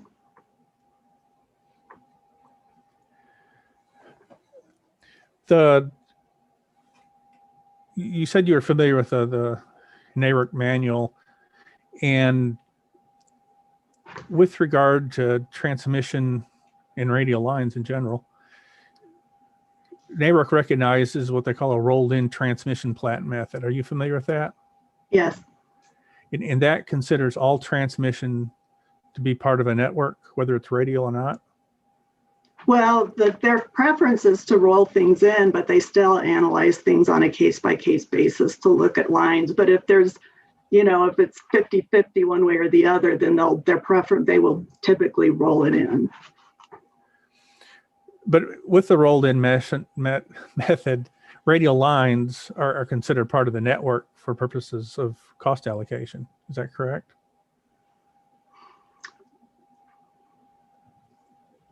It's done on a case-by-case basis. Like, again, their preference is, but it's not a given that a radial line is part of a network system. And that's what that FERC 7-factor test was meant for, is to help make that determination. Well, the 7-factor FERC test, I think you agreed, was done for purposes of determining what transmission should be subject to FERC's open access, correct? And its mere guidance otherwise? That was the original purpose, yes.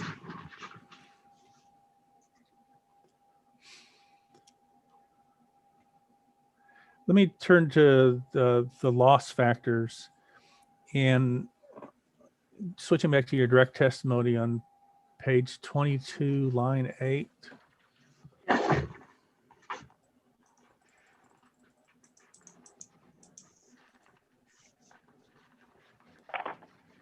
Let me get there too.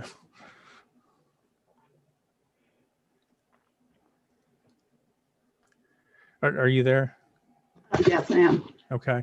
And basically you have a two-part recommendation. And the first part is that the 115 kV demand and energy loss factors shown in your table LAT5 for the power delivered to Holloman in White Sands through the ALA substation be used. Is that right?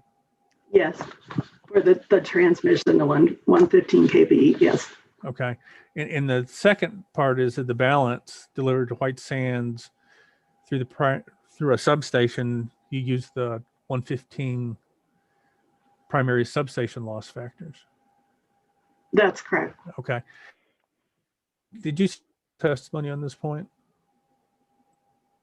Pardon? Did you see EPE witness George Novello's rebuttal testimony on this point? Yes, and he agreed with me that the losses for Wismar and at the ALA substation and for Holloman, that they should use the factor that I recommended, but he did not agree with me regarding the Wismar recommendation that I said the primary substation 1 kV number should be utilized. Excuse me, Okay. Mr. Slocum, I just want to ask Ms. Tomczyk, you used a name beginning with W, I think? I apologize. That's Wismar is the short for White Sands Missile Range. So I apologize for that. Short for what? White Sands Missile Range. Thank you. And my only question is, do you believe this is a reasonable resolution of this issue for purposes of this case? His recommendation?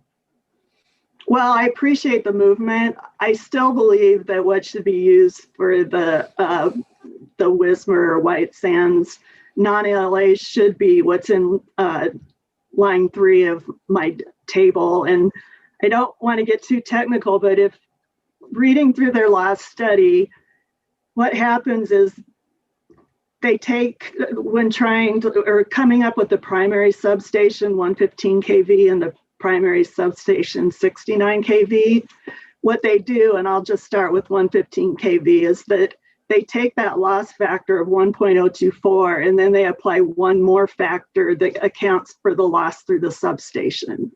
And that's how they come up with the 1.0322 for 115 kV. For what's on line 5, the primary substation, what they do is they take the transmission factor on line 4 and multiply it by that same loss factor to account for the losses through the substation. But what Mr. Novella is saying is that we should essentially use the primary substation 69 kV number and not give the benefit, or not show that it actually would be more, that the losses would be less at 150 if it goes from a 115 to through a substation versus a 69 kV through a substation.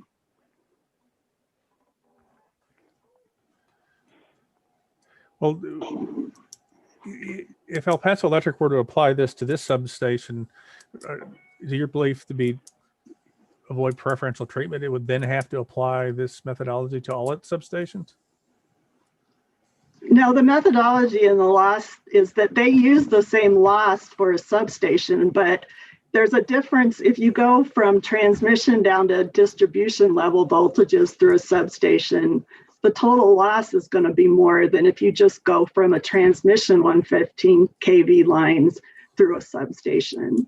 And essentially what the proposal still by EPE is that they're applying losses as power moves through a 115 kV lines, 69 kV lines, and a substation, whereas in reality that power is only going through 115 transmission kV and a substation.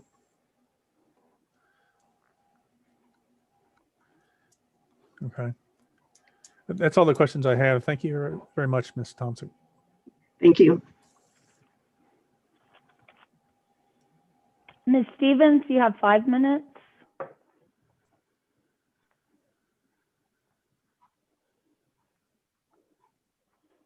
I'm not hearing her. There she is. I said, thank you, Madam Hearing Examiner, Ms. Tomczyk. I have no questions. Thank you. Mr. Herman, you have 5 minutes. No questions, Madam Examiner. Mr. Bagaco, you have 15 minutes. Madam Hearing Examiner, I know we reserved 15 minutes, but our questions for Ms. Tomczyk have been rendered superfluous by counsel for EPE. We thank her for her time and her testimony, and I pass the witness. Thank you, Madam Hearing Examiner. Mr. Smith, I allocated 5 minutes for redirect if you have any. No redirect. Okay. Ms. Tomczyk, thank you very much. You're excused. Thank you. Okay, and next we have Mr. Bacchus.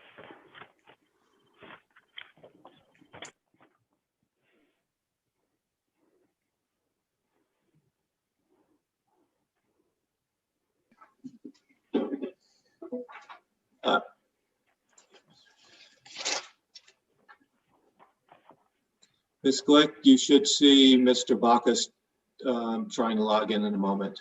Okay.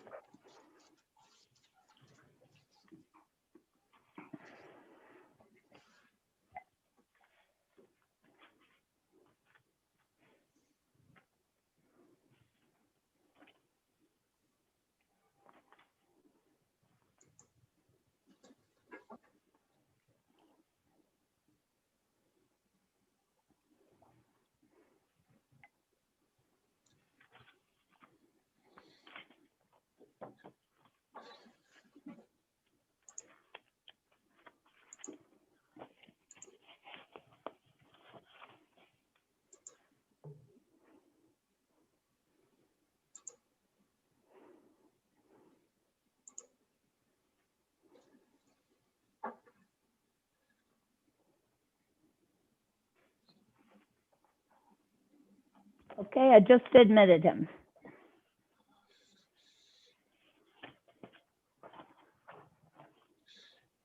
Mr. Bacchus, welcome to the party.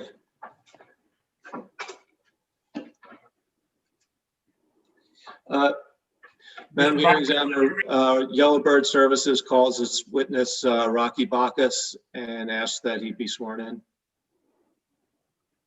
Mr. Bacchus, you solemnly swear the testimony you're about to give in the matter and opinion should be the truth, the whole truth, and nothing but the truth? Yes, sir. Thank you.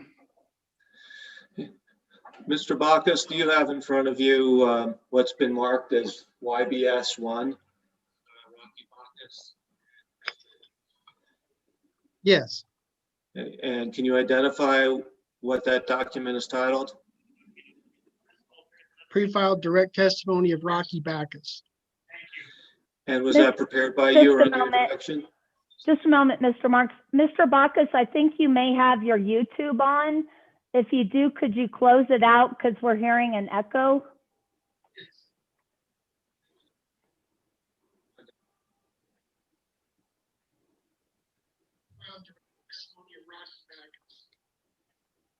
Mr. Bacchus, I think you may have your YouTube on. If you do it out because we're hearing an echo. I think it's closed now. Is that better? Yes, thank you. Okay. Mr. Bacchus, was that exhibit prepared by you or under your direction? Yes. Is it true and accurate to the best of your knowledge? Yes. If I asked you the same questions today while you're under oath, would your answers be the same? Yes. I move admission of YBS Exhibit 1. Is there any objection? YBS Exhibit 1 is admitted. I think I'm still hearing an echo. Yeah, I am. Does everybody have their YouTube closed?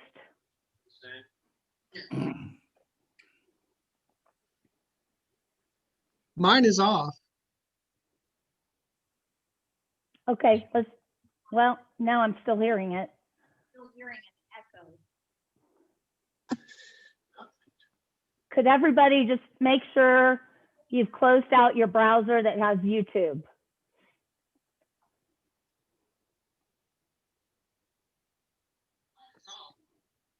It's still going.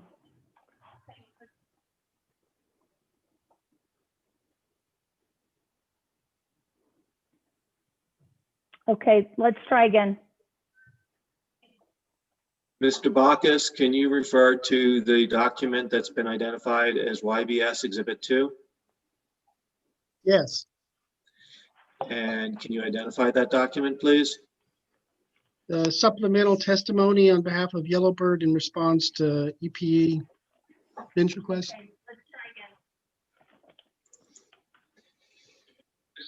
And that would be in response to the November 4th, 2020 bench request? Yes, sir.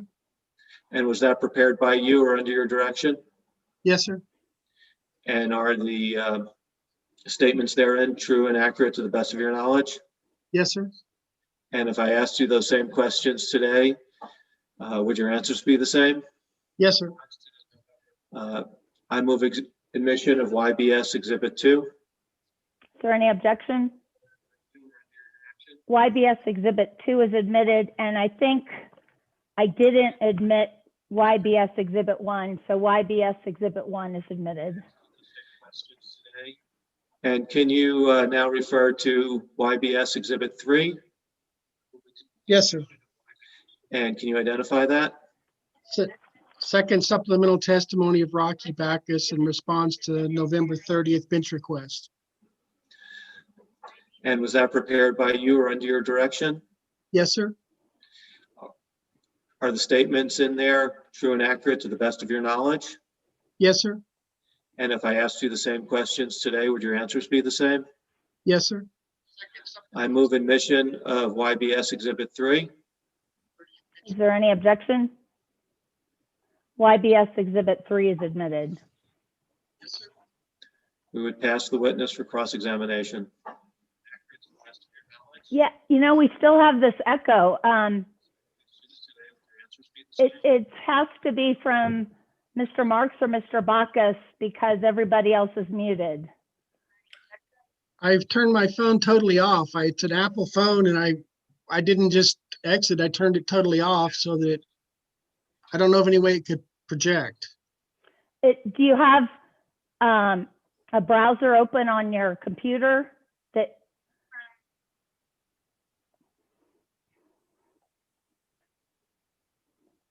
I turned my phone totally off. It's an Apple phone, and I didn't just exit. I turned it totally off. Yes, there's a. I don't know which one's the. I could log out and try logging back in. Would that be all right? Do you have a window on your browser that has YouTube up? I think I did, yes, but it's closed now, but now I've lost, I don't see you anymore. Oh, I'll try and log out of it and log back in if that's all right. sure.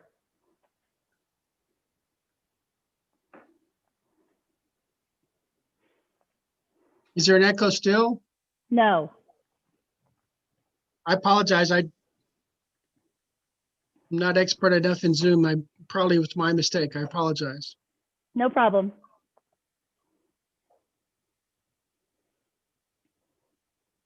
Can you see me yet? Yes, ma'am. I can see you now. Okay. So Mr. Slocum, are you cross-examining Mr. Bacchus? Yes. Okay, you have 45 minutes. Good afternoon, Mr. Bacchus. Good afternoon, Mr. Slocum. I have a few questions for you here. You're appearing on behalf of Yellowbird Services, is that correct? Yes, sir. And Yellowbird Services has a website? Yes, sir. And if you go to that website, it says it's Yellowbird Air Conditioning, Heating, and Solar. That's the same thing, right? There are separate websites for different segments of the business and the DBAs. So there are multiple websites. Okay. But if you go to the primary website, yellowbird.com, it comes up Yellowbird Air Conditioning, Heating, and Solar. Is the name of the company in general? The name of the company is Yellowbird Services, LLC. The others are DBAs. And is one of those Yellowbird Air Conditioning, Heating, and Solar? I'd have to go look at it. Our marketing people handle all of that. So I'd have to look at the website to tell you if you've got a specific, I don't know, what's the question? Well, I was trying to identify what the name of the company is first, but let's move on. Yellowbird Services LLC sells a variety of things. Is that correct? Yes. They provide HVAC, heating, ventilation, air conditioning repair. Yes. In listing these things from products from your website, it says geothermal. You do that? Yes. Furnaces? Yes. Thermostats? Yes. Radiant heat? Rarely. Heat pumps? Yes. And then indoor air quality ultraviolet purifiers? Yes. I didn't see listed in there evaporative coolers. Do you no longer sell evaporative coolers? No, we sell them. They're not a big portion of the market as they once were, but yes, we sell and service them. Okay. And you also sell packages of air conditioning. They're defined as packages, air conditioning along with solar. Is that correct? Yes. So you provide rooftop solar to your customers? Yes. And you also have another you used to have another website called Yellowbird Electric Bargaining Group. Are you familiar with that? I don't recall one with that specific name, but the marketing people may have done something like that. You don't remember one that was listed as www.yellowbirdebg.com? No, I don't have it could be possible, but I don't have a recollection of it at the moment. I could have my memory refreshed if I saw something, but I don't remember it as we speak. Okay. What do you recall, if you don't recall the specific electric bargaining group, having a website where you talked about your participation in the El Paso Electric's 2015 case? I remember talking to a lot of people about the 2015 case. I mean, But I mean on a website where you discussed your participation. our marketing people may have put that information together and put it up there, and but do I specifically remember it? Not at the moment. I guess I could go research it, but I don't recall that right now. Okay, so I would take it that you would not be able to say whether or not there was a statement there that you and others who participated in that case reduced EPE's requested increase by $75 million. I certainly remember statements like that, but I don't remember if it's on a website or somewhere else or something else. Well, do you believe your participation in El Paso's late case reduced the increase by $75 million? I don't believe that I alone did that, but yes, I believe that the rate case back in 2015 of what El Paso Electric requested versus what they had approved was reduced by about $7.5 million a year, which for 10-year normal application of a rate that I would expect is $75 million.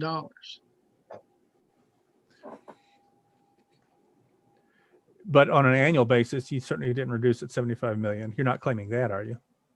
No, I'm not. I never said 75 million a year.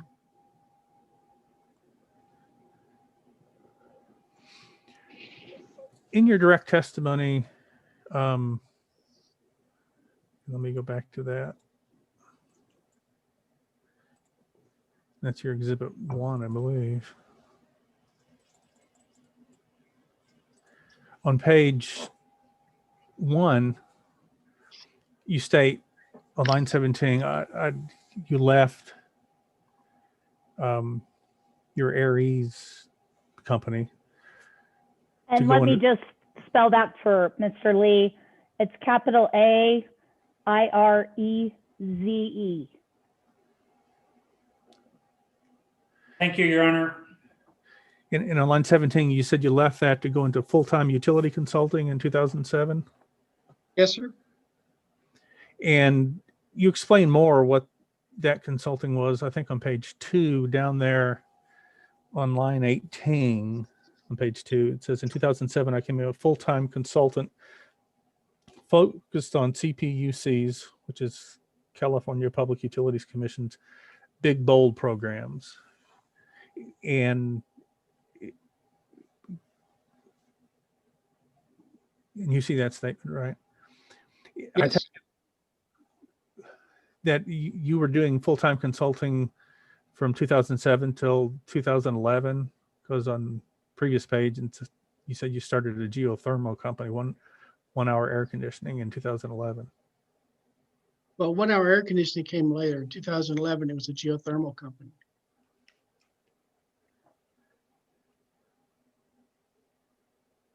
Okay, I understand what you're saying.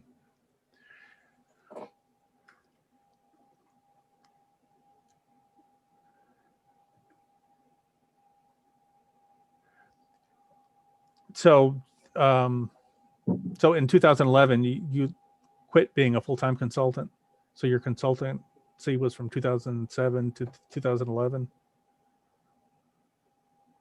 I stopped being primarily a full-time consultant in 2011. I continued doing consulting work in California and other places on a per hour basis, paid basis. But yes, I've done consulting as recently as the last 60 days. Okay. In reference to the geothermal business you started, to me, geothermal seems to bring to mind when somebody drills a well down into a geothermal reservoir and uses the hot water or steam that they connect to heat or generate electricity or otherwise use that energy. Is that what you're referring to when you said you had a geothermal company? No, we're doing geothermal heat pumps, which is using the energy of the earth to transfer heat between typically a building and the ground. So you're heating the building in the winter, you're cooling the building in the summer, and I'm a certified geothermal contractor. Okay, so the geothermal there is instead of having your coils to your compressor blowing off the heat into the air, it uses a circuit that goes into the ground. Is that, maybe circuit's the wrong word? It's a combination of that. Most of what we do is a hybrid system, which the Department of Energy determined was much more suitable for this part of the country.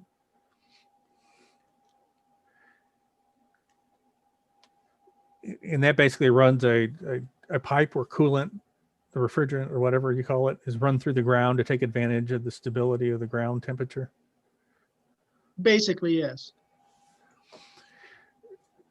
Turning back to page 2, line 18, you said you became a full-time consultant and focused on CPUC's Big Bold program. Is the actual name of that the Big Bold Energy Efficiency Strategies? We always called it the Big Bold program. Okay, good enough. And it had basically 4 parts, right? That all new residential construction in California be zero net energy by 2020. That was one of the goals. Okay, and another goal was all new commercial construction in California be zero net energy by 2030. I believe that was another goal. And another goal was heating, ventilation, and air conditioning will be transformed to ensure that its energy performance is optimal for California climate. That sounds correct. And then the 4th was all eligible low-income customers will be given the opportunity to participate in the low-income energy efficiency program by 2020. That sounds correct. It may not have been the only goals, but those all, I'm sure, were part of the goals. Do you believe there are more goals than that? Yeah, there were many parts to it. That program was about $1 billion a year for multiple years. It was the California Public Utility Commission, which is, as I recall, about 67% of the state of California's utilities, the 4 major utilities that are controlled by the California Public Utility Commission. And they were harmoniously doing a program for all of them. Well, is it fair to say that your role was focusing on heating, ventilation, and air conditioning aspect of that? That was a portion of it. That was not the only focus. There was a big focus on peak demand and transforming the market as part of that Big Bold program. I don't remember the commissioner's name, but she was the one that gave it that name. Well, these 4 goals I went through, they all reflect on peak demand, don't they? Well, all of them could affect peak demand. Certainly the low income portion of it may not, if they were focused on different things for low income. But in general, I would say all of them affect peak demand. Okay. On page 22, there, not page 22, page 2, line 22. You say as part of the CPU's programs, and I assume that's still referring to the Big Bold programs. Is that right? I think so, yes. The Western HVAC Performance Alliance was formed Yes. to bring industry partners to help address utility heating, ventilation, air conditioning issues. And you were a founding member of that, right? That's correct. So again, your focus was, I guess, on the integration of high efficiency heating, ventilation, and air conditioning with utility rate design. That was certainly a major portion of that particular group, which was one small portion of the Big Bold program.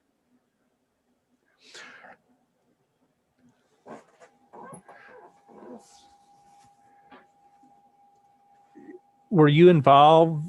Well, let me back up. Was there a part of the Big Bold program that talked about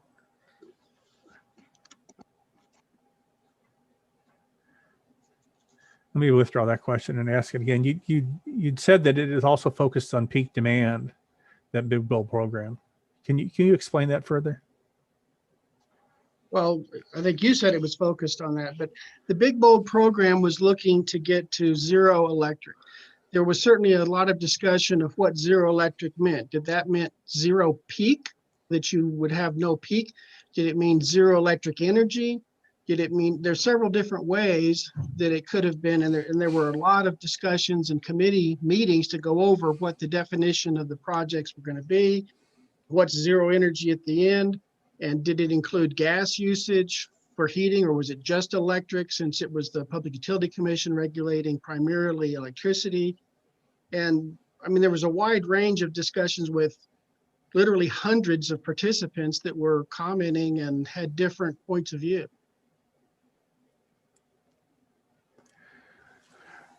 Well, would it be fair to say that your involvement in that primarily focused on rate design and how rate design could take advantage of efficient HVAC technology?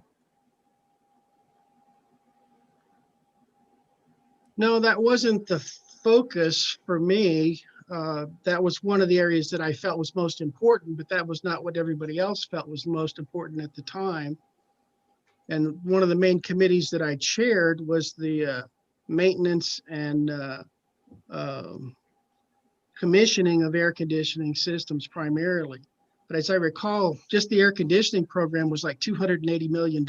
It's like 35 million people in California or something like that. It was a very large program covering huge numbers, and you have a wide variety of climates. So in San Francisco, they weren't concerned about cooling hardly at all because they almost don't use air conditioning. Whereas in climate zone 15, which is Palm Springs area, where it gets 120 degrees, that was their biggest concern. So there was certainly a wide variety of things, and implementation of measures in San Francisco are very different from Palm Springs. So was that your main focus then, on the utilization of different HVAC systems across the state of California?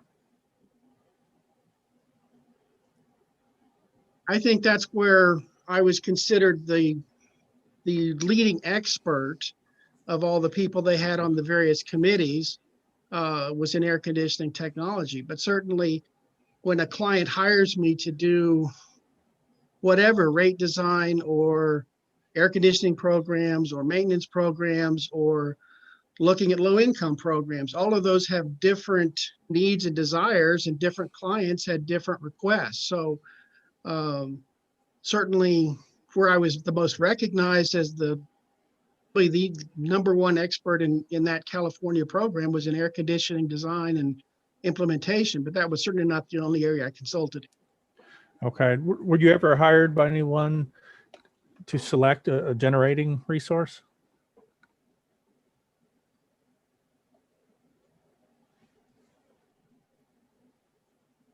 I don't Sorry. think that would be the primary thing they hired me for. I certainly looked at generating resources as part of some of those programs, but that was not the primary focus.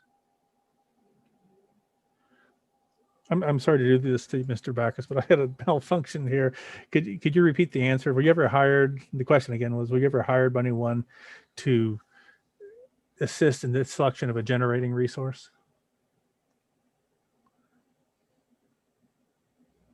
I don't think that was ever a primary request. We would certainly look at generating resources versus demand side resources and so forth, but specifically to hire to try and select a generator, I don't, well, some clients had me look at things like generators for their individual businesses, which, one client, had 1,200 employees and a 400,000 square foot facility. And so I think I looked at it on that particular project, but that was not my main focus most of the time. Certainly not part of the main focus of the Big Bold program if you're still on that area. Well, yes, I'm focusing on your utility consulting and whether or not you were ever hired. Let me ask, were you ever hired by a utility to assist in the selection of a resource? So to the extent the utility hired me to look at air conditioning programs and some other things which they considered a resource, yes. If you're asking, did they hire me to select a generating plant or a nuclear plant? No.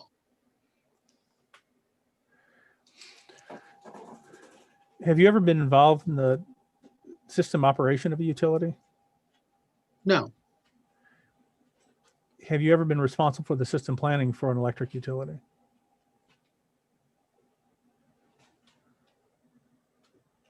To the extent that we were looking at alternate ways that they would run the utility and then report directly to the commissioners themselves, yes, I did that in looking at the programs for Big Bold and several other programs. But I'm not sure, is that what you asked? Well, have you ever been hired by a utility? Let me ask it this way. Have you ever been hired by a utility to assist with their system planning?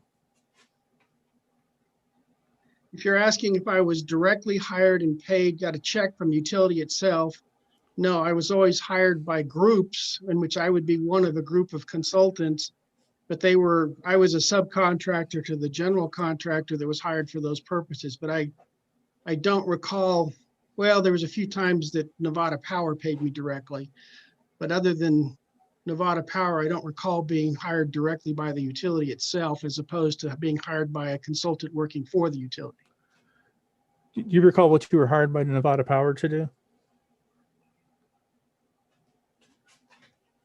It was reviewing advertising for a program that they wanted to promote higher level of participation by people in Las Vegas.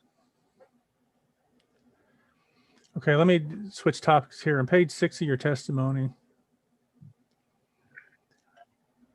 line 20, you state historically regulatory staff has allowed excessive rate-based additions under the guise that the additions will ultimately be needed for future growth, and the excess is just a timing issue. That was your statement? That sounds familiar, but you said page 6 somewhere? Page 6, line 20. Okay. And my understanding is the basis of this statement is just your experience and assessment of recent EPE rate cases and CCN cases. Well, I've seen that in other cases where staff does not necessarily want to fight something that they don't think is going to be consequential. And depending on what inputs they're getting from experts and so forth, they may think something is consequential. They may think something is not consequential, and they tend to not fight the things that are not that they don't believe are consequential if nobody else is pointing it out to them, or an intervener or someone is not pushing it. So do you believe that the New Mexico regulatory staff does not believe that excessive rate-based additions is consequential? I wouldn't state what someone else believes. I would state what I've seen based on the actions and what occurred and what I saw within the 2015 rate case. Okay, and it's not just staff that has to approve it, is that correct? Correct, but the people that have to approve it are going to take their lead from staff, and if they don't see the information, then they don't get a chance to decide on it. You would also have to be convincing to the hearing examiner and then the commissioners as well, right? Before it would end up in rate base? Well, you certainly need to be convincing to the hearing examiners, but in the 2015 case, I don't believe we ever had an opportunity to speak directly to the commissioner. So it was the commissioners assign a hearing or someone assigns a hearing examiner, and the hearing examiner would then report up, and then it went through a different group, I guess the legal office of the commissioners, and then that person would present it at the commissioners meeting for a vote. But I do not recall an opportunity where we directly were able to orally argue in front of the commissioners as interveners, as individual interveners. I did that in the Texas case, but that was a different set of procedures.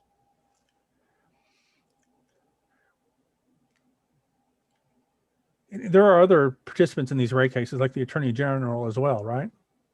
Yes.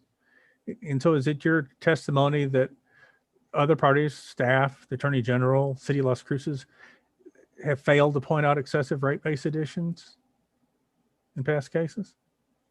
I think that the city, the Attorney General, and others have done a great job in this case of pointing out a lot of different things. And that I'm very much applauding all the efforts that they've done. Okay. Well, it's only you that have opposed the inclusion of Montana 3 and 4 in this case. Is that correct? I did not propose the inclusion of 3 and 4. Is that what you said? Opposed the inclusion of Montana 3 and 4 in rates in this case. I would not state what other people have opposed. I definitely stated that I believe that it should be thoroughly investigated, and that based on the information I knew, I believed that it had not been a prudent, used and useful resource for New Mexico.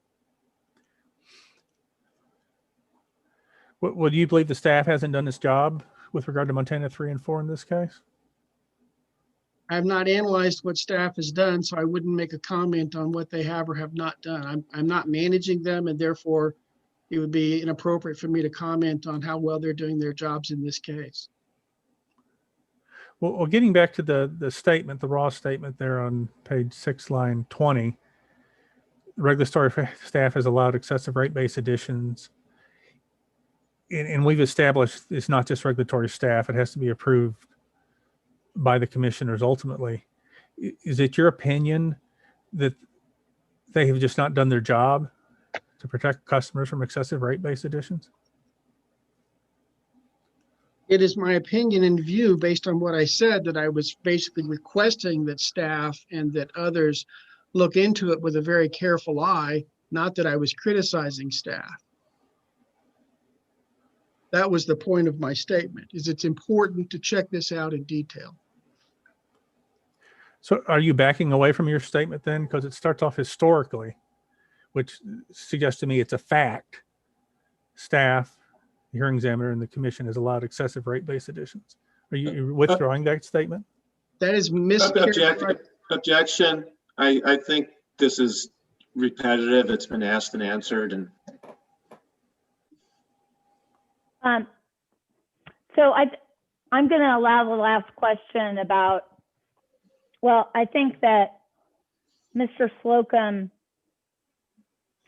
didn't read the testimony correctly in his last question. He said, historically, regulatory staff, the hearing examiner and commission, all the sentence refers to as staff. But I'm going to allow the last question, which was, is Mr. Bacchus, let's see, backing away from the statement that regulatory staff, historically regulatory staff, has allowed excessive rate base additions.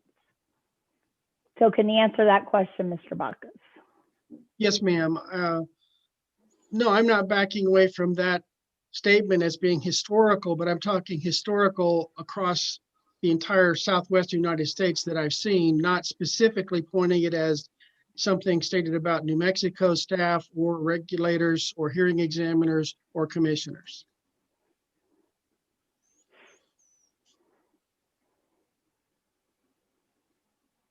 Well, Mr. Bacchus, let me ask you, didn't you respond in discovery that what the basis of that statement was your experience and assessment of recent EPE rate cases and CCN cases I've participated in? You'd have to point me to it. I've reread the items in the interrogatories and so forth, but I don't remember anything that specifically referred to this line. So if you want to refer me to something, I could tell you if it relates back or not. Now, let me move on. Madam Hearing Examiner, can you tell me how much time I have? 17 minutes. Okay. Mr. Bacchus, on page 21, of your direct testimony, line 4.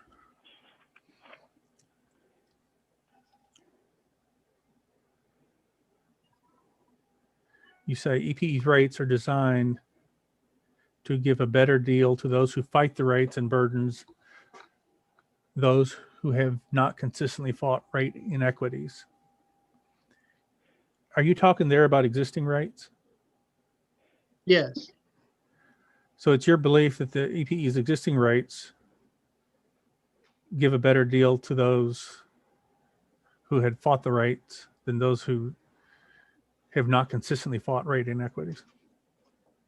Yes, I've explained that extensively in the direct testimony, and that what I've seen is that when there's a rate variation of several 100%, that I believe that that was a rate design that was backed into by determining what it took to get there in order to give a better deal to the largest users that fight consistently. Well, these rates were approved by the commission, were they not? The ones from 2015, or which ones do you mean by these rates? The existing rates. Existing rates were approved by the commission, yes. So again, do you believe the commission and the staff and the attorney general have failed to do their job because they've allowed this preferential rate treatment? I believe that the process of a rate case is very involved, and that there are a huge number of moving pieces, and that in the 2015 case, that it would have been better if additional rate options had been done then, and that you can't fight everything under the process of slowly moving things. The rates are not corrected to be actual cost causations in all cases. And I would not say that the commissioners or the commission staff or the hearing examiners have not done their job because they haven't fixed all of the issues, but that this rate case is an opportunity to fix some of them. And in this particular case, it is my hope that an optional rate set of rates will be allowed so that it can be proven that another set of rates will bring better cost causation and a greater level of fairness than has occurred in the past. I do not expect that all the rates will become mandatory, or that they will mandate that everything be changed, because that would cause rate shock in different areas, and I don't think that will be appropriate. But yes, I think that it can be made much better.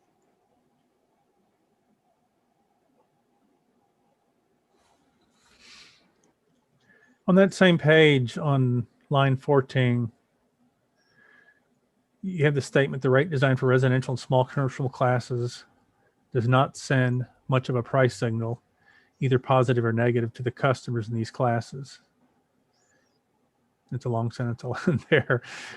What do you mean by either positive or negative? That doesn't send a price signal either positive or negative. The current rate structure is a block rate where the first 600 kilowatt hours for residential is at one rate, and then it steps up to another rate after 600 kilowatt hours.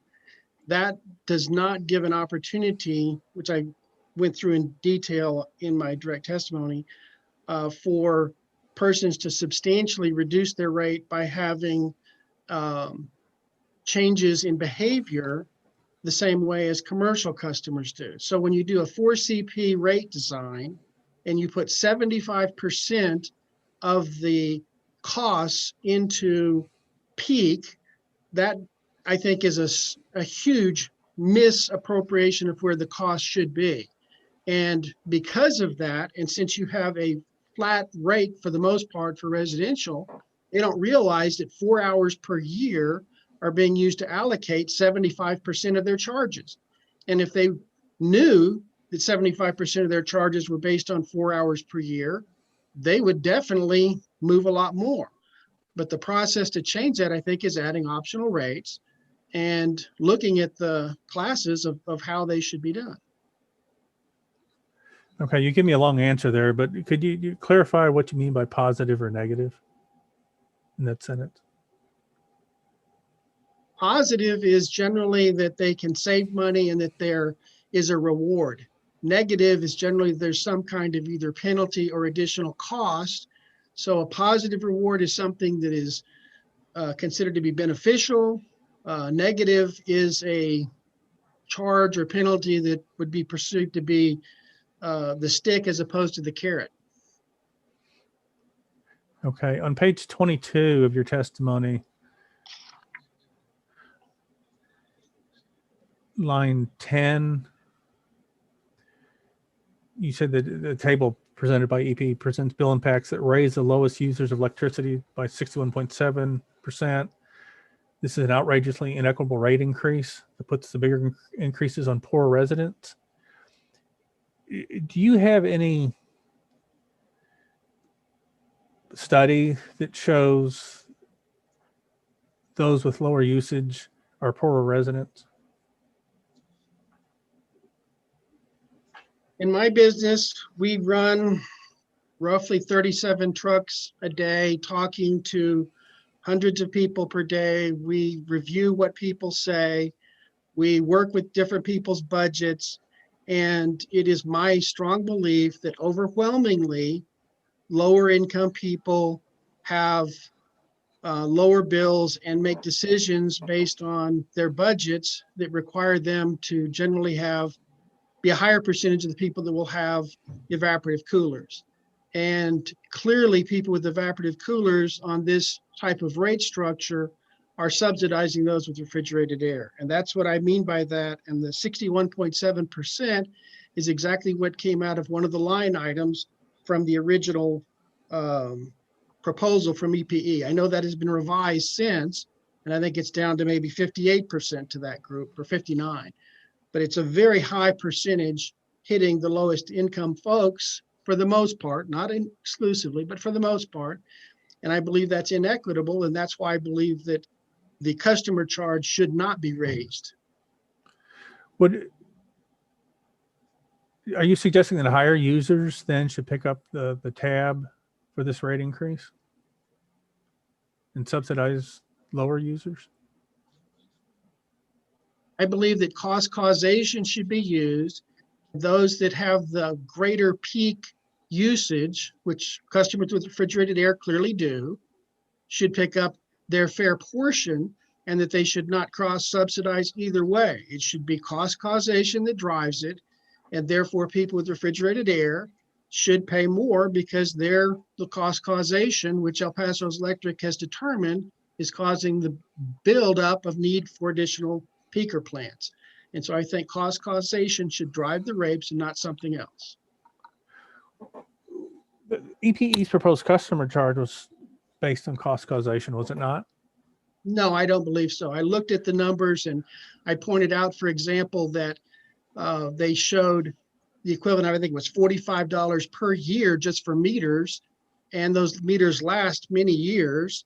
And so when the meter costs $36 and you're having a cost line that comes out to $45 a year, $450 over 10 years, that was not appropriately done.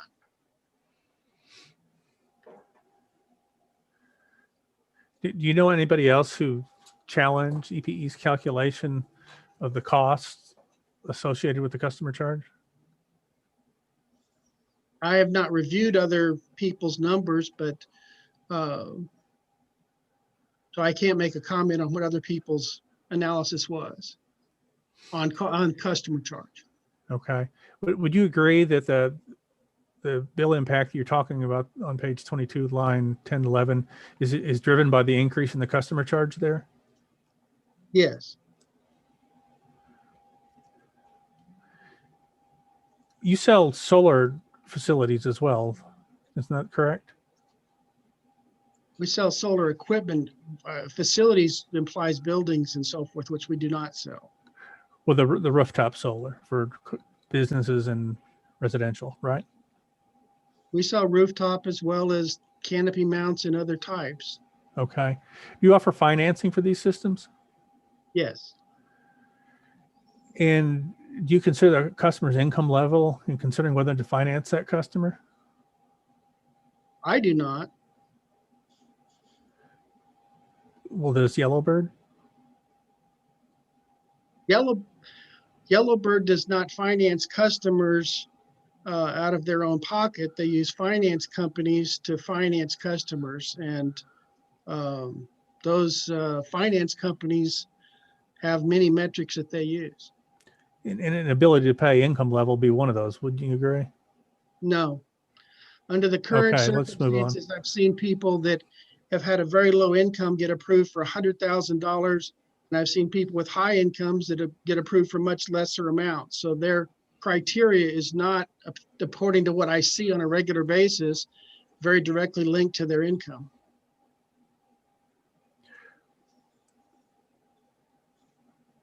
Well, for your customers who have installed these solar facilities, would you agree that monthly consumption is likely below average? I think that most of the customers we've had have gone to solar because their consumption was above average for other customers. But after the installation of the solar, their consumption is below average. Is that correct? It could be. And so those who are able to afford the solar facilities would be low consumption customers? No, as I said, most of the customers that have bought solar have higher consumption. There are some low consumption customers that buy solar, but most of them are higher consumption. Let me turn to your second supplemental testimony.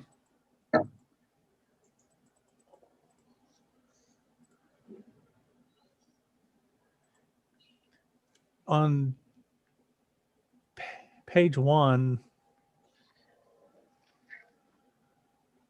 of your testimony, that you're responding to a bench request, and there on line 16, 17, and this question is regarding accelerating the retirement dates of EPs and natural gas units. You say, I understand this to be more of a legal question than a fact question, and you're answering with assistance of counsel.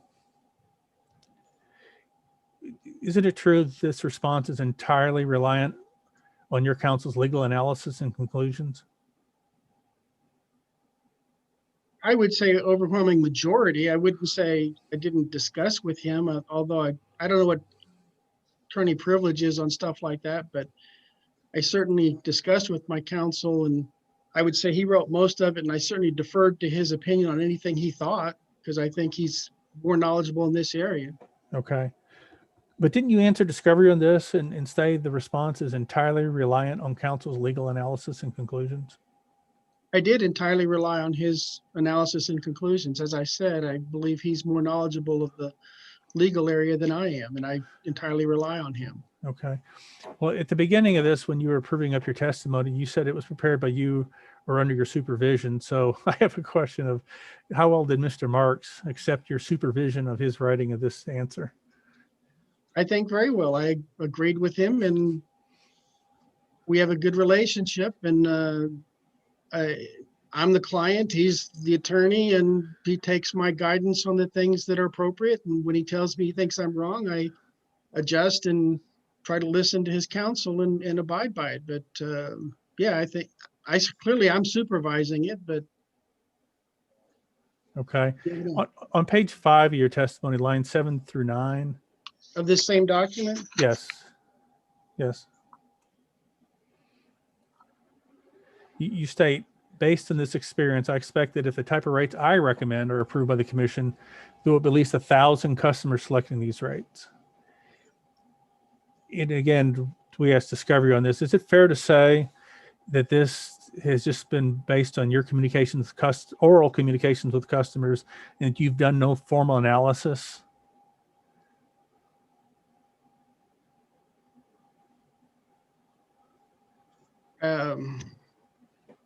I think we can orally do formal analysis. We certainly, for most of the things we decide on in business, are formally analyzing it, but we may not take notes and write it down and write a report if it's an internal analysis. But it's entirely based on discussions with customers. There's no any statistical analysis or letters of commitment or anything like that, has there been? Well, there's certainly statistical analysis that was involved in it, but were there letters from customers on this and things of that nature? There wasn't a write-up, but I mean, we do statistical analysis orally using a calculator. That doesn't mean we print it out, but we certainly did statistical analysis and look at the demographics for each of the counties we serve and things of that nature, but we don't necessarily write a report on it. Okay. Could you explain to me what statistical analysis you did to make the statement that you believe over 1,000 customers would sign up if they adopted your proposed rates? So we looked at 88 or so thousand customers that El Paso Electric report, whatever, 89,000, whatever the number is for residential customers. We thought about which customers would want to do this. We thought about what the statistics are for refrigerated air versus evap cooling. We discussed the earning demographics, the financing capability demographics, and what we believed was possible. And then we came up with a reasonable number and rounded it to basically say this is what we think is a reasonable number.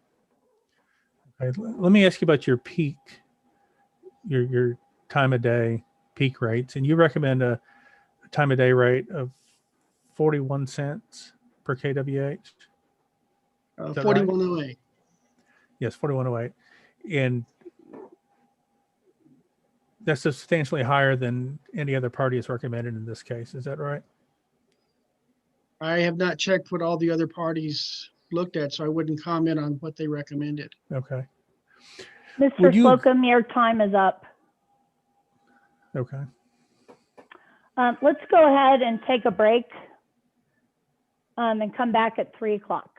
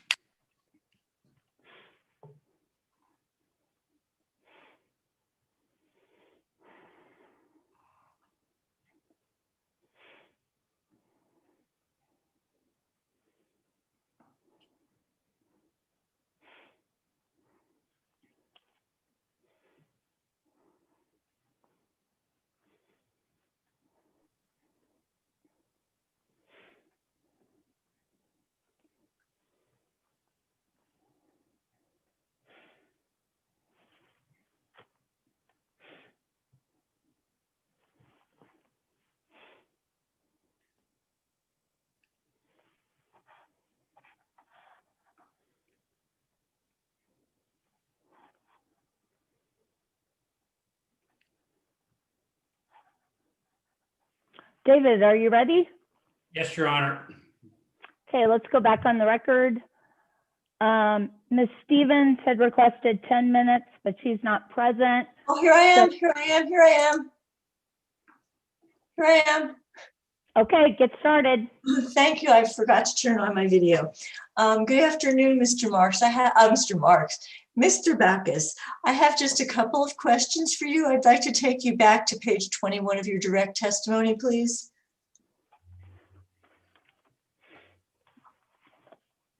Am I unmuted?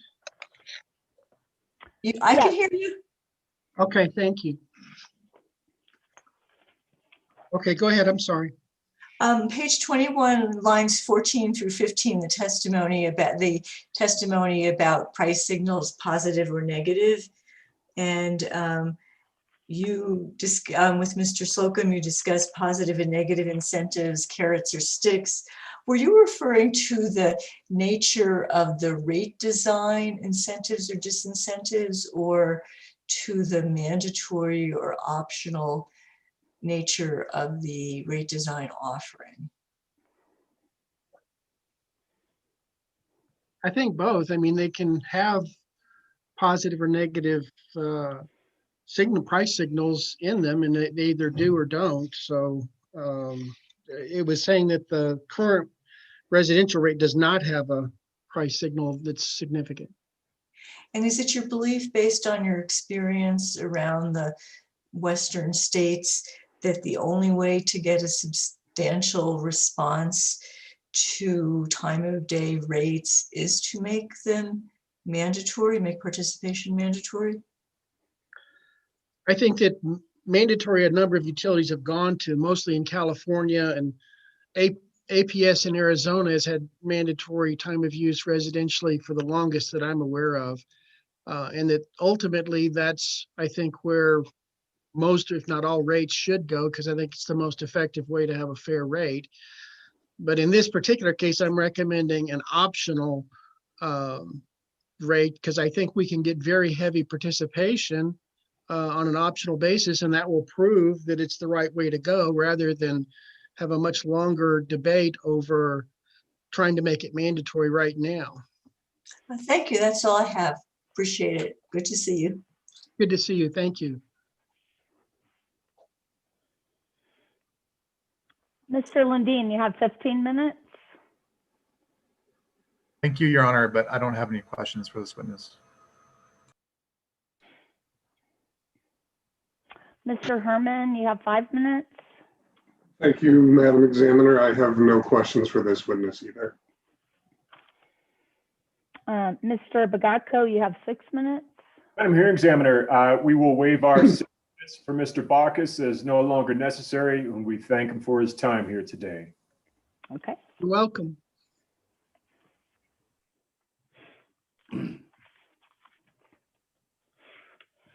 Mr. Backus, I have 2 questions for you. I asked these questions also of the city witness Provencio, and they're related to time of day rate design, and they came up during the hearing. I asked EPE witness Carrasco about the difference in the summer bill for an average use residential customer between a time of day customer and a non-time of day customer. And under EPE's proposed rates, there is a difference of $17.39 in the summer bill between a residential time of day customer and a residential non-time of day customer. And I asked him, is that a disincentive to participate in the time of day option? And he responded, no, it's actually an incentive.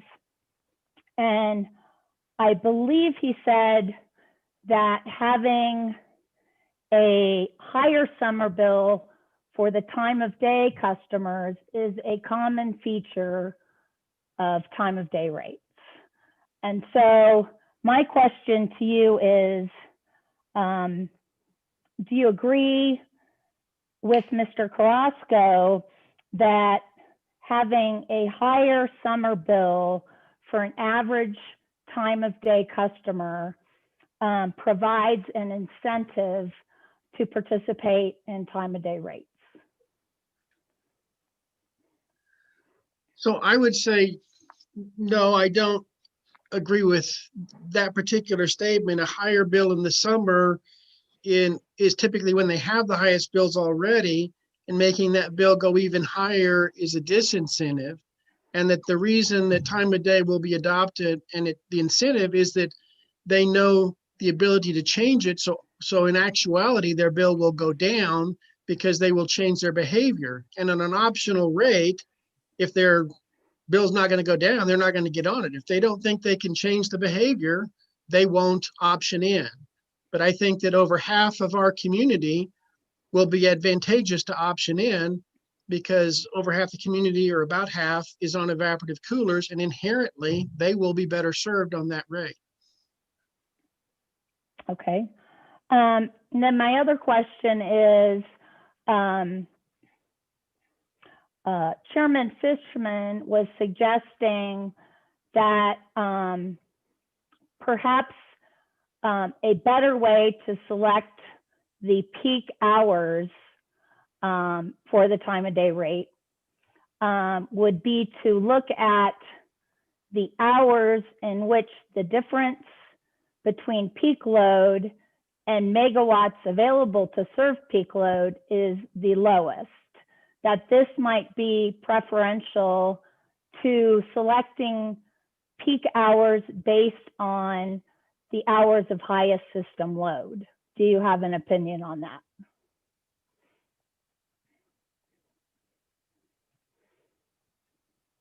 I'm thinking about that for just a moment, because that involves some thought. Could I take just about 30 seconds and think through that? Sure.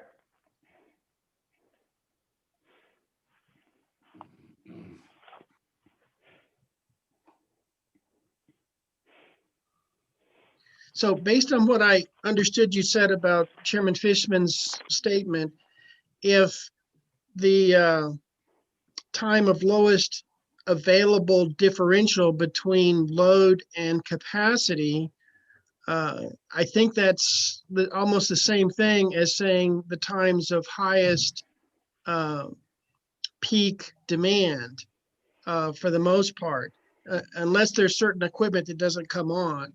I think that ultimately, not in this rate case, but in a later case, that the ideal situation is to have demand response where customers are able to respond, and you need something like 30 hours a year instead of 300 hours a year. But I don't think that we're going to get there in this particular case. But I think that the 1:30 to 5:30 time period, based on everything I've read and looked at, including the additional amounts, is what will reduce the peak demand, and getting a large number of customers, ratepayers, to participate is the first thing you really need. And that the 1:30 to 5:30 is what I believe will get the widest number of both residential, small commercial, large commercial, governmental, and so forth to participate. And that participation is by far the biggest factor in having an impact, so that you don't have to keep building more peaker plants. And that's where the cost causation is the biggest. Thank you. Mr. Marks, I allocated 5 minutes for redirect if you have any. I have three questions. Mr. Bacchus, I wanted to clarify three things Mr. Slocum asked you about. Towards the end of his examination, he asked you if you had letters of commitment from customers to support your estimates. Do you have any verbal commitments from customers? Yes, a great many customers we've talked to have said, yes, if that's available, I want to do it as well. Okay. And then you said at one point, refrigerated air should pay more. That sounds like that's shorthand for something. You sell refrigerated air. You're not asking the commission to go around and put a surcharge on the systems. Can you explain what you meant by that? I meant that if persons that have refrigerated air or evaporative cooling are able to reduce their usage on peak, they will pay less. But that on a flat rate schedule, what tends to happen is that the people with refrigerated air have a much higher demand at coincident peak, and therefore they're driving the load, and that the rate should be designed to where that cost causation is changed so that they will understand that their cost causation is causing them to have a higher price, and that higher price should not also be driven on those with evaporative coolers, which are not part of the cost causation. I did not mean to have a surcharge on refrigerated air at all. And I think you, and then my last question is, I think you halfway answered it. At one point you said that it was a mistake or there's something improper about having 75% of demand charge put onto a peak rate. You were not talking about the TOD rates at that point. You were talking about what happens, what you just talked about, what happens with the standard rates, correct? Yeah, the current 4CP in the breakouts that Mr. Carrasco has, anywhere from 75 to 85% of all cost is allocated as a demand cost as opposed to an energy cost. And I think that allocation is very improper, that it's putting a lot of things into demand that should be elsewhere, which is a way to charge a lot more to residential and less to large commercial. Thank you, Madam Hearing Examiner. Is there any recross? Raise your hand if you have recross. Okay, Mr. Slocum, you have 5 minutes. Okay. Mr. Bacchus, let me, I think maybe you misunderstood the 1739 differential between a summer bill for a time of day customer versus a non-time of day customer. Did you understand that to be the difference between a customer in each of those classes who doesn't change their usage characteristics?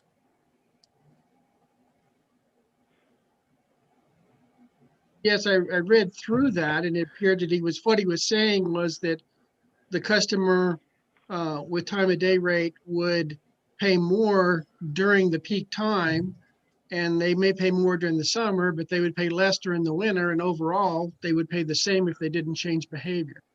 Correct. And if that's the case, a customer, well, if the ALJ were to adopt your time of day rates and a customer didn't change usage, the differential will be much greater than 1739, would it not? Yes, I think so. Okay. And so it's that high usage threat, so to speak, or the high bill is the incentive to change their usage characteristics, right? Well, I wouldn't call it a threat, but I would say that if they know that the cost is almost 7 times higher, then they would plan accordingly. And it takes very simple planning to say, for example, 1:30 to 5:30 weekdays, June through September, try not to use as much power. But the good news is 96% of the year, you're going to pay a lot less. So it's a simple message that people can react to. And it's something they can put on a refrigerator sticker or something like that to be very easily and directly implemented. Okay. If the commission were to adopt your recommendation of a 4-hour window, 1:30 to 5:30, and the higher rate, that would give Yellowbird a much greater ability to market its solar, rooftop solar, and its offerings of being able to turn off your air conditioner, would it not? It would give the entire industry a much greater opportunity. It would not give Yellowbird any advantage over competitors since it's available to everyone. There's no exclusivity to Yellowbird in any way, shape, or form. Fair enough. But if the window, 4 hours versus 6 hours, if it extends into the evening after those solar facilities aren't providing, the rooftop solar facilities aren't providing solar anymore, that makes your solar rooftop less marketable, does it not? The fact that you have that window does not change the fact that it's a net metering agreement. And I think that the main issue with the time is the hassle factor for consumers. If you have a 6-hour window that they have to deal with, that's more difficult to deal with. It's a much more significant hassle factor. And that's the overriding factor on getting adoption, not what we would sell or work with. And finally, the last question Mr. Marks asked you about loading 75 to 80% of costs on demand. That's just a fundamental disagreement with the use of 4CP A&E as an allocation factor, is it not? No, I would say that I would encourage the commission, the staff, and others to look carefully at the allocations that are put into those sheets. Because I think when you start looking at should it be an energy charge or a demand charge, that a thorough evaluation by staff would be able to say, okay, these are not reasonable allocations and they should be redone. And that 4CP is being overly impacted by the way those costs are being allocated. Well, the 4CP A&E is used to allocate those costs, is it not? Rather than those costs influencing the 4CP A&E? Well, for example, if you say that $100 million of $180 million is energy and not demand, then the 4CP would only have 80 million to allocate. If on the other hand, you say $160 million of $180 million is on demand, then 4CP is allocating a much bigger number. And so I believe that checking the allocations first before they're, what's put into the demand category as opposed to the energy category is a dramatically needed to be reevaluated, because I don't think it's appropriate. And I think it very much allows 4CP to change the allocation amongst customers in a way that's not appropriate. And You haven't Mr. offered Slocum, any- your time is up. Okay, thank you, Madam Hearing Examiner. Mr. Bacchus, thank you very much. You're excused. Thank you, everyone. I appreciate it very much. Can I go back on to the YouTube in order to watch or? Yes, you have to leave Zoom and then you can go onto YouTube. So exit out of this. Okay, I think I know how to do that. Thank you very much. You're welcome. Mr. Bagacco, you may call your first witness. Thank you, Madam Hearing Examiner. I would call Mr. Jack Sidler to the stand.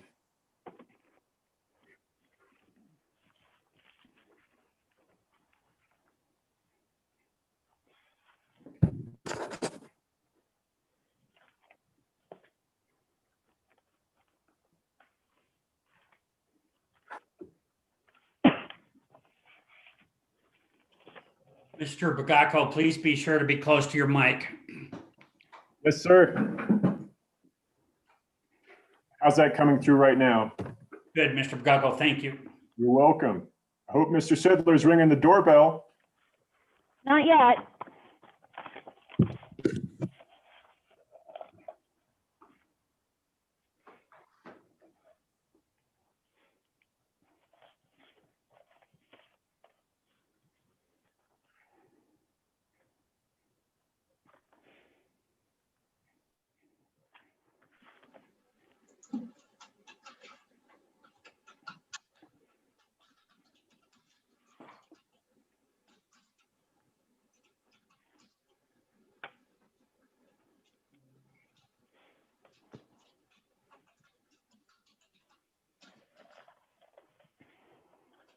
Madam Hearing Examiner. Yes. Mr. Sidler is trying to log in, but he's getting an error message or something to the effect that you are in another meeting. So I will hopefully, see if Mr. Sidler's got the correct Zoom login. Are you using the one that Madam Hearing Examiner circulated over the weekend? I believe so.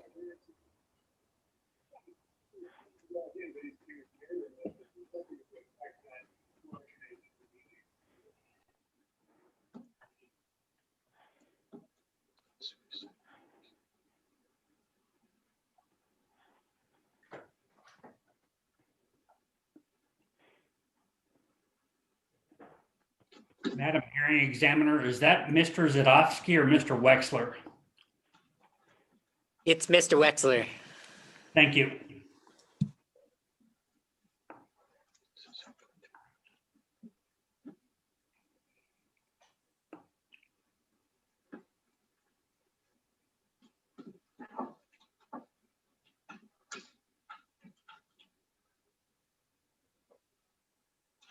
I believe you may be in now, Madam Hearing Examiner. I just submitted him.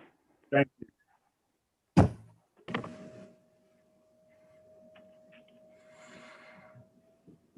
Mr. Sidler, would you raise your right hand, please?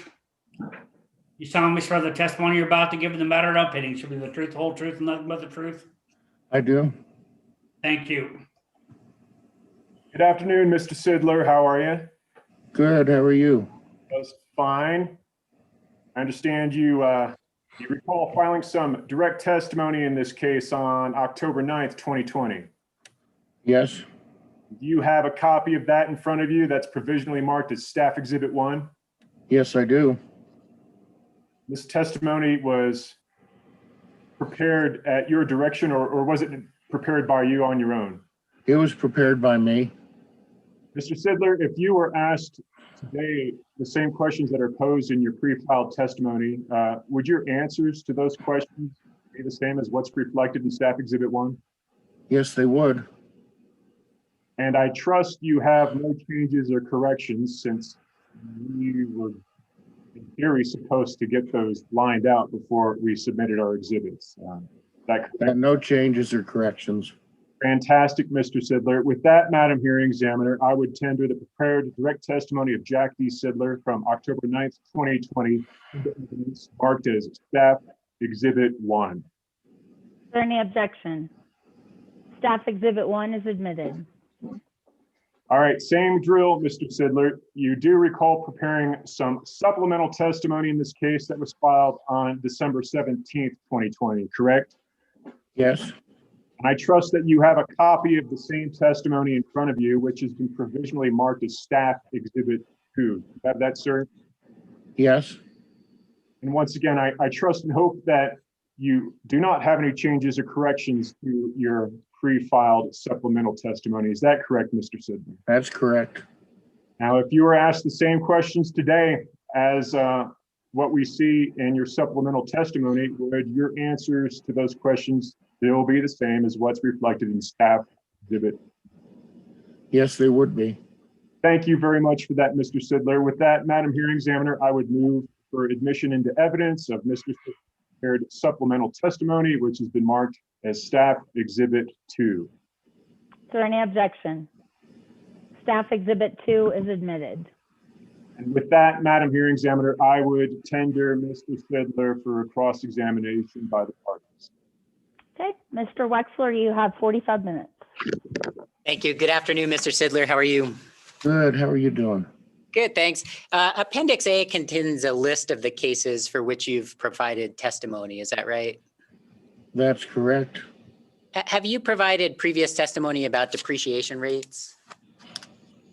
Not directly, not in real depth. Do you consider yourself an expert in depreciation? No, I don't.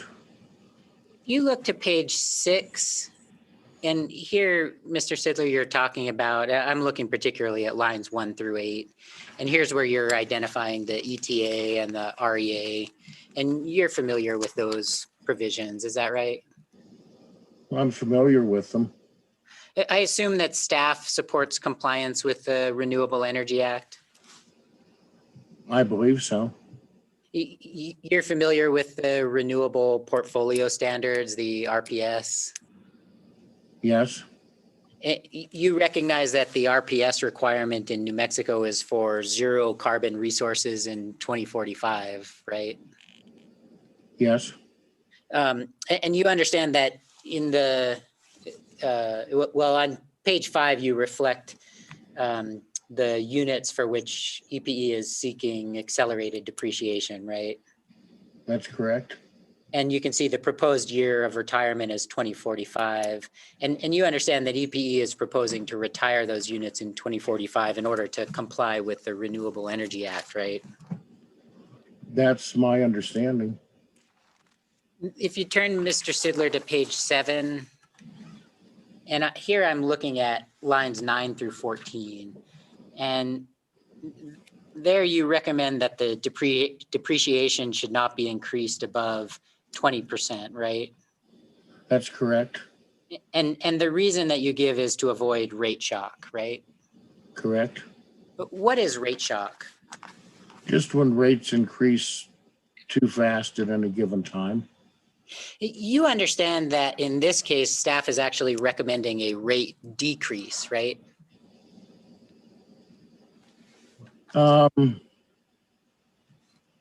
I wasn't sure that it was a decrease, but I knew they were requesting lower rates.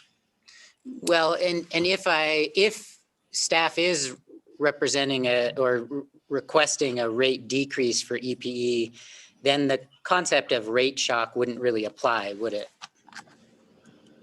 No. You know, unless part of the decrease was limiting the depreciation cost. But you don't know if that's the case, right? I don't know. I didn't do that part of the case. Fair enough. And did you happen to hear the testimony of the New Mexico Attorney General witness, Andrea Crane, this morning? Yes, I did. And Ms. Crane recommended allowing EPE to collect approximately 65% of its requested depreciation. Did you hear that? I don't recall hearing that directly. And do you think it's a reasonable position to allow EPE to collect 65% of its requested depreciation? I still think the 20% would be better for, not causing rates to go up, but that's her opinion too. Fair enough. And again, just to be clear, the rationale that you gave for the 20% is rate shock, right? Yes. Thank you very much, Mr. Sidler. No further questions. I appreciate your time.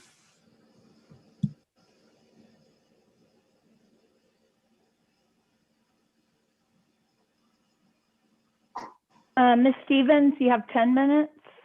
Thank you. Good afternoon, Mr. Sidler. How are you? Good. How are you doing? Good. I have a question to follow up on Mr. Wexler's. He asked you about whether EPE is proposing to retire the 6 gas units on page 5 in order to comply with the REA.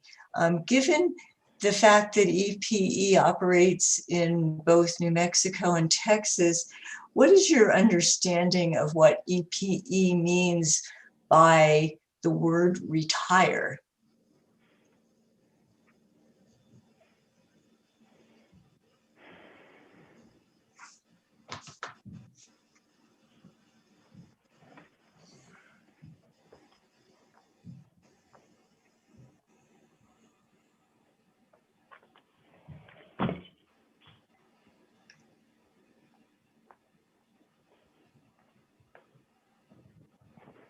Mr. Sidler, did you hear the question?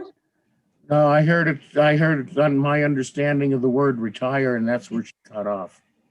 That was the end of the question. Oh, can you repeat that? I guess I was expecting more questions. Oh, because I asked terribly long ones. So given the fact that EPE operates in both New Mexico and Texas, what is your understanding of what EPE means by the word retire for those 6 gas units in 2045? I don't really know the answer to that. I don't know whether they mean retire the whole thing or retire out New Mexico's part.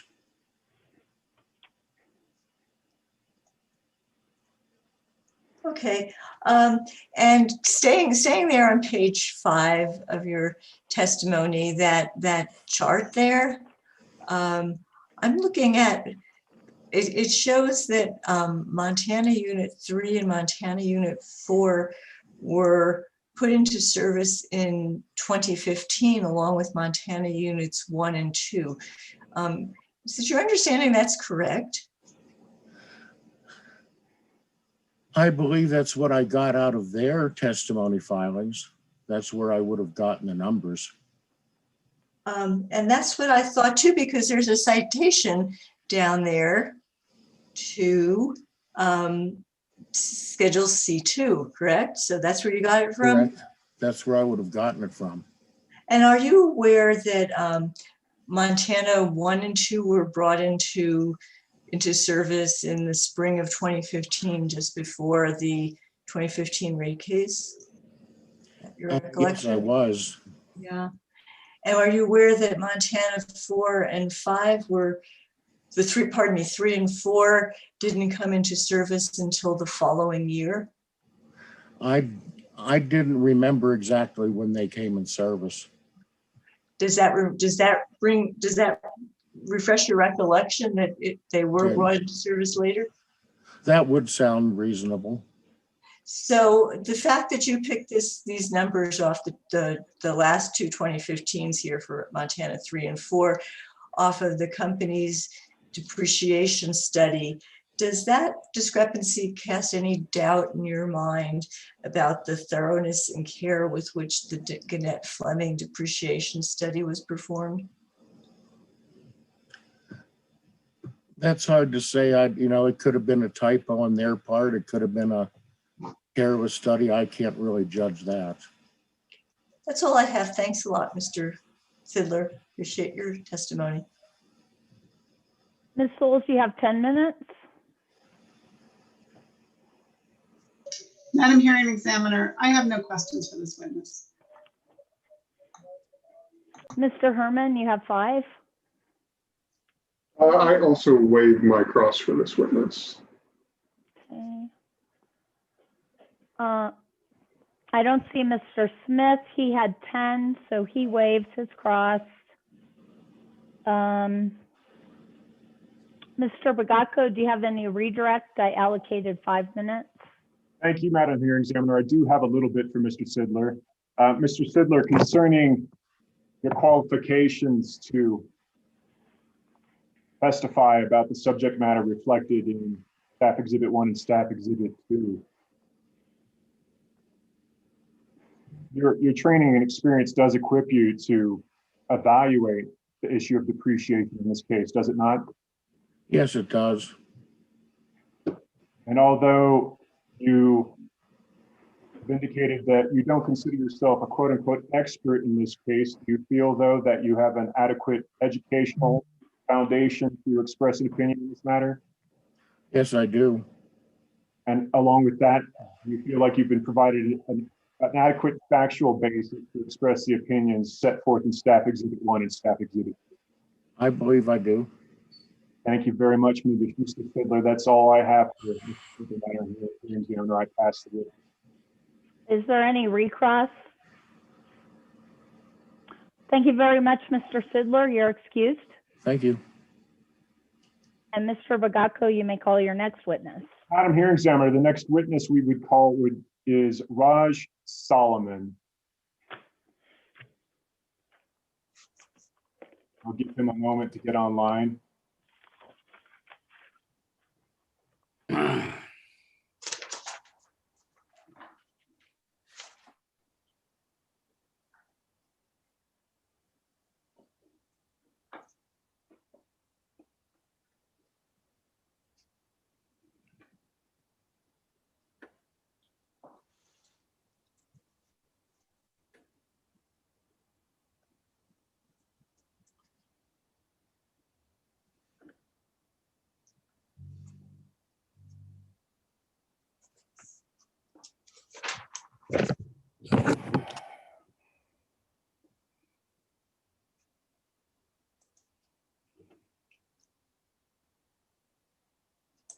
Bear with me a moment, Madam Hearing Examiner, I'll make an inquiry.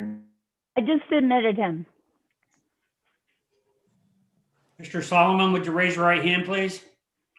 You solemnly swear the testimony you're about to give in the matter of opinion should be the truth, whole truth, nothing but the truth? I do. Thank you. Good afternoon, Mr. Solomon. How are you doing today? Very well. How are you? Bear with me a moment, Madam Hearing Examiner, I'll make an inquiry. I just admitted him. All right, sounds like we have some cross chatter. Raise your right hand, please.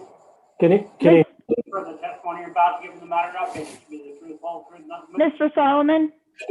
I do. Thank you. Mr. Solomon, do you have YouTube open on your computer? If you do, would you close it, please?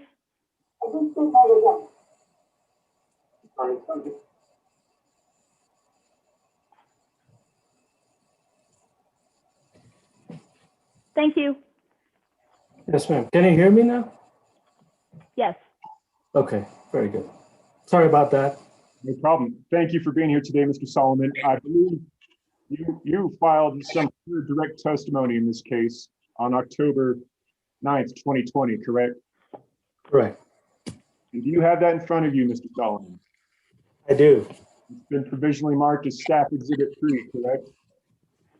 That is correct.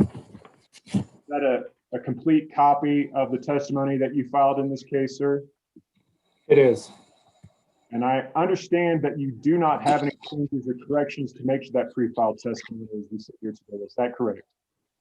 No, that's not correct. I do have a couple corrections to make. All right. Those. Go ahead and walk through those. Okay. So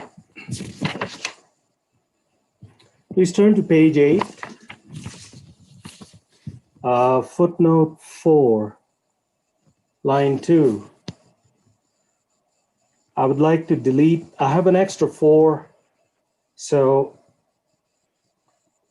after input fuel rate of 4,450, which is incorrect, it should be 450. So I inadvertently typed in 2 4s. All right. And second correction is on page 11, line 18. In the staff's view, delete the THE. It should be in staff's view.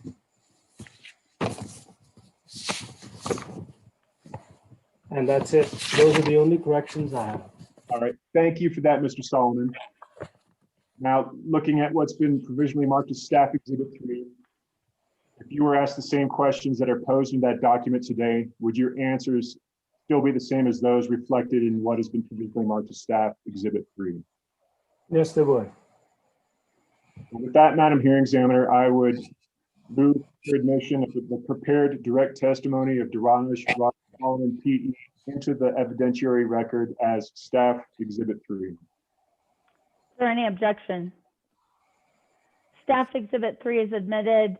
Mr. Bogatko, the version of Mr. Solomon's testimony that was uploaded to Dropbox, does it have, well, particularly, the only correction I care about is the one on page 8. Does it have that? No, it does not, Madam Hearing Examiner. Okay, so I'm going to ask you by tomorrow morning when we start again to upload a corrected version with that correction and take off the previous version that you uploaded. Yes, Madam Hearing Examiner, I can do that. Thank you. Thank you. And with that, I would tender Mr. Solomon for cross-examination by the party.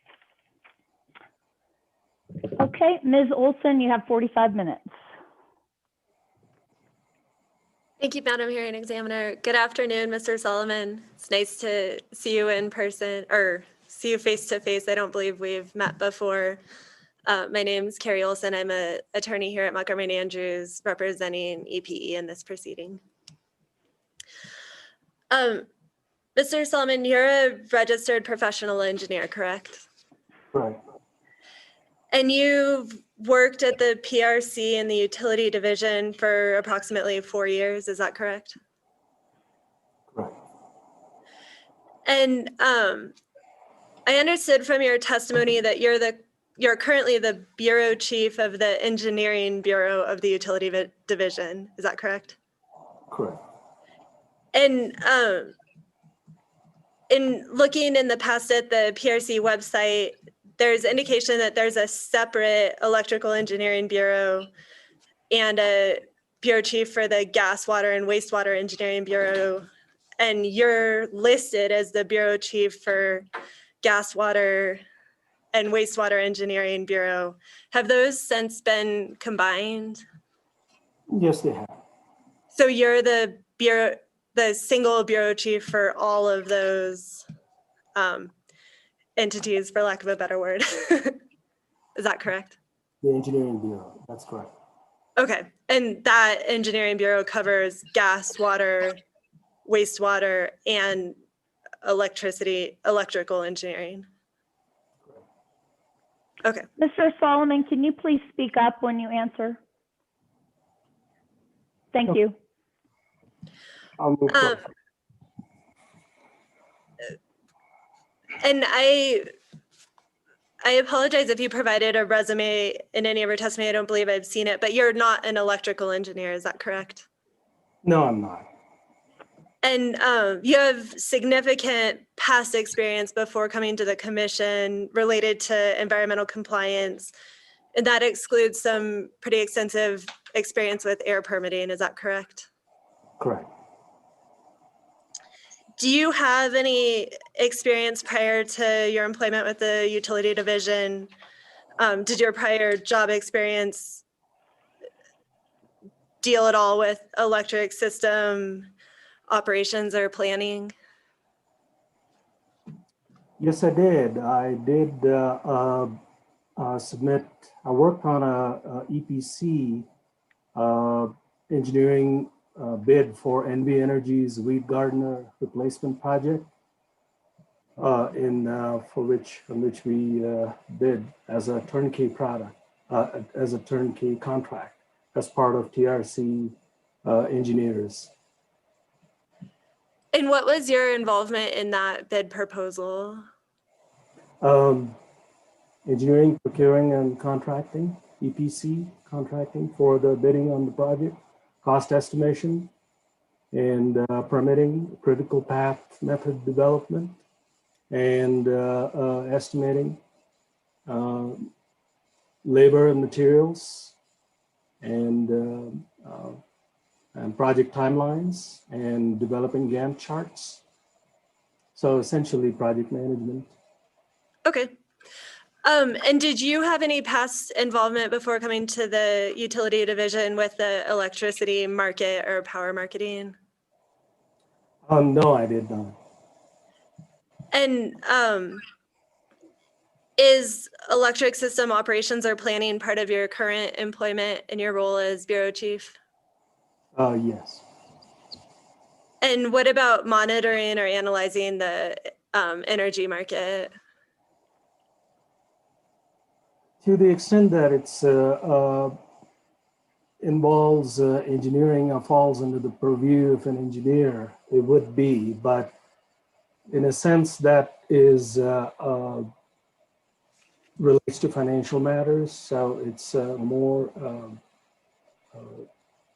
in the line of accountants or economists' job. Okay.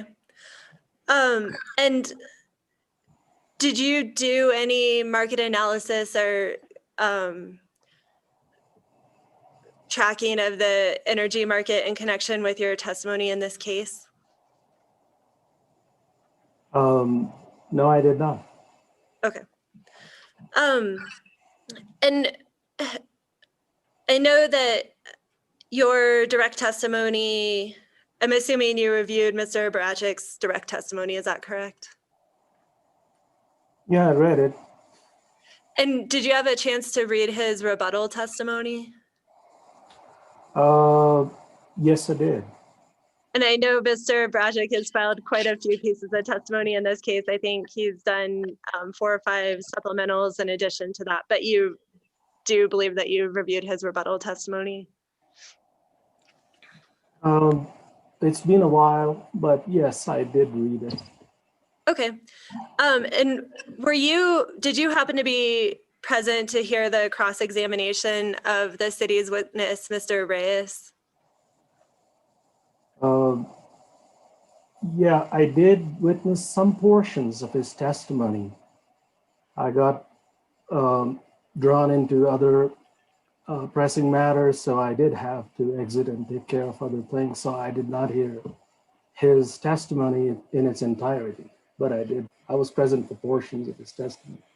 Okay, and did you review the testimony that he pre-filed in this case? His direct testimony, yes.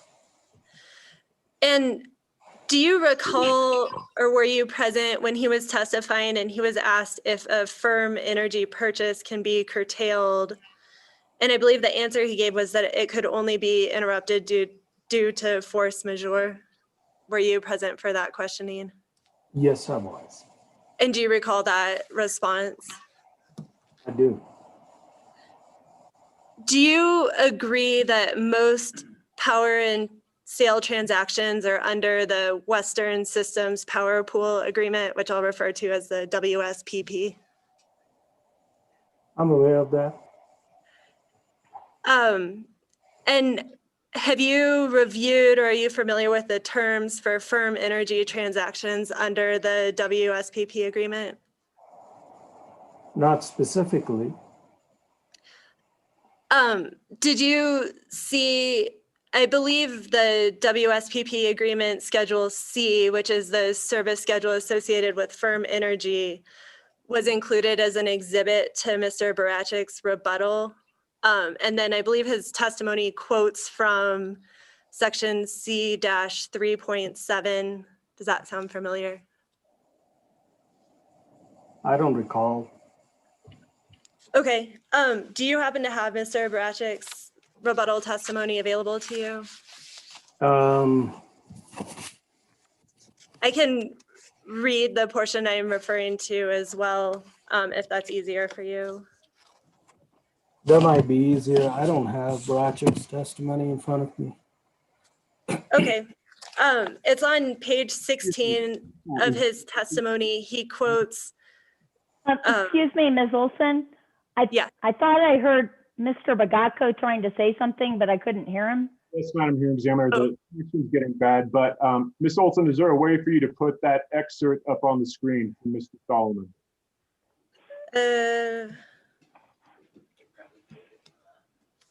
I only have a paper copy in front of me.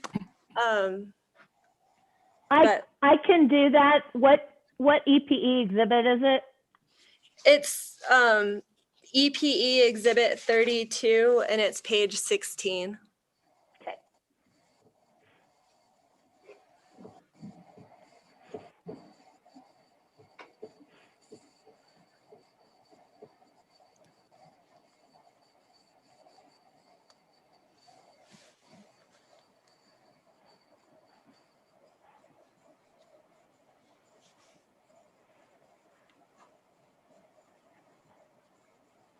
Okay, I've got it up. Okay. And this particular page is quoting again that Schedule C from the WSPP agreement.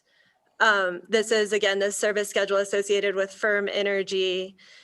And this section C-3.7 defines the instances where firm capacity energy sale or energy exchange service is interruptible.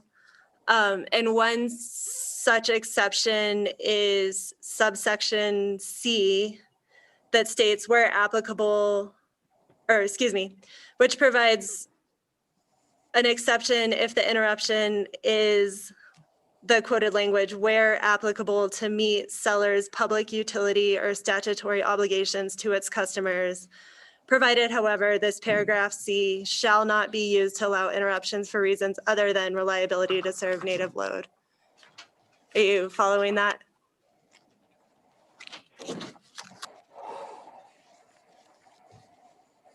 And Mr. Solomon, does this refresh your recollection at all for testimony from Mr. Barachik's rebuttal testimony?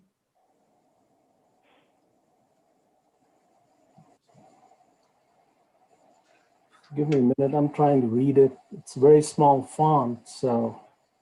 Let me see if I can make it bigger. Yeah, I'm trying to read it. I can't. She did read it, but she went through it. She was speaking a little too fast for me. Okay. And the primary part that I'm concerned with So- starts with that's Ms. C. Olson, could you point me to where you are, you want me to read?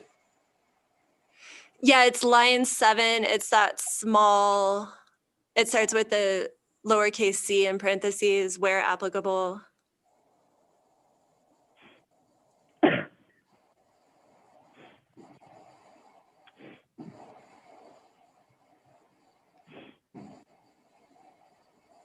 And you can stop at line 10.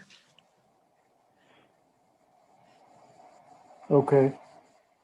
And so do you agree that under these terms of the WSPP, that a seller of firm energy may be obligated to curtail a sale if the entity needs the resource for reliability to meet its own customers' native load obligations?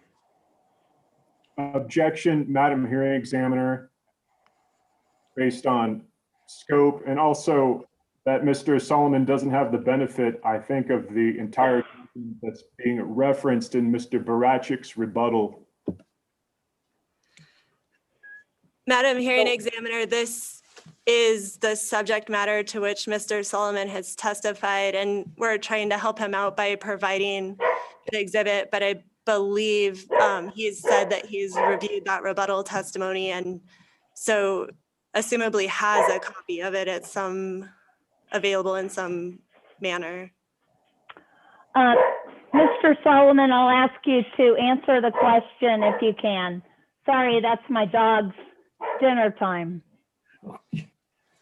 Madam Hearing Examiner, I honestly, I don't understand as to whether there's a question at all.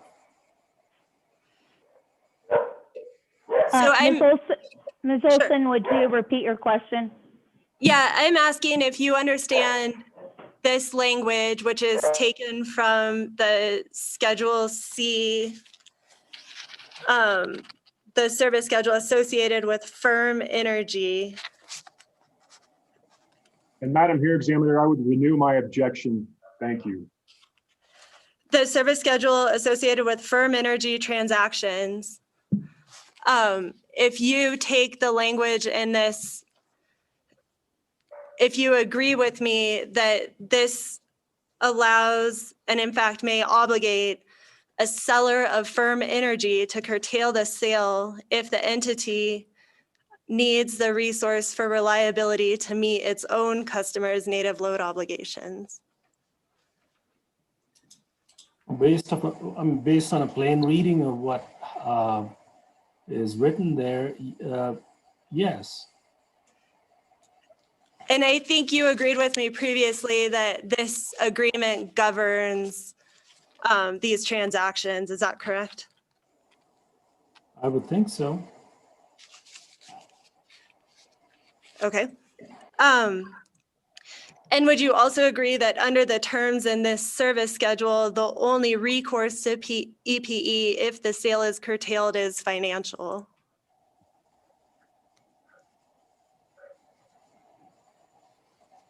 Could you repeat the question? I don't understand your question. Yeah, so if a seller of the firm energy ends up curtailing the sale under these circumstances, the only recourse to EPE or the purchaser would be financial, meaning they could get monetary damages. Some kind of liquidated damages, right? Right, you agree with that? I do. And that would mean that EPE or the purchaser would still be left short of the power. Do you agree with that? Unless they can find the power from other sources, yes. Right, they would be forced to go find power from either their reserves or other sources, but they would not have the power that was contemplated under that transaction. Right. And were you familiar with the rolling blackouts that occurred in California this past summer during a pretty severe heat wave? Objection on the grounds of relevance, Madam Hearing Examiner. Thank you. Ms. Olson? Would you like me to respond? Yes. Yeah, this line of questioning pertains to Mr. Solomon's testimony regarding using the next day market prices in place of EPE's proposed proxy price. Okay, overruled. Were you familiar with the rolling blackouts that occurred in California during the heat waves this past summer? Yes. And do you agree that a heat wave could be geographically widespread and impose peak loads to several utilities in the Western United States? Yes. And in that scenario, do you agree it would be possible that a seller of firm energy may curtail a sale to EPE and leave EPE short of power?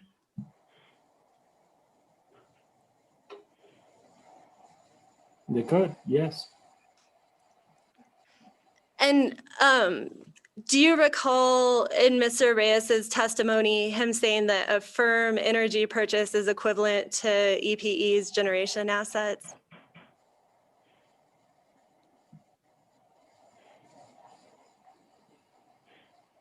I don't understand your question.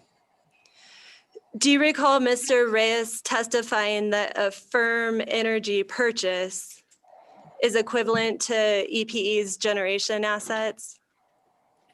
I don't recall that. Is that a concept? Oh, I apologize. I may have missed that part of his testimony. Okay, do you recall that from his written testimony?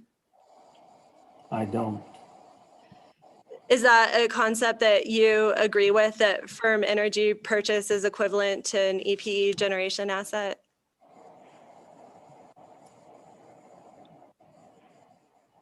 My understanding of firm energy is something that's, there's a contract between a seller and a buyer, subject to, with the exception of force majeure, there would be liquidated damages for not being able to deliver. That's my understanding of the term firm energy. But do you agree that a firm energy purchase is equivalent to generation from an EPE, is equivalent to an EPE generation asset? I wouldn't characterize it as that. I just defined firm energy for you. So I don't know whether it would be EPE's generation asset or not. So you don't see any EPE's generation asset, I mean, it doesn't have to be a firm, pegged to a certain generation asset. Doesn't necessarily have to be. Okay, let me move on to a couple other questions that may further clarify this point, so I think we're talking about two different things. Are you aware that firm energy purchases do not qualify as resources in the Southwest Reserve Sharing Group?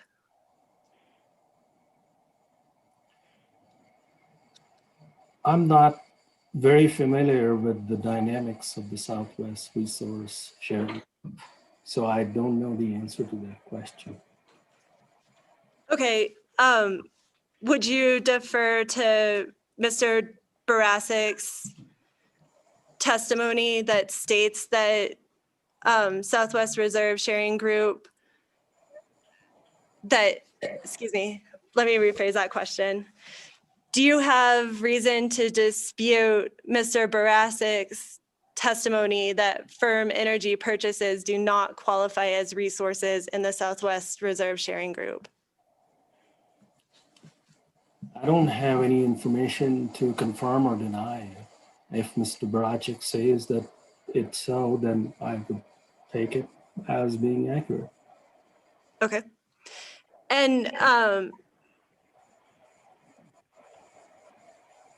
so I assume you just don't know whether EPE would be able to request assistance from SRSG to make up for the loss of energy that's curtailed from a market purchase.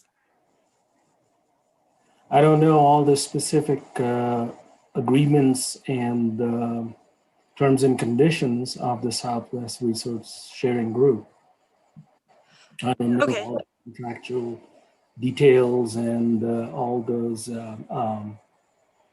the internal dynamics of those. So I don't do that work on a day-to-day basis, daily basis, so I do not know.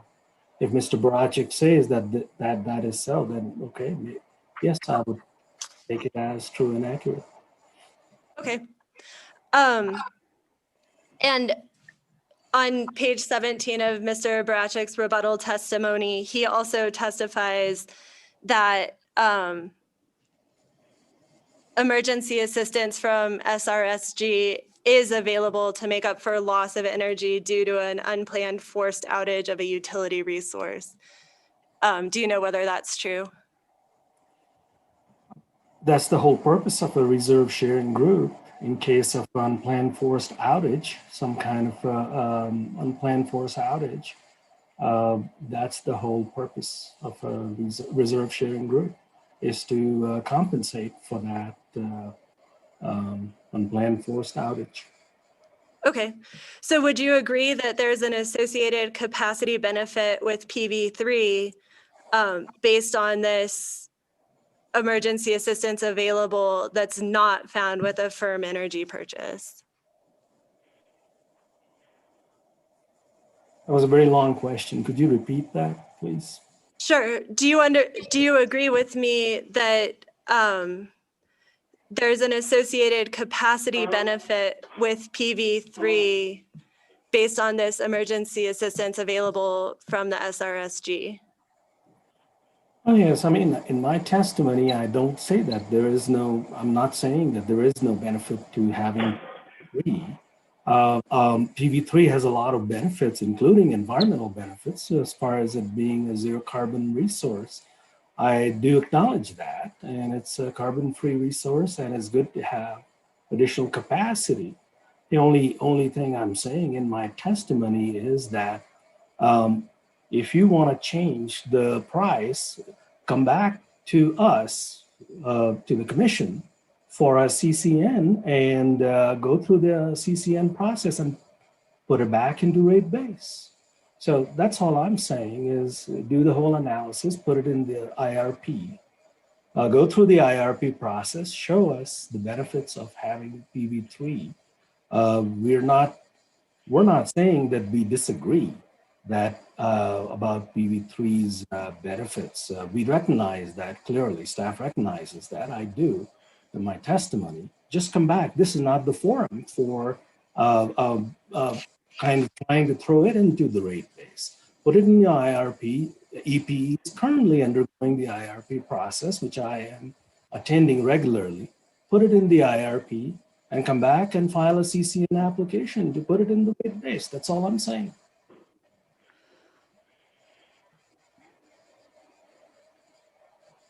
But isn't your testimony also that EPE's proposal is not an equivalent market price? Well, what we said was for all these years, as part of the terms of the stipulation, you were charging rates at the as a combustion turbine proxy price, and now all of a sudden you find that price is not okay. They can abruptly raise it by 110% to $53 per megawatt hour. That's not acceptable. If you feel that the price is not appropriate, come back to us with a CCN application and get PV3 into rate base. And that's what we're saying. What I'm saying consistently, that's the crux of my testimony is that abruptly you can't just 1 year come back and say, hey, that price is not okay. We agreed to a stipulation so many years ago, and for years we've been charging at a combustion turbine proxy price, and now all of a sudden we want to raise it by 110% and go to $53 per megawatt hour. That's not acceptable, is what staff is saying. I understand that, but aren't you also saying that the ICE index for next day power proposed by Mr. Reyes is an appropriate equivalent?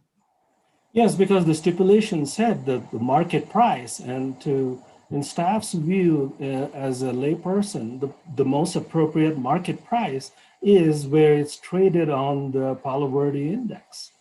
Whether it's on the ICE or CME, that's the appropriate forum to determine market price, because the stipulations term, the term market price is used. So for us, it's a no-brainer that the Palo Verde index as traded on ICE or on CME, whichever is the appropriate forum, would be the place to determine the market price. And Ms. Dashino's testimony goes into it in a little more detail as to how to calculate that. Mr. Solomon, you said CME. What does that stand for? Chicago Mercantile Exchange acronym. Thank you. And ICE is also an acronym, ICE, Intercontinental Exchange. So I understand that, but I think a moment ago you agreed with me that there is a capacity benefit from PV3. Yes, And do it you, will be determined in the CCN case when you come back and file one. We'll determine what the capacity benefit is and whether there is a capacity benefit. What I generally agreed with you is that PV3 does have benefits. And the primary one being the fact that it's zero carbon power. And I've acknowledged that all along in my testimony, that there is great benefit to PV3 in the sense that it's carbon-free resource, and it's one of the few resources, nuclear baseload resource in the Southwest. So I acknowledge that. I'm not disputing that at all. so is it not staff's position that the ICE index for next day power is an equivalent firm capacity and related energy to PV3? Objection, Madam Hearing Center, as to form, and I think that's somewhat of a compounded argumentative question. If counsel is willing to rephrase it or redirect it in some way, then I may dispense with the objection. Yeah, I was kind of confused when you said, is it not staff's position? Could you rephrase it?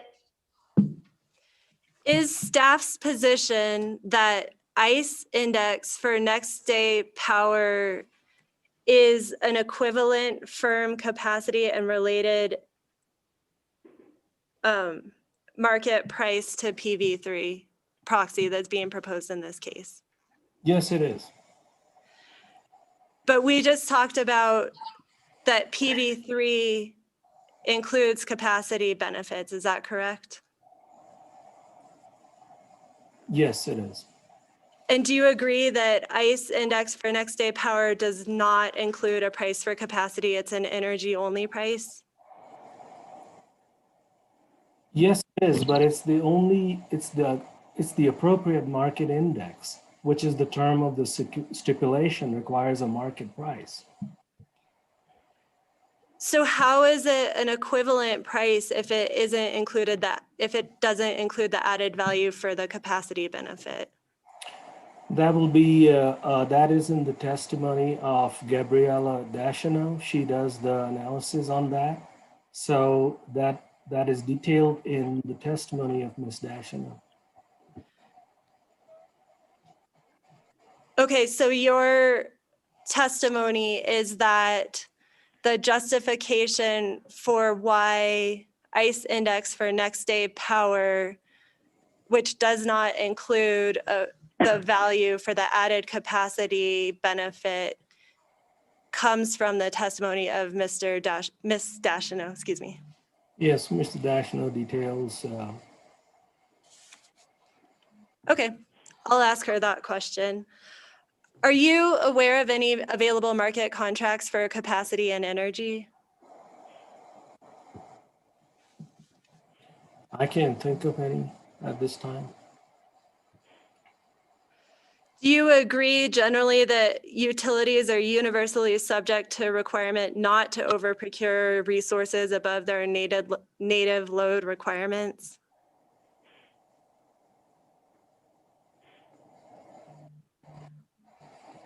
I don't know the answer to that question. Is that true for New Mexico? I don't know the answer to that question. That has not, I mean, I don't understand the question. That's never been posed to me. Can You don't, Yeah. you don't know if utilities are subject to a requirement not to over procure above native load requirements? I don't know, over procurement. Sorry, go ahead.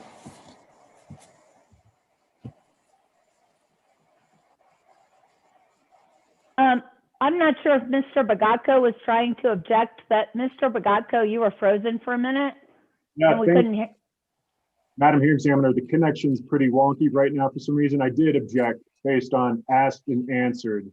That last question, I hope it came through in some form. At least I hope it's now a little clear what I was trying to do. Thank you. Okay, sustained.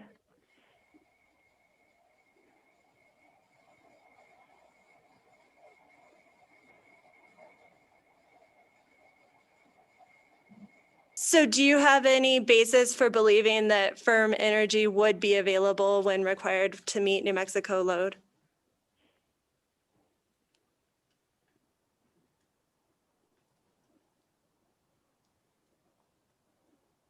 I mean, we have 3 IOUs in New Mexico. Which one are you talking about? Firm energy for which one? Which part of New Mexico? We have three IOUs, and yes, I do believe because we have a CCN process in the state, there's a demonstration of need, and we also have an IRP process, all 3 IOUs, and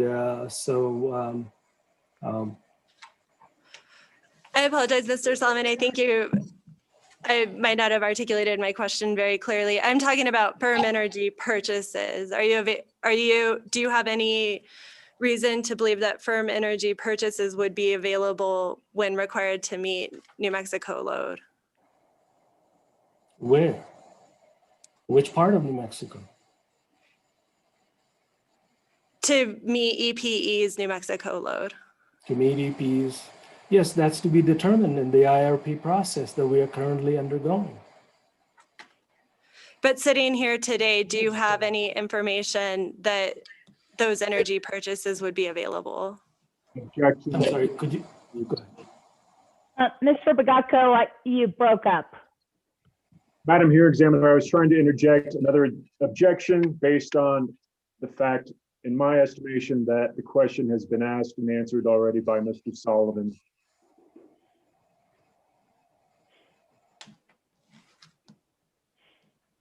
Overruled. So the question was, Mr. Solomon, do you have any information that those energy purchases would be available? And I don't understand the question is which energy purchases is she referring to? Where? And I believe I already answered this question. I said we are undergoing the IRP process with El Paso Electric for its next IRP, which is currently undergoing.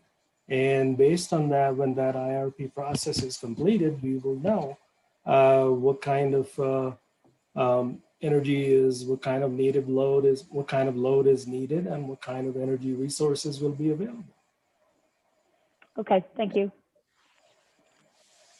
Okay, moving on to another piece of this.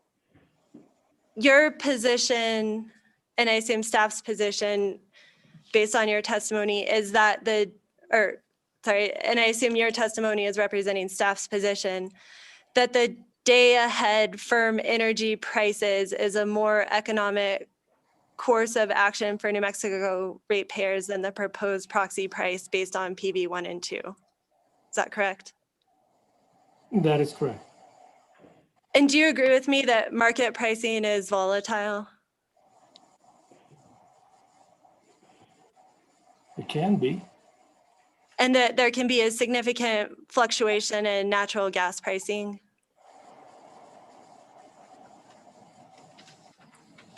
In the event of serious curtailment, yes.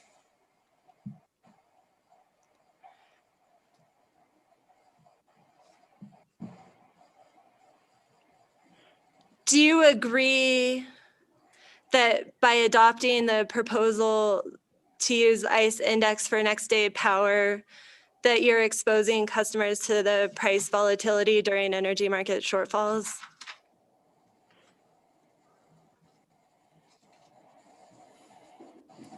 Based on what I saw, and this is more, this is detailed in Ms. Dacheneau's testimony, but what I saw for the previous 3 years is it kind of benefits customers, the lower prices that we've had in the past 3 years.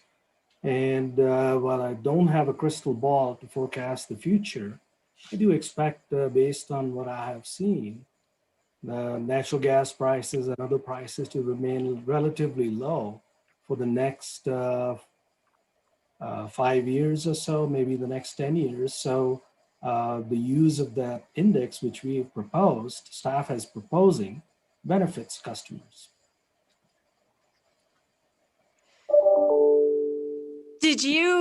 Were you present for Ms. Crane's testimony?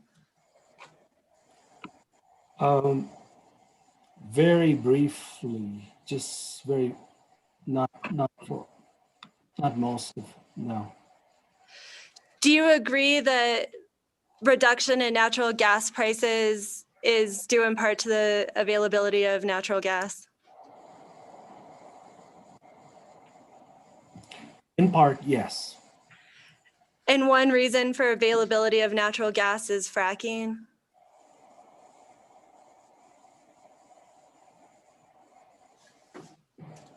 In part, yes. And are you aware that the Biden administration has pledged to restrict fracking?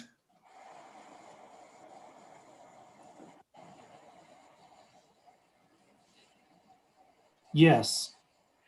And do you agree that if this happens, that has the potential to impact natural gas prices?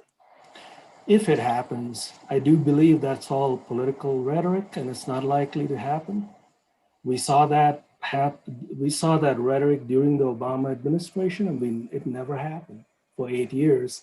And I'm very skeptical about that happening. But, you know, like I said, I don't have a crystal ball. There's no way to predict what will actually happen.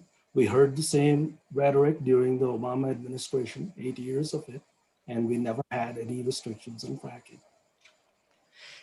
And I believe you mentioned you've reviewed Mr. Barachik's rebuttal. And did you review his testimony on page 19 regarding what happened to the day-ahead on-peak pricing during that California heat wave? I don't recall that in Mr. Barachik's testimony, but yes, I am aware of that. And do you just, yeah. Sorry, go ahead. I said I'm aware of those 2 or 3 days when we had prices, the day ahead prices, and EIM at least. I remember there was a sudden peak for 2 or 3 days. And so you agree that the day-ahead pricing increased significantly during that time, is that correct? Yes, that can happen for a few days. Typically in months of August, you could have for a few days. Or if there's any kind of major fire outages or something with PG&E, and then that could happen. And you agree that this is a risk that New Mexico customers would be exposed to in adopting the ICE index for next day power price? Yeah, for a few days, yes, that is a risk. Okay. And then turning to another part of your testimony, you make several references to the ETA, is that correct? The Energy Transition Act? Yes. And I just want to clarify, there's some confusion about this thanks to our legislature. The 2019 bill, SB 489, is often generally referred to as the ETA. And then there's separately the ETA that's codified at Chapter 62, Article 18. Your reference is to the bill generally, is that correct? That's correct. And your reference to the renewable portfolio standards set forth in the ETA, you're talking about the renewable portfolio standards, RPS, in Article 16, the Renewable Energy Act. Is that correct? Which page are you referring to? Which page of my testimony? Let's see here. I apologize. I don't have the page. Oh, here. I think it's at page 5. You say section 29 of the ETA mandates RPS of 40% by 2025, 50% by 2030. And that's the Renewable Energy Act RPS requirements that you're referring to, correct? Yes.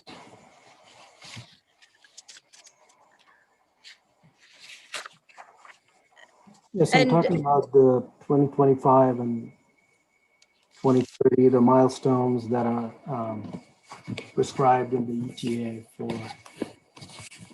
each 5-year period. And do you agree with me that the PV3 index is a market price that includes gas generation? Yes. So does your recommendation to adopt the PV3 index over the proposed proxy price in effect treat natural gas-fired generation as equivalent to nuclear generation? In terms of the ETA, they're not equivalent because PV3 is a zero carbon resource, as I've already pointed out. But traditional avoided costs and other utility rate making principles, and even the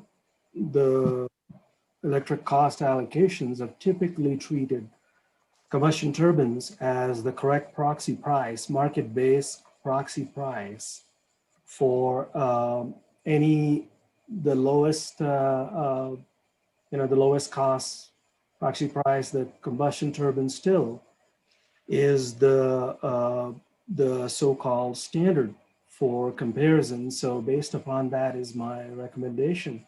And I have nothing against PV3. I think it's very good zero carbon resource, as I pointed out. Just this forum, this is not the appropriate forum for abruptly switching and changing the price. If you want to, then come back with us for a new CCN application for PP3, and we'll be happy to go through the proceedings and at that point, and also throw it into the IRP and show why it is so important. And we'll be happy to go through the entire process and determine whether or not we should have it in the rate base. And let's do a rate-based treatment for PV3. It is a valuable resource. I acknowledge that. So is it staff's position that the commission can and should continue determining market price for the lowest equivalent firm capacity and related energy without consideration or giving effect to the new requirements in the REA?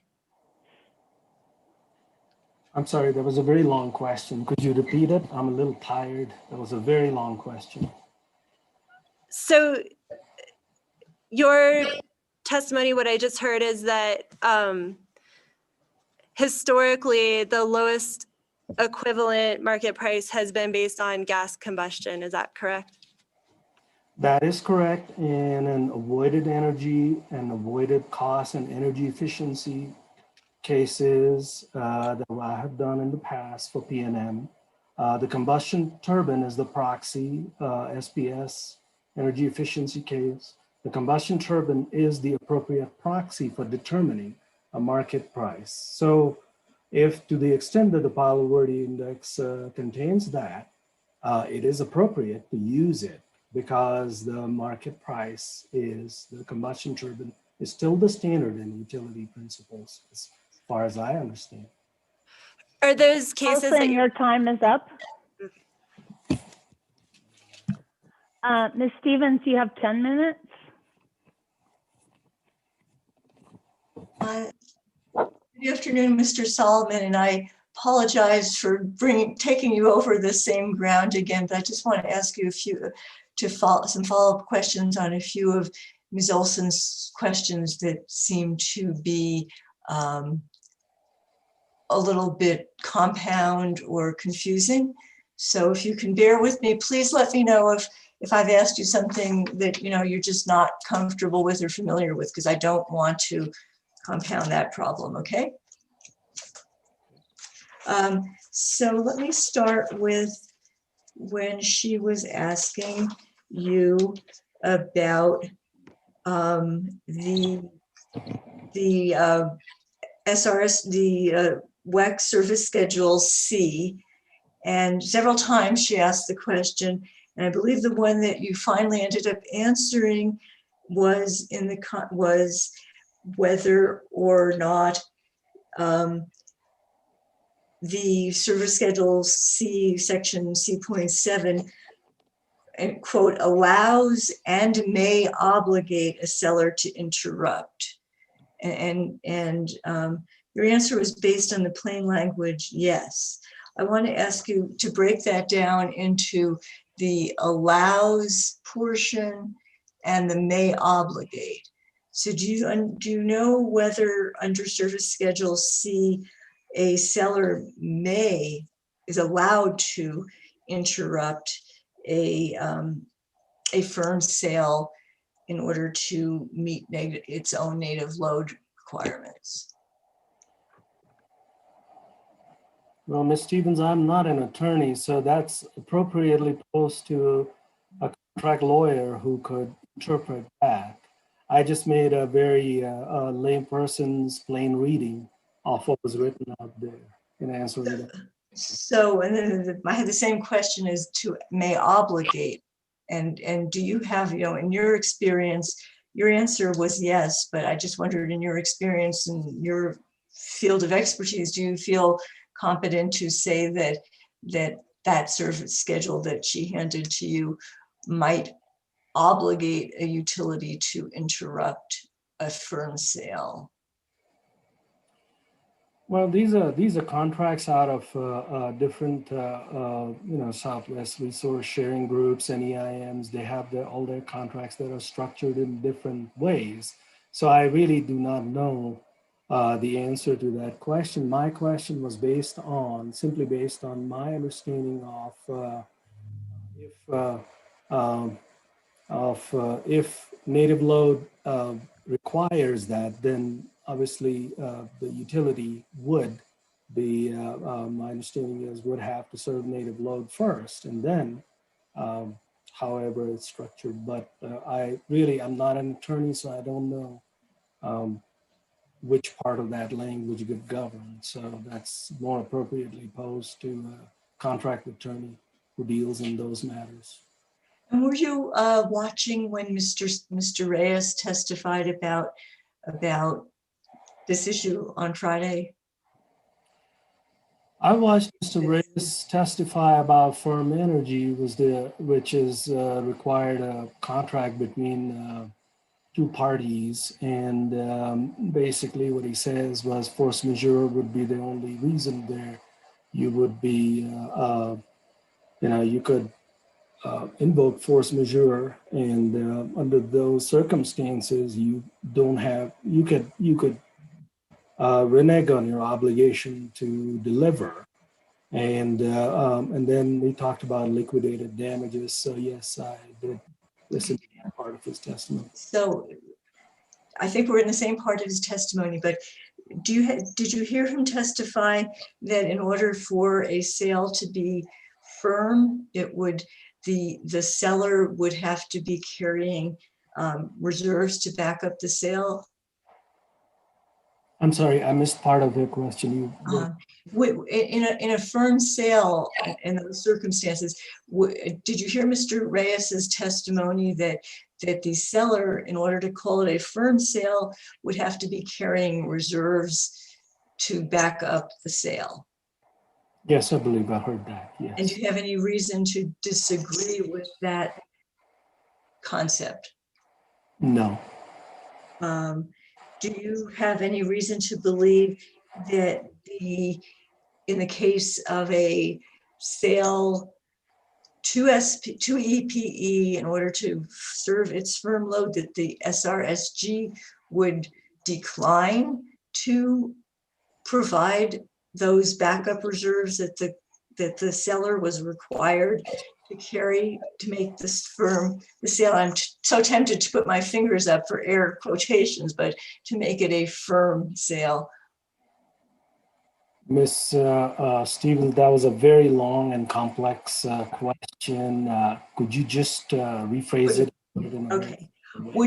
Do you think that if SRSG requires the selling utility, the selling might even be a merchant, the selling entity to carry reserves to back up a so-called firm sale, that those reserves will be there to back up that sale? I don't know the internal dynamics or specifics of SRSG, but just from my basic understanding of how these power pools and others work, that would be generally be true. And do you know whether all the sellers at Palo Verde, sellers of energy at Palo Verde, are in fact, public utilities with native loads? I do not know the answer to that question. Well, then I can move on. Let me ask you about another question that Ms. Olson had concerning your testimony on the ICE price. And she was asking you about whether or not the ICE market price carries a capacity charge. Do you remember those questions? Yes. Excuse me, Ms. Stevens, this is sounding like friendly cross. Maybe it is. Yeah, I think it is. I guess it is. Let me go on then to back to his own testimony. Okay. And how much more time did I have, Madam Hearing Examiner? You have 2 minutes and 30 seconds. Okay, so Mr. Solomon, I'm not going to go through all of your direct testimony to ask you which portions are reflecting the company's position as opposed to your own opinions, but let me take you to page 10. At the top of the page. Yes, ma'am, I'm there. And I believe you testified about the benefits of a zero carbon resource in Ms. Olson's cross-examination as well. What I'd like to ask you is, under the REA as it now stands, do you understand that your testimony is as the line 3 and 4, that as the 80% and 100% RPS targets of 2040 and 25 in the ETA approach, a zero carbon baseload unit becomes an attractive portfolio asset. My question to you is, have you done any analysis of whether or not a third baseload nuclear unit is attractive to New Mexico ratepayers at the 20, 25, 40% all renewable threshold, or at the 20, 30, 50% all renewable threshold? Object to form, it's compound, but if council can clear it up and okay. Okay, I will try to do that in two. Let's look at your testimony about the 80% and 100%. Have you done any analysis about whether, or do you have an opinion about whether a third Palo Verde unit is as an attractive portfolio asset to EPE's New Mexico customers in 2025, when the RPS jumps from 20% to 40%? No, I haven't.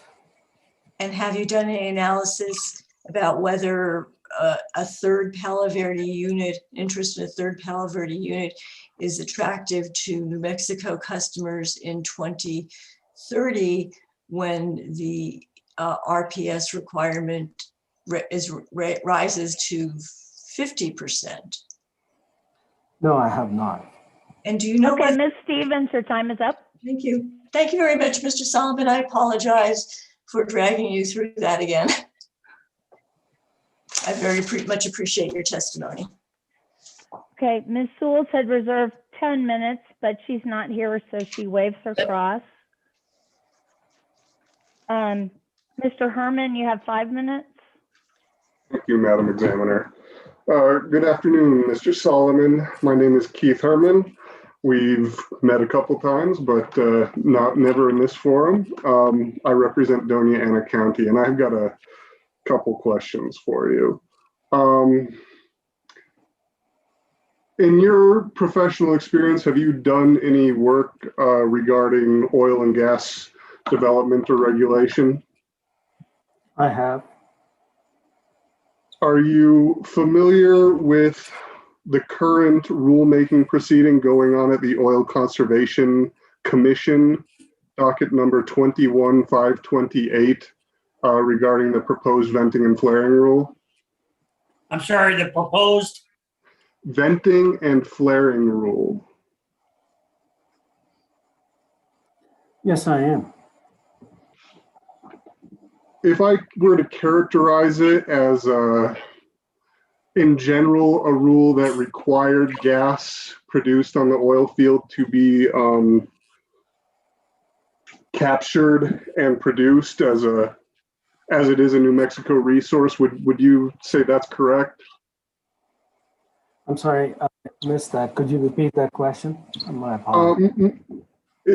My general understanding of that rulemaking is that it's there to ensure that gas, casing head gas, other gas created or produced at well sites is actually produced and refined. Would you define that characterization as correct? Yes, I would. It's to prevent unnecessary escape or leaks of gas to the atmosphere. So yes, it is. So I guess just in general, if that rule were to go into effect, there would be increased gas supply that wouldn't be vented or flared, correct? Yes, it would be. So would you try to speculate, or would you avoid speculating the impact of that inaction of that rule versus the much discussed Biden ban on fracking?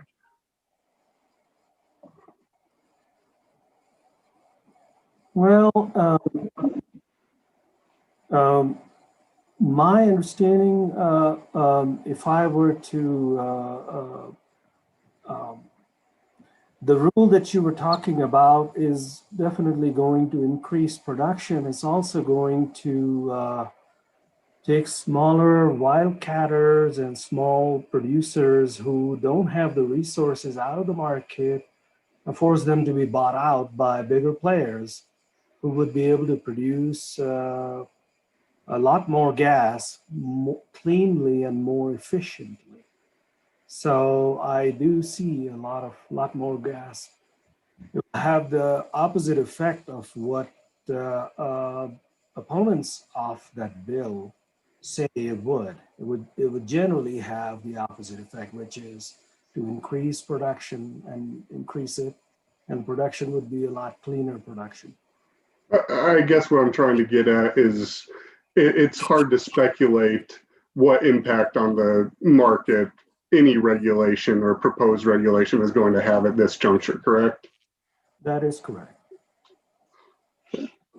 Going to your testimony, the last paragraph on page 11, is that your conclusion on the proxy price issue for Palo Verde 3?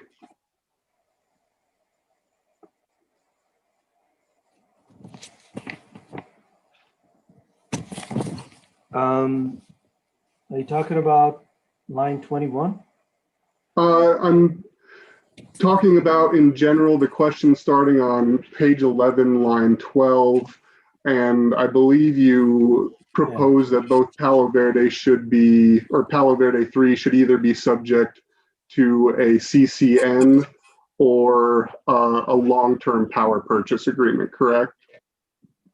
Yes, that's my general recommendation that EPE should come back. And like I said, this is not the forum for abruptly increasing it by 110% and saying all these years we paid, we got $30 or whatever, and then now we want $53 a megawatt hour. This is not the appropriate forum for doing this abruptly. If you want to do that, bring a CCN application, put it in the IRP, do a complete analysis, show why that unit is really important for New Mexico customers. And after a thorough vetting, it should either be put into the rate base or thrown out, either way. And if EPE wants to discontinue supplying New Mexico customers, the outcome should be determined by that proceeding and not an abrupt proceeding such as this rate case. This is not the forum. Let me get one of my last questions in, and I just wanted to ask you what, specifically with your proposal on page 12, line 4, that they should consider a long-term purchase power agreement for Palo Verde 3. Yeah. How would that differ from a CCN?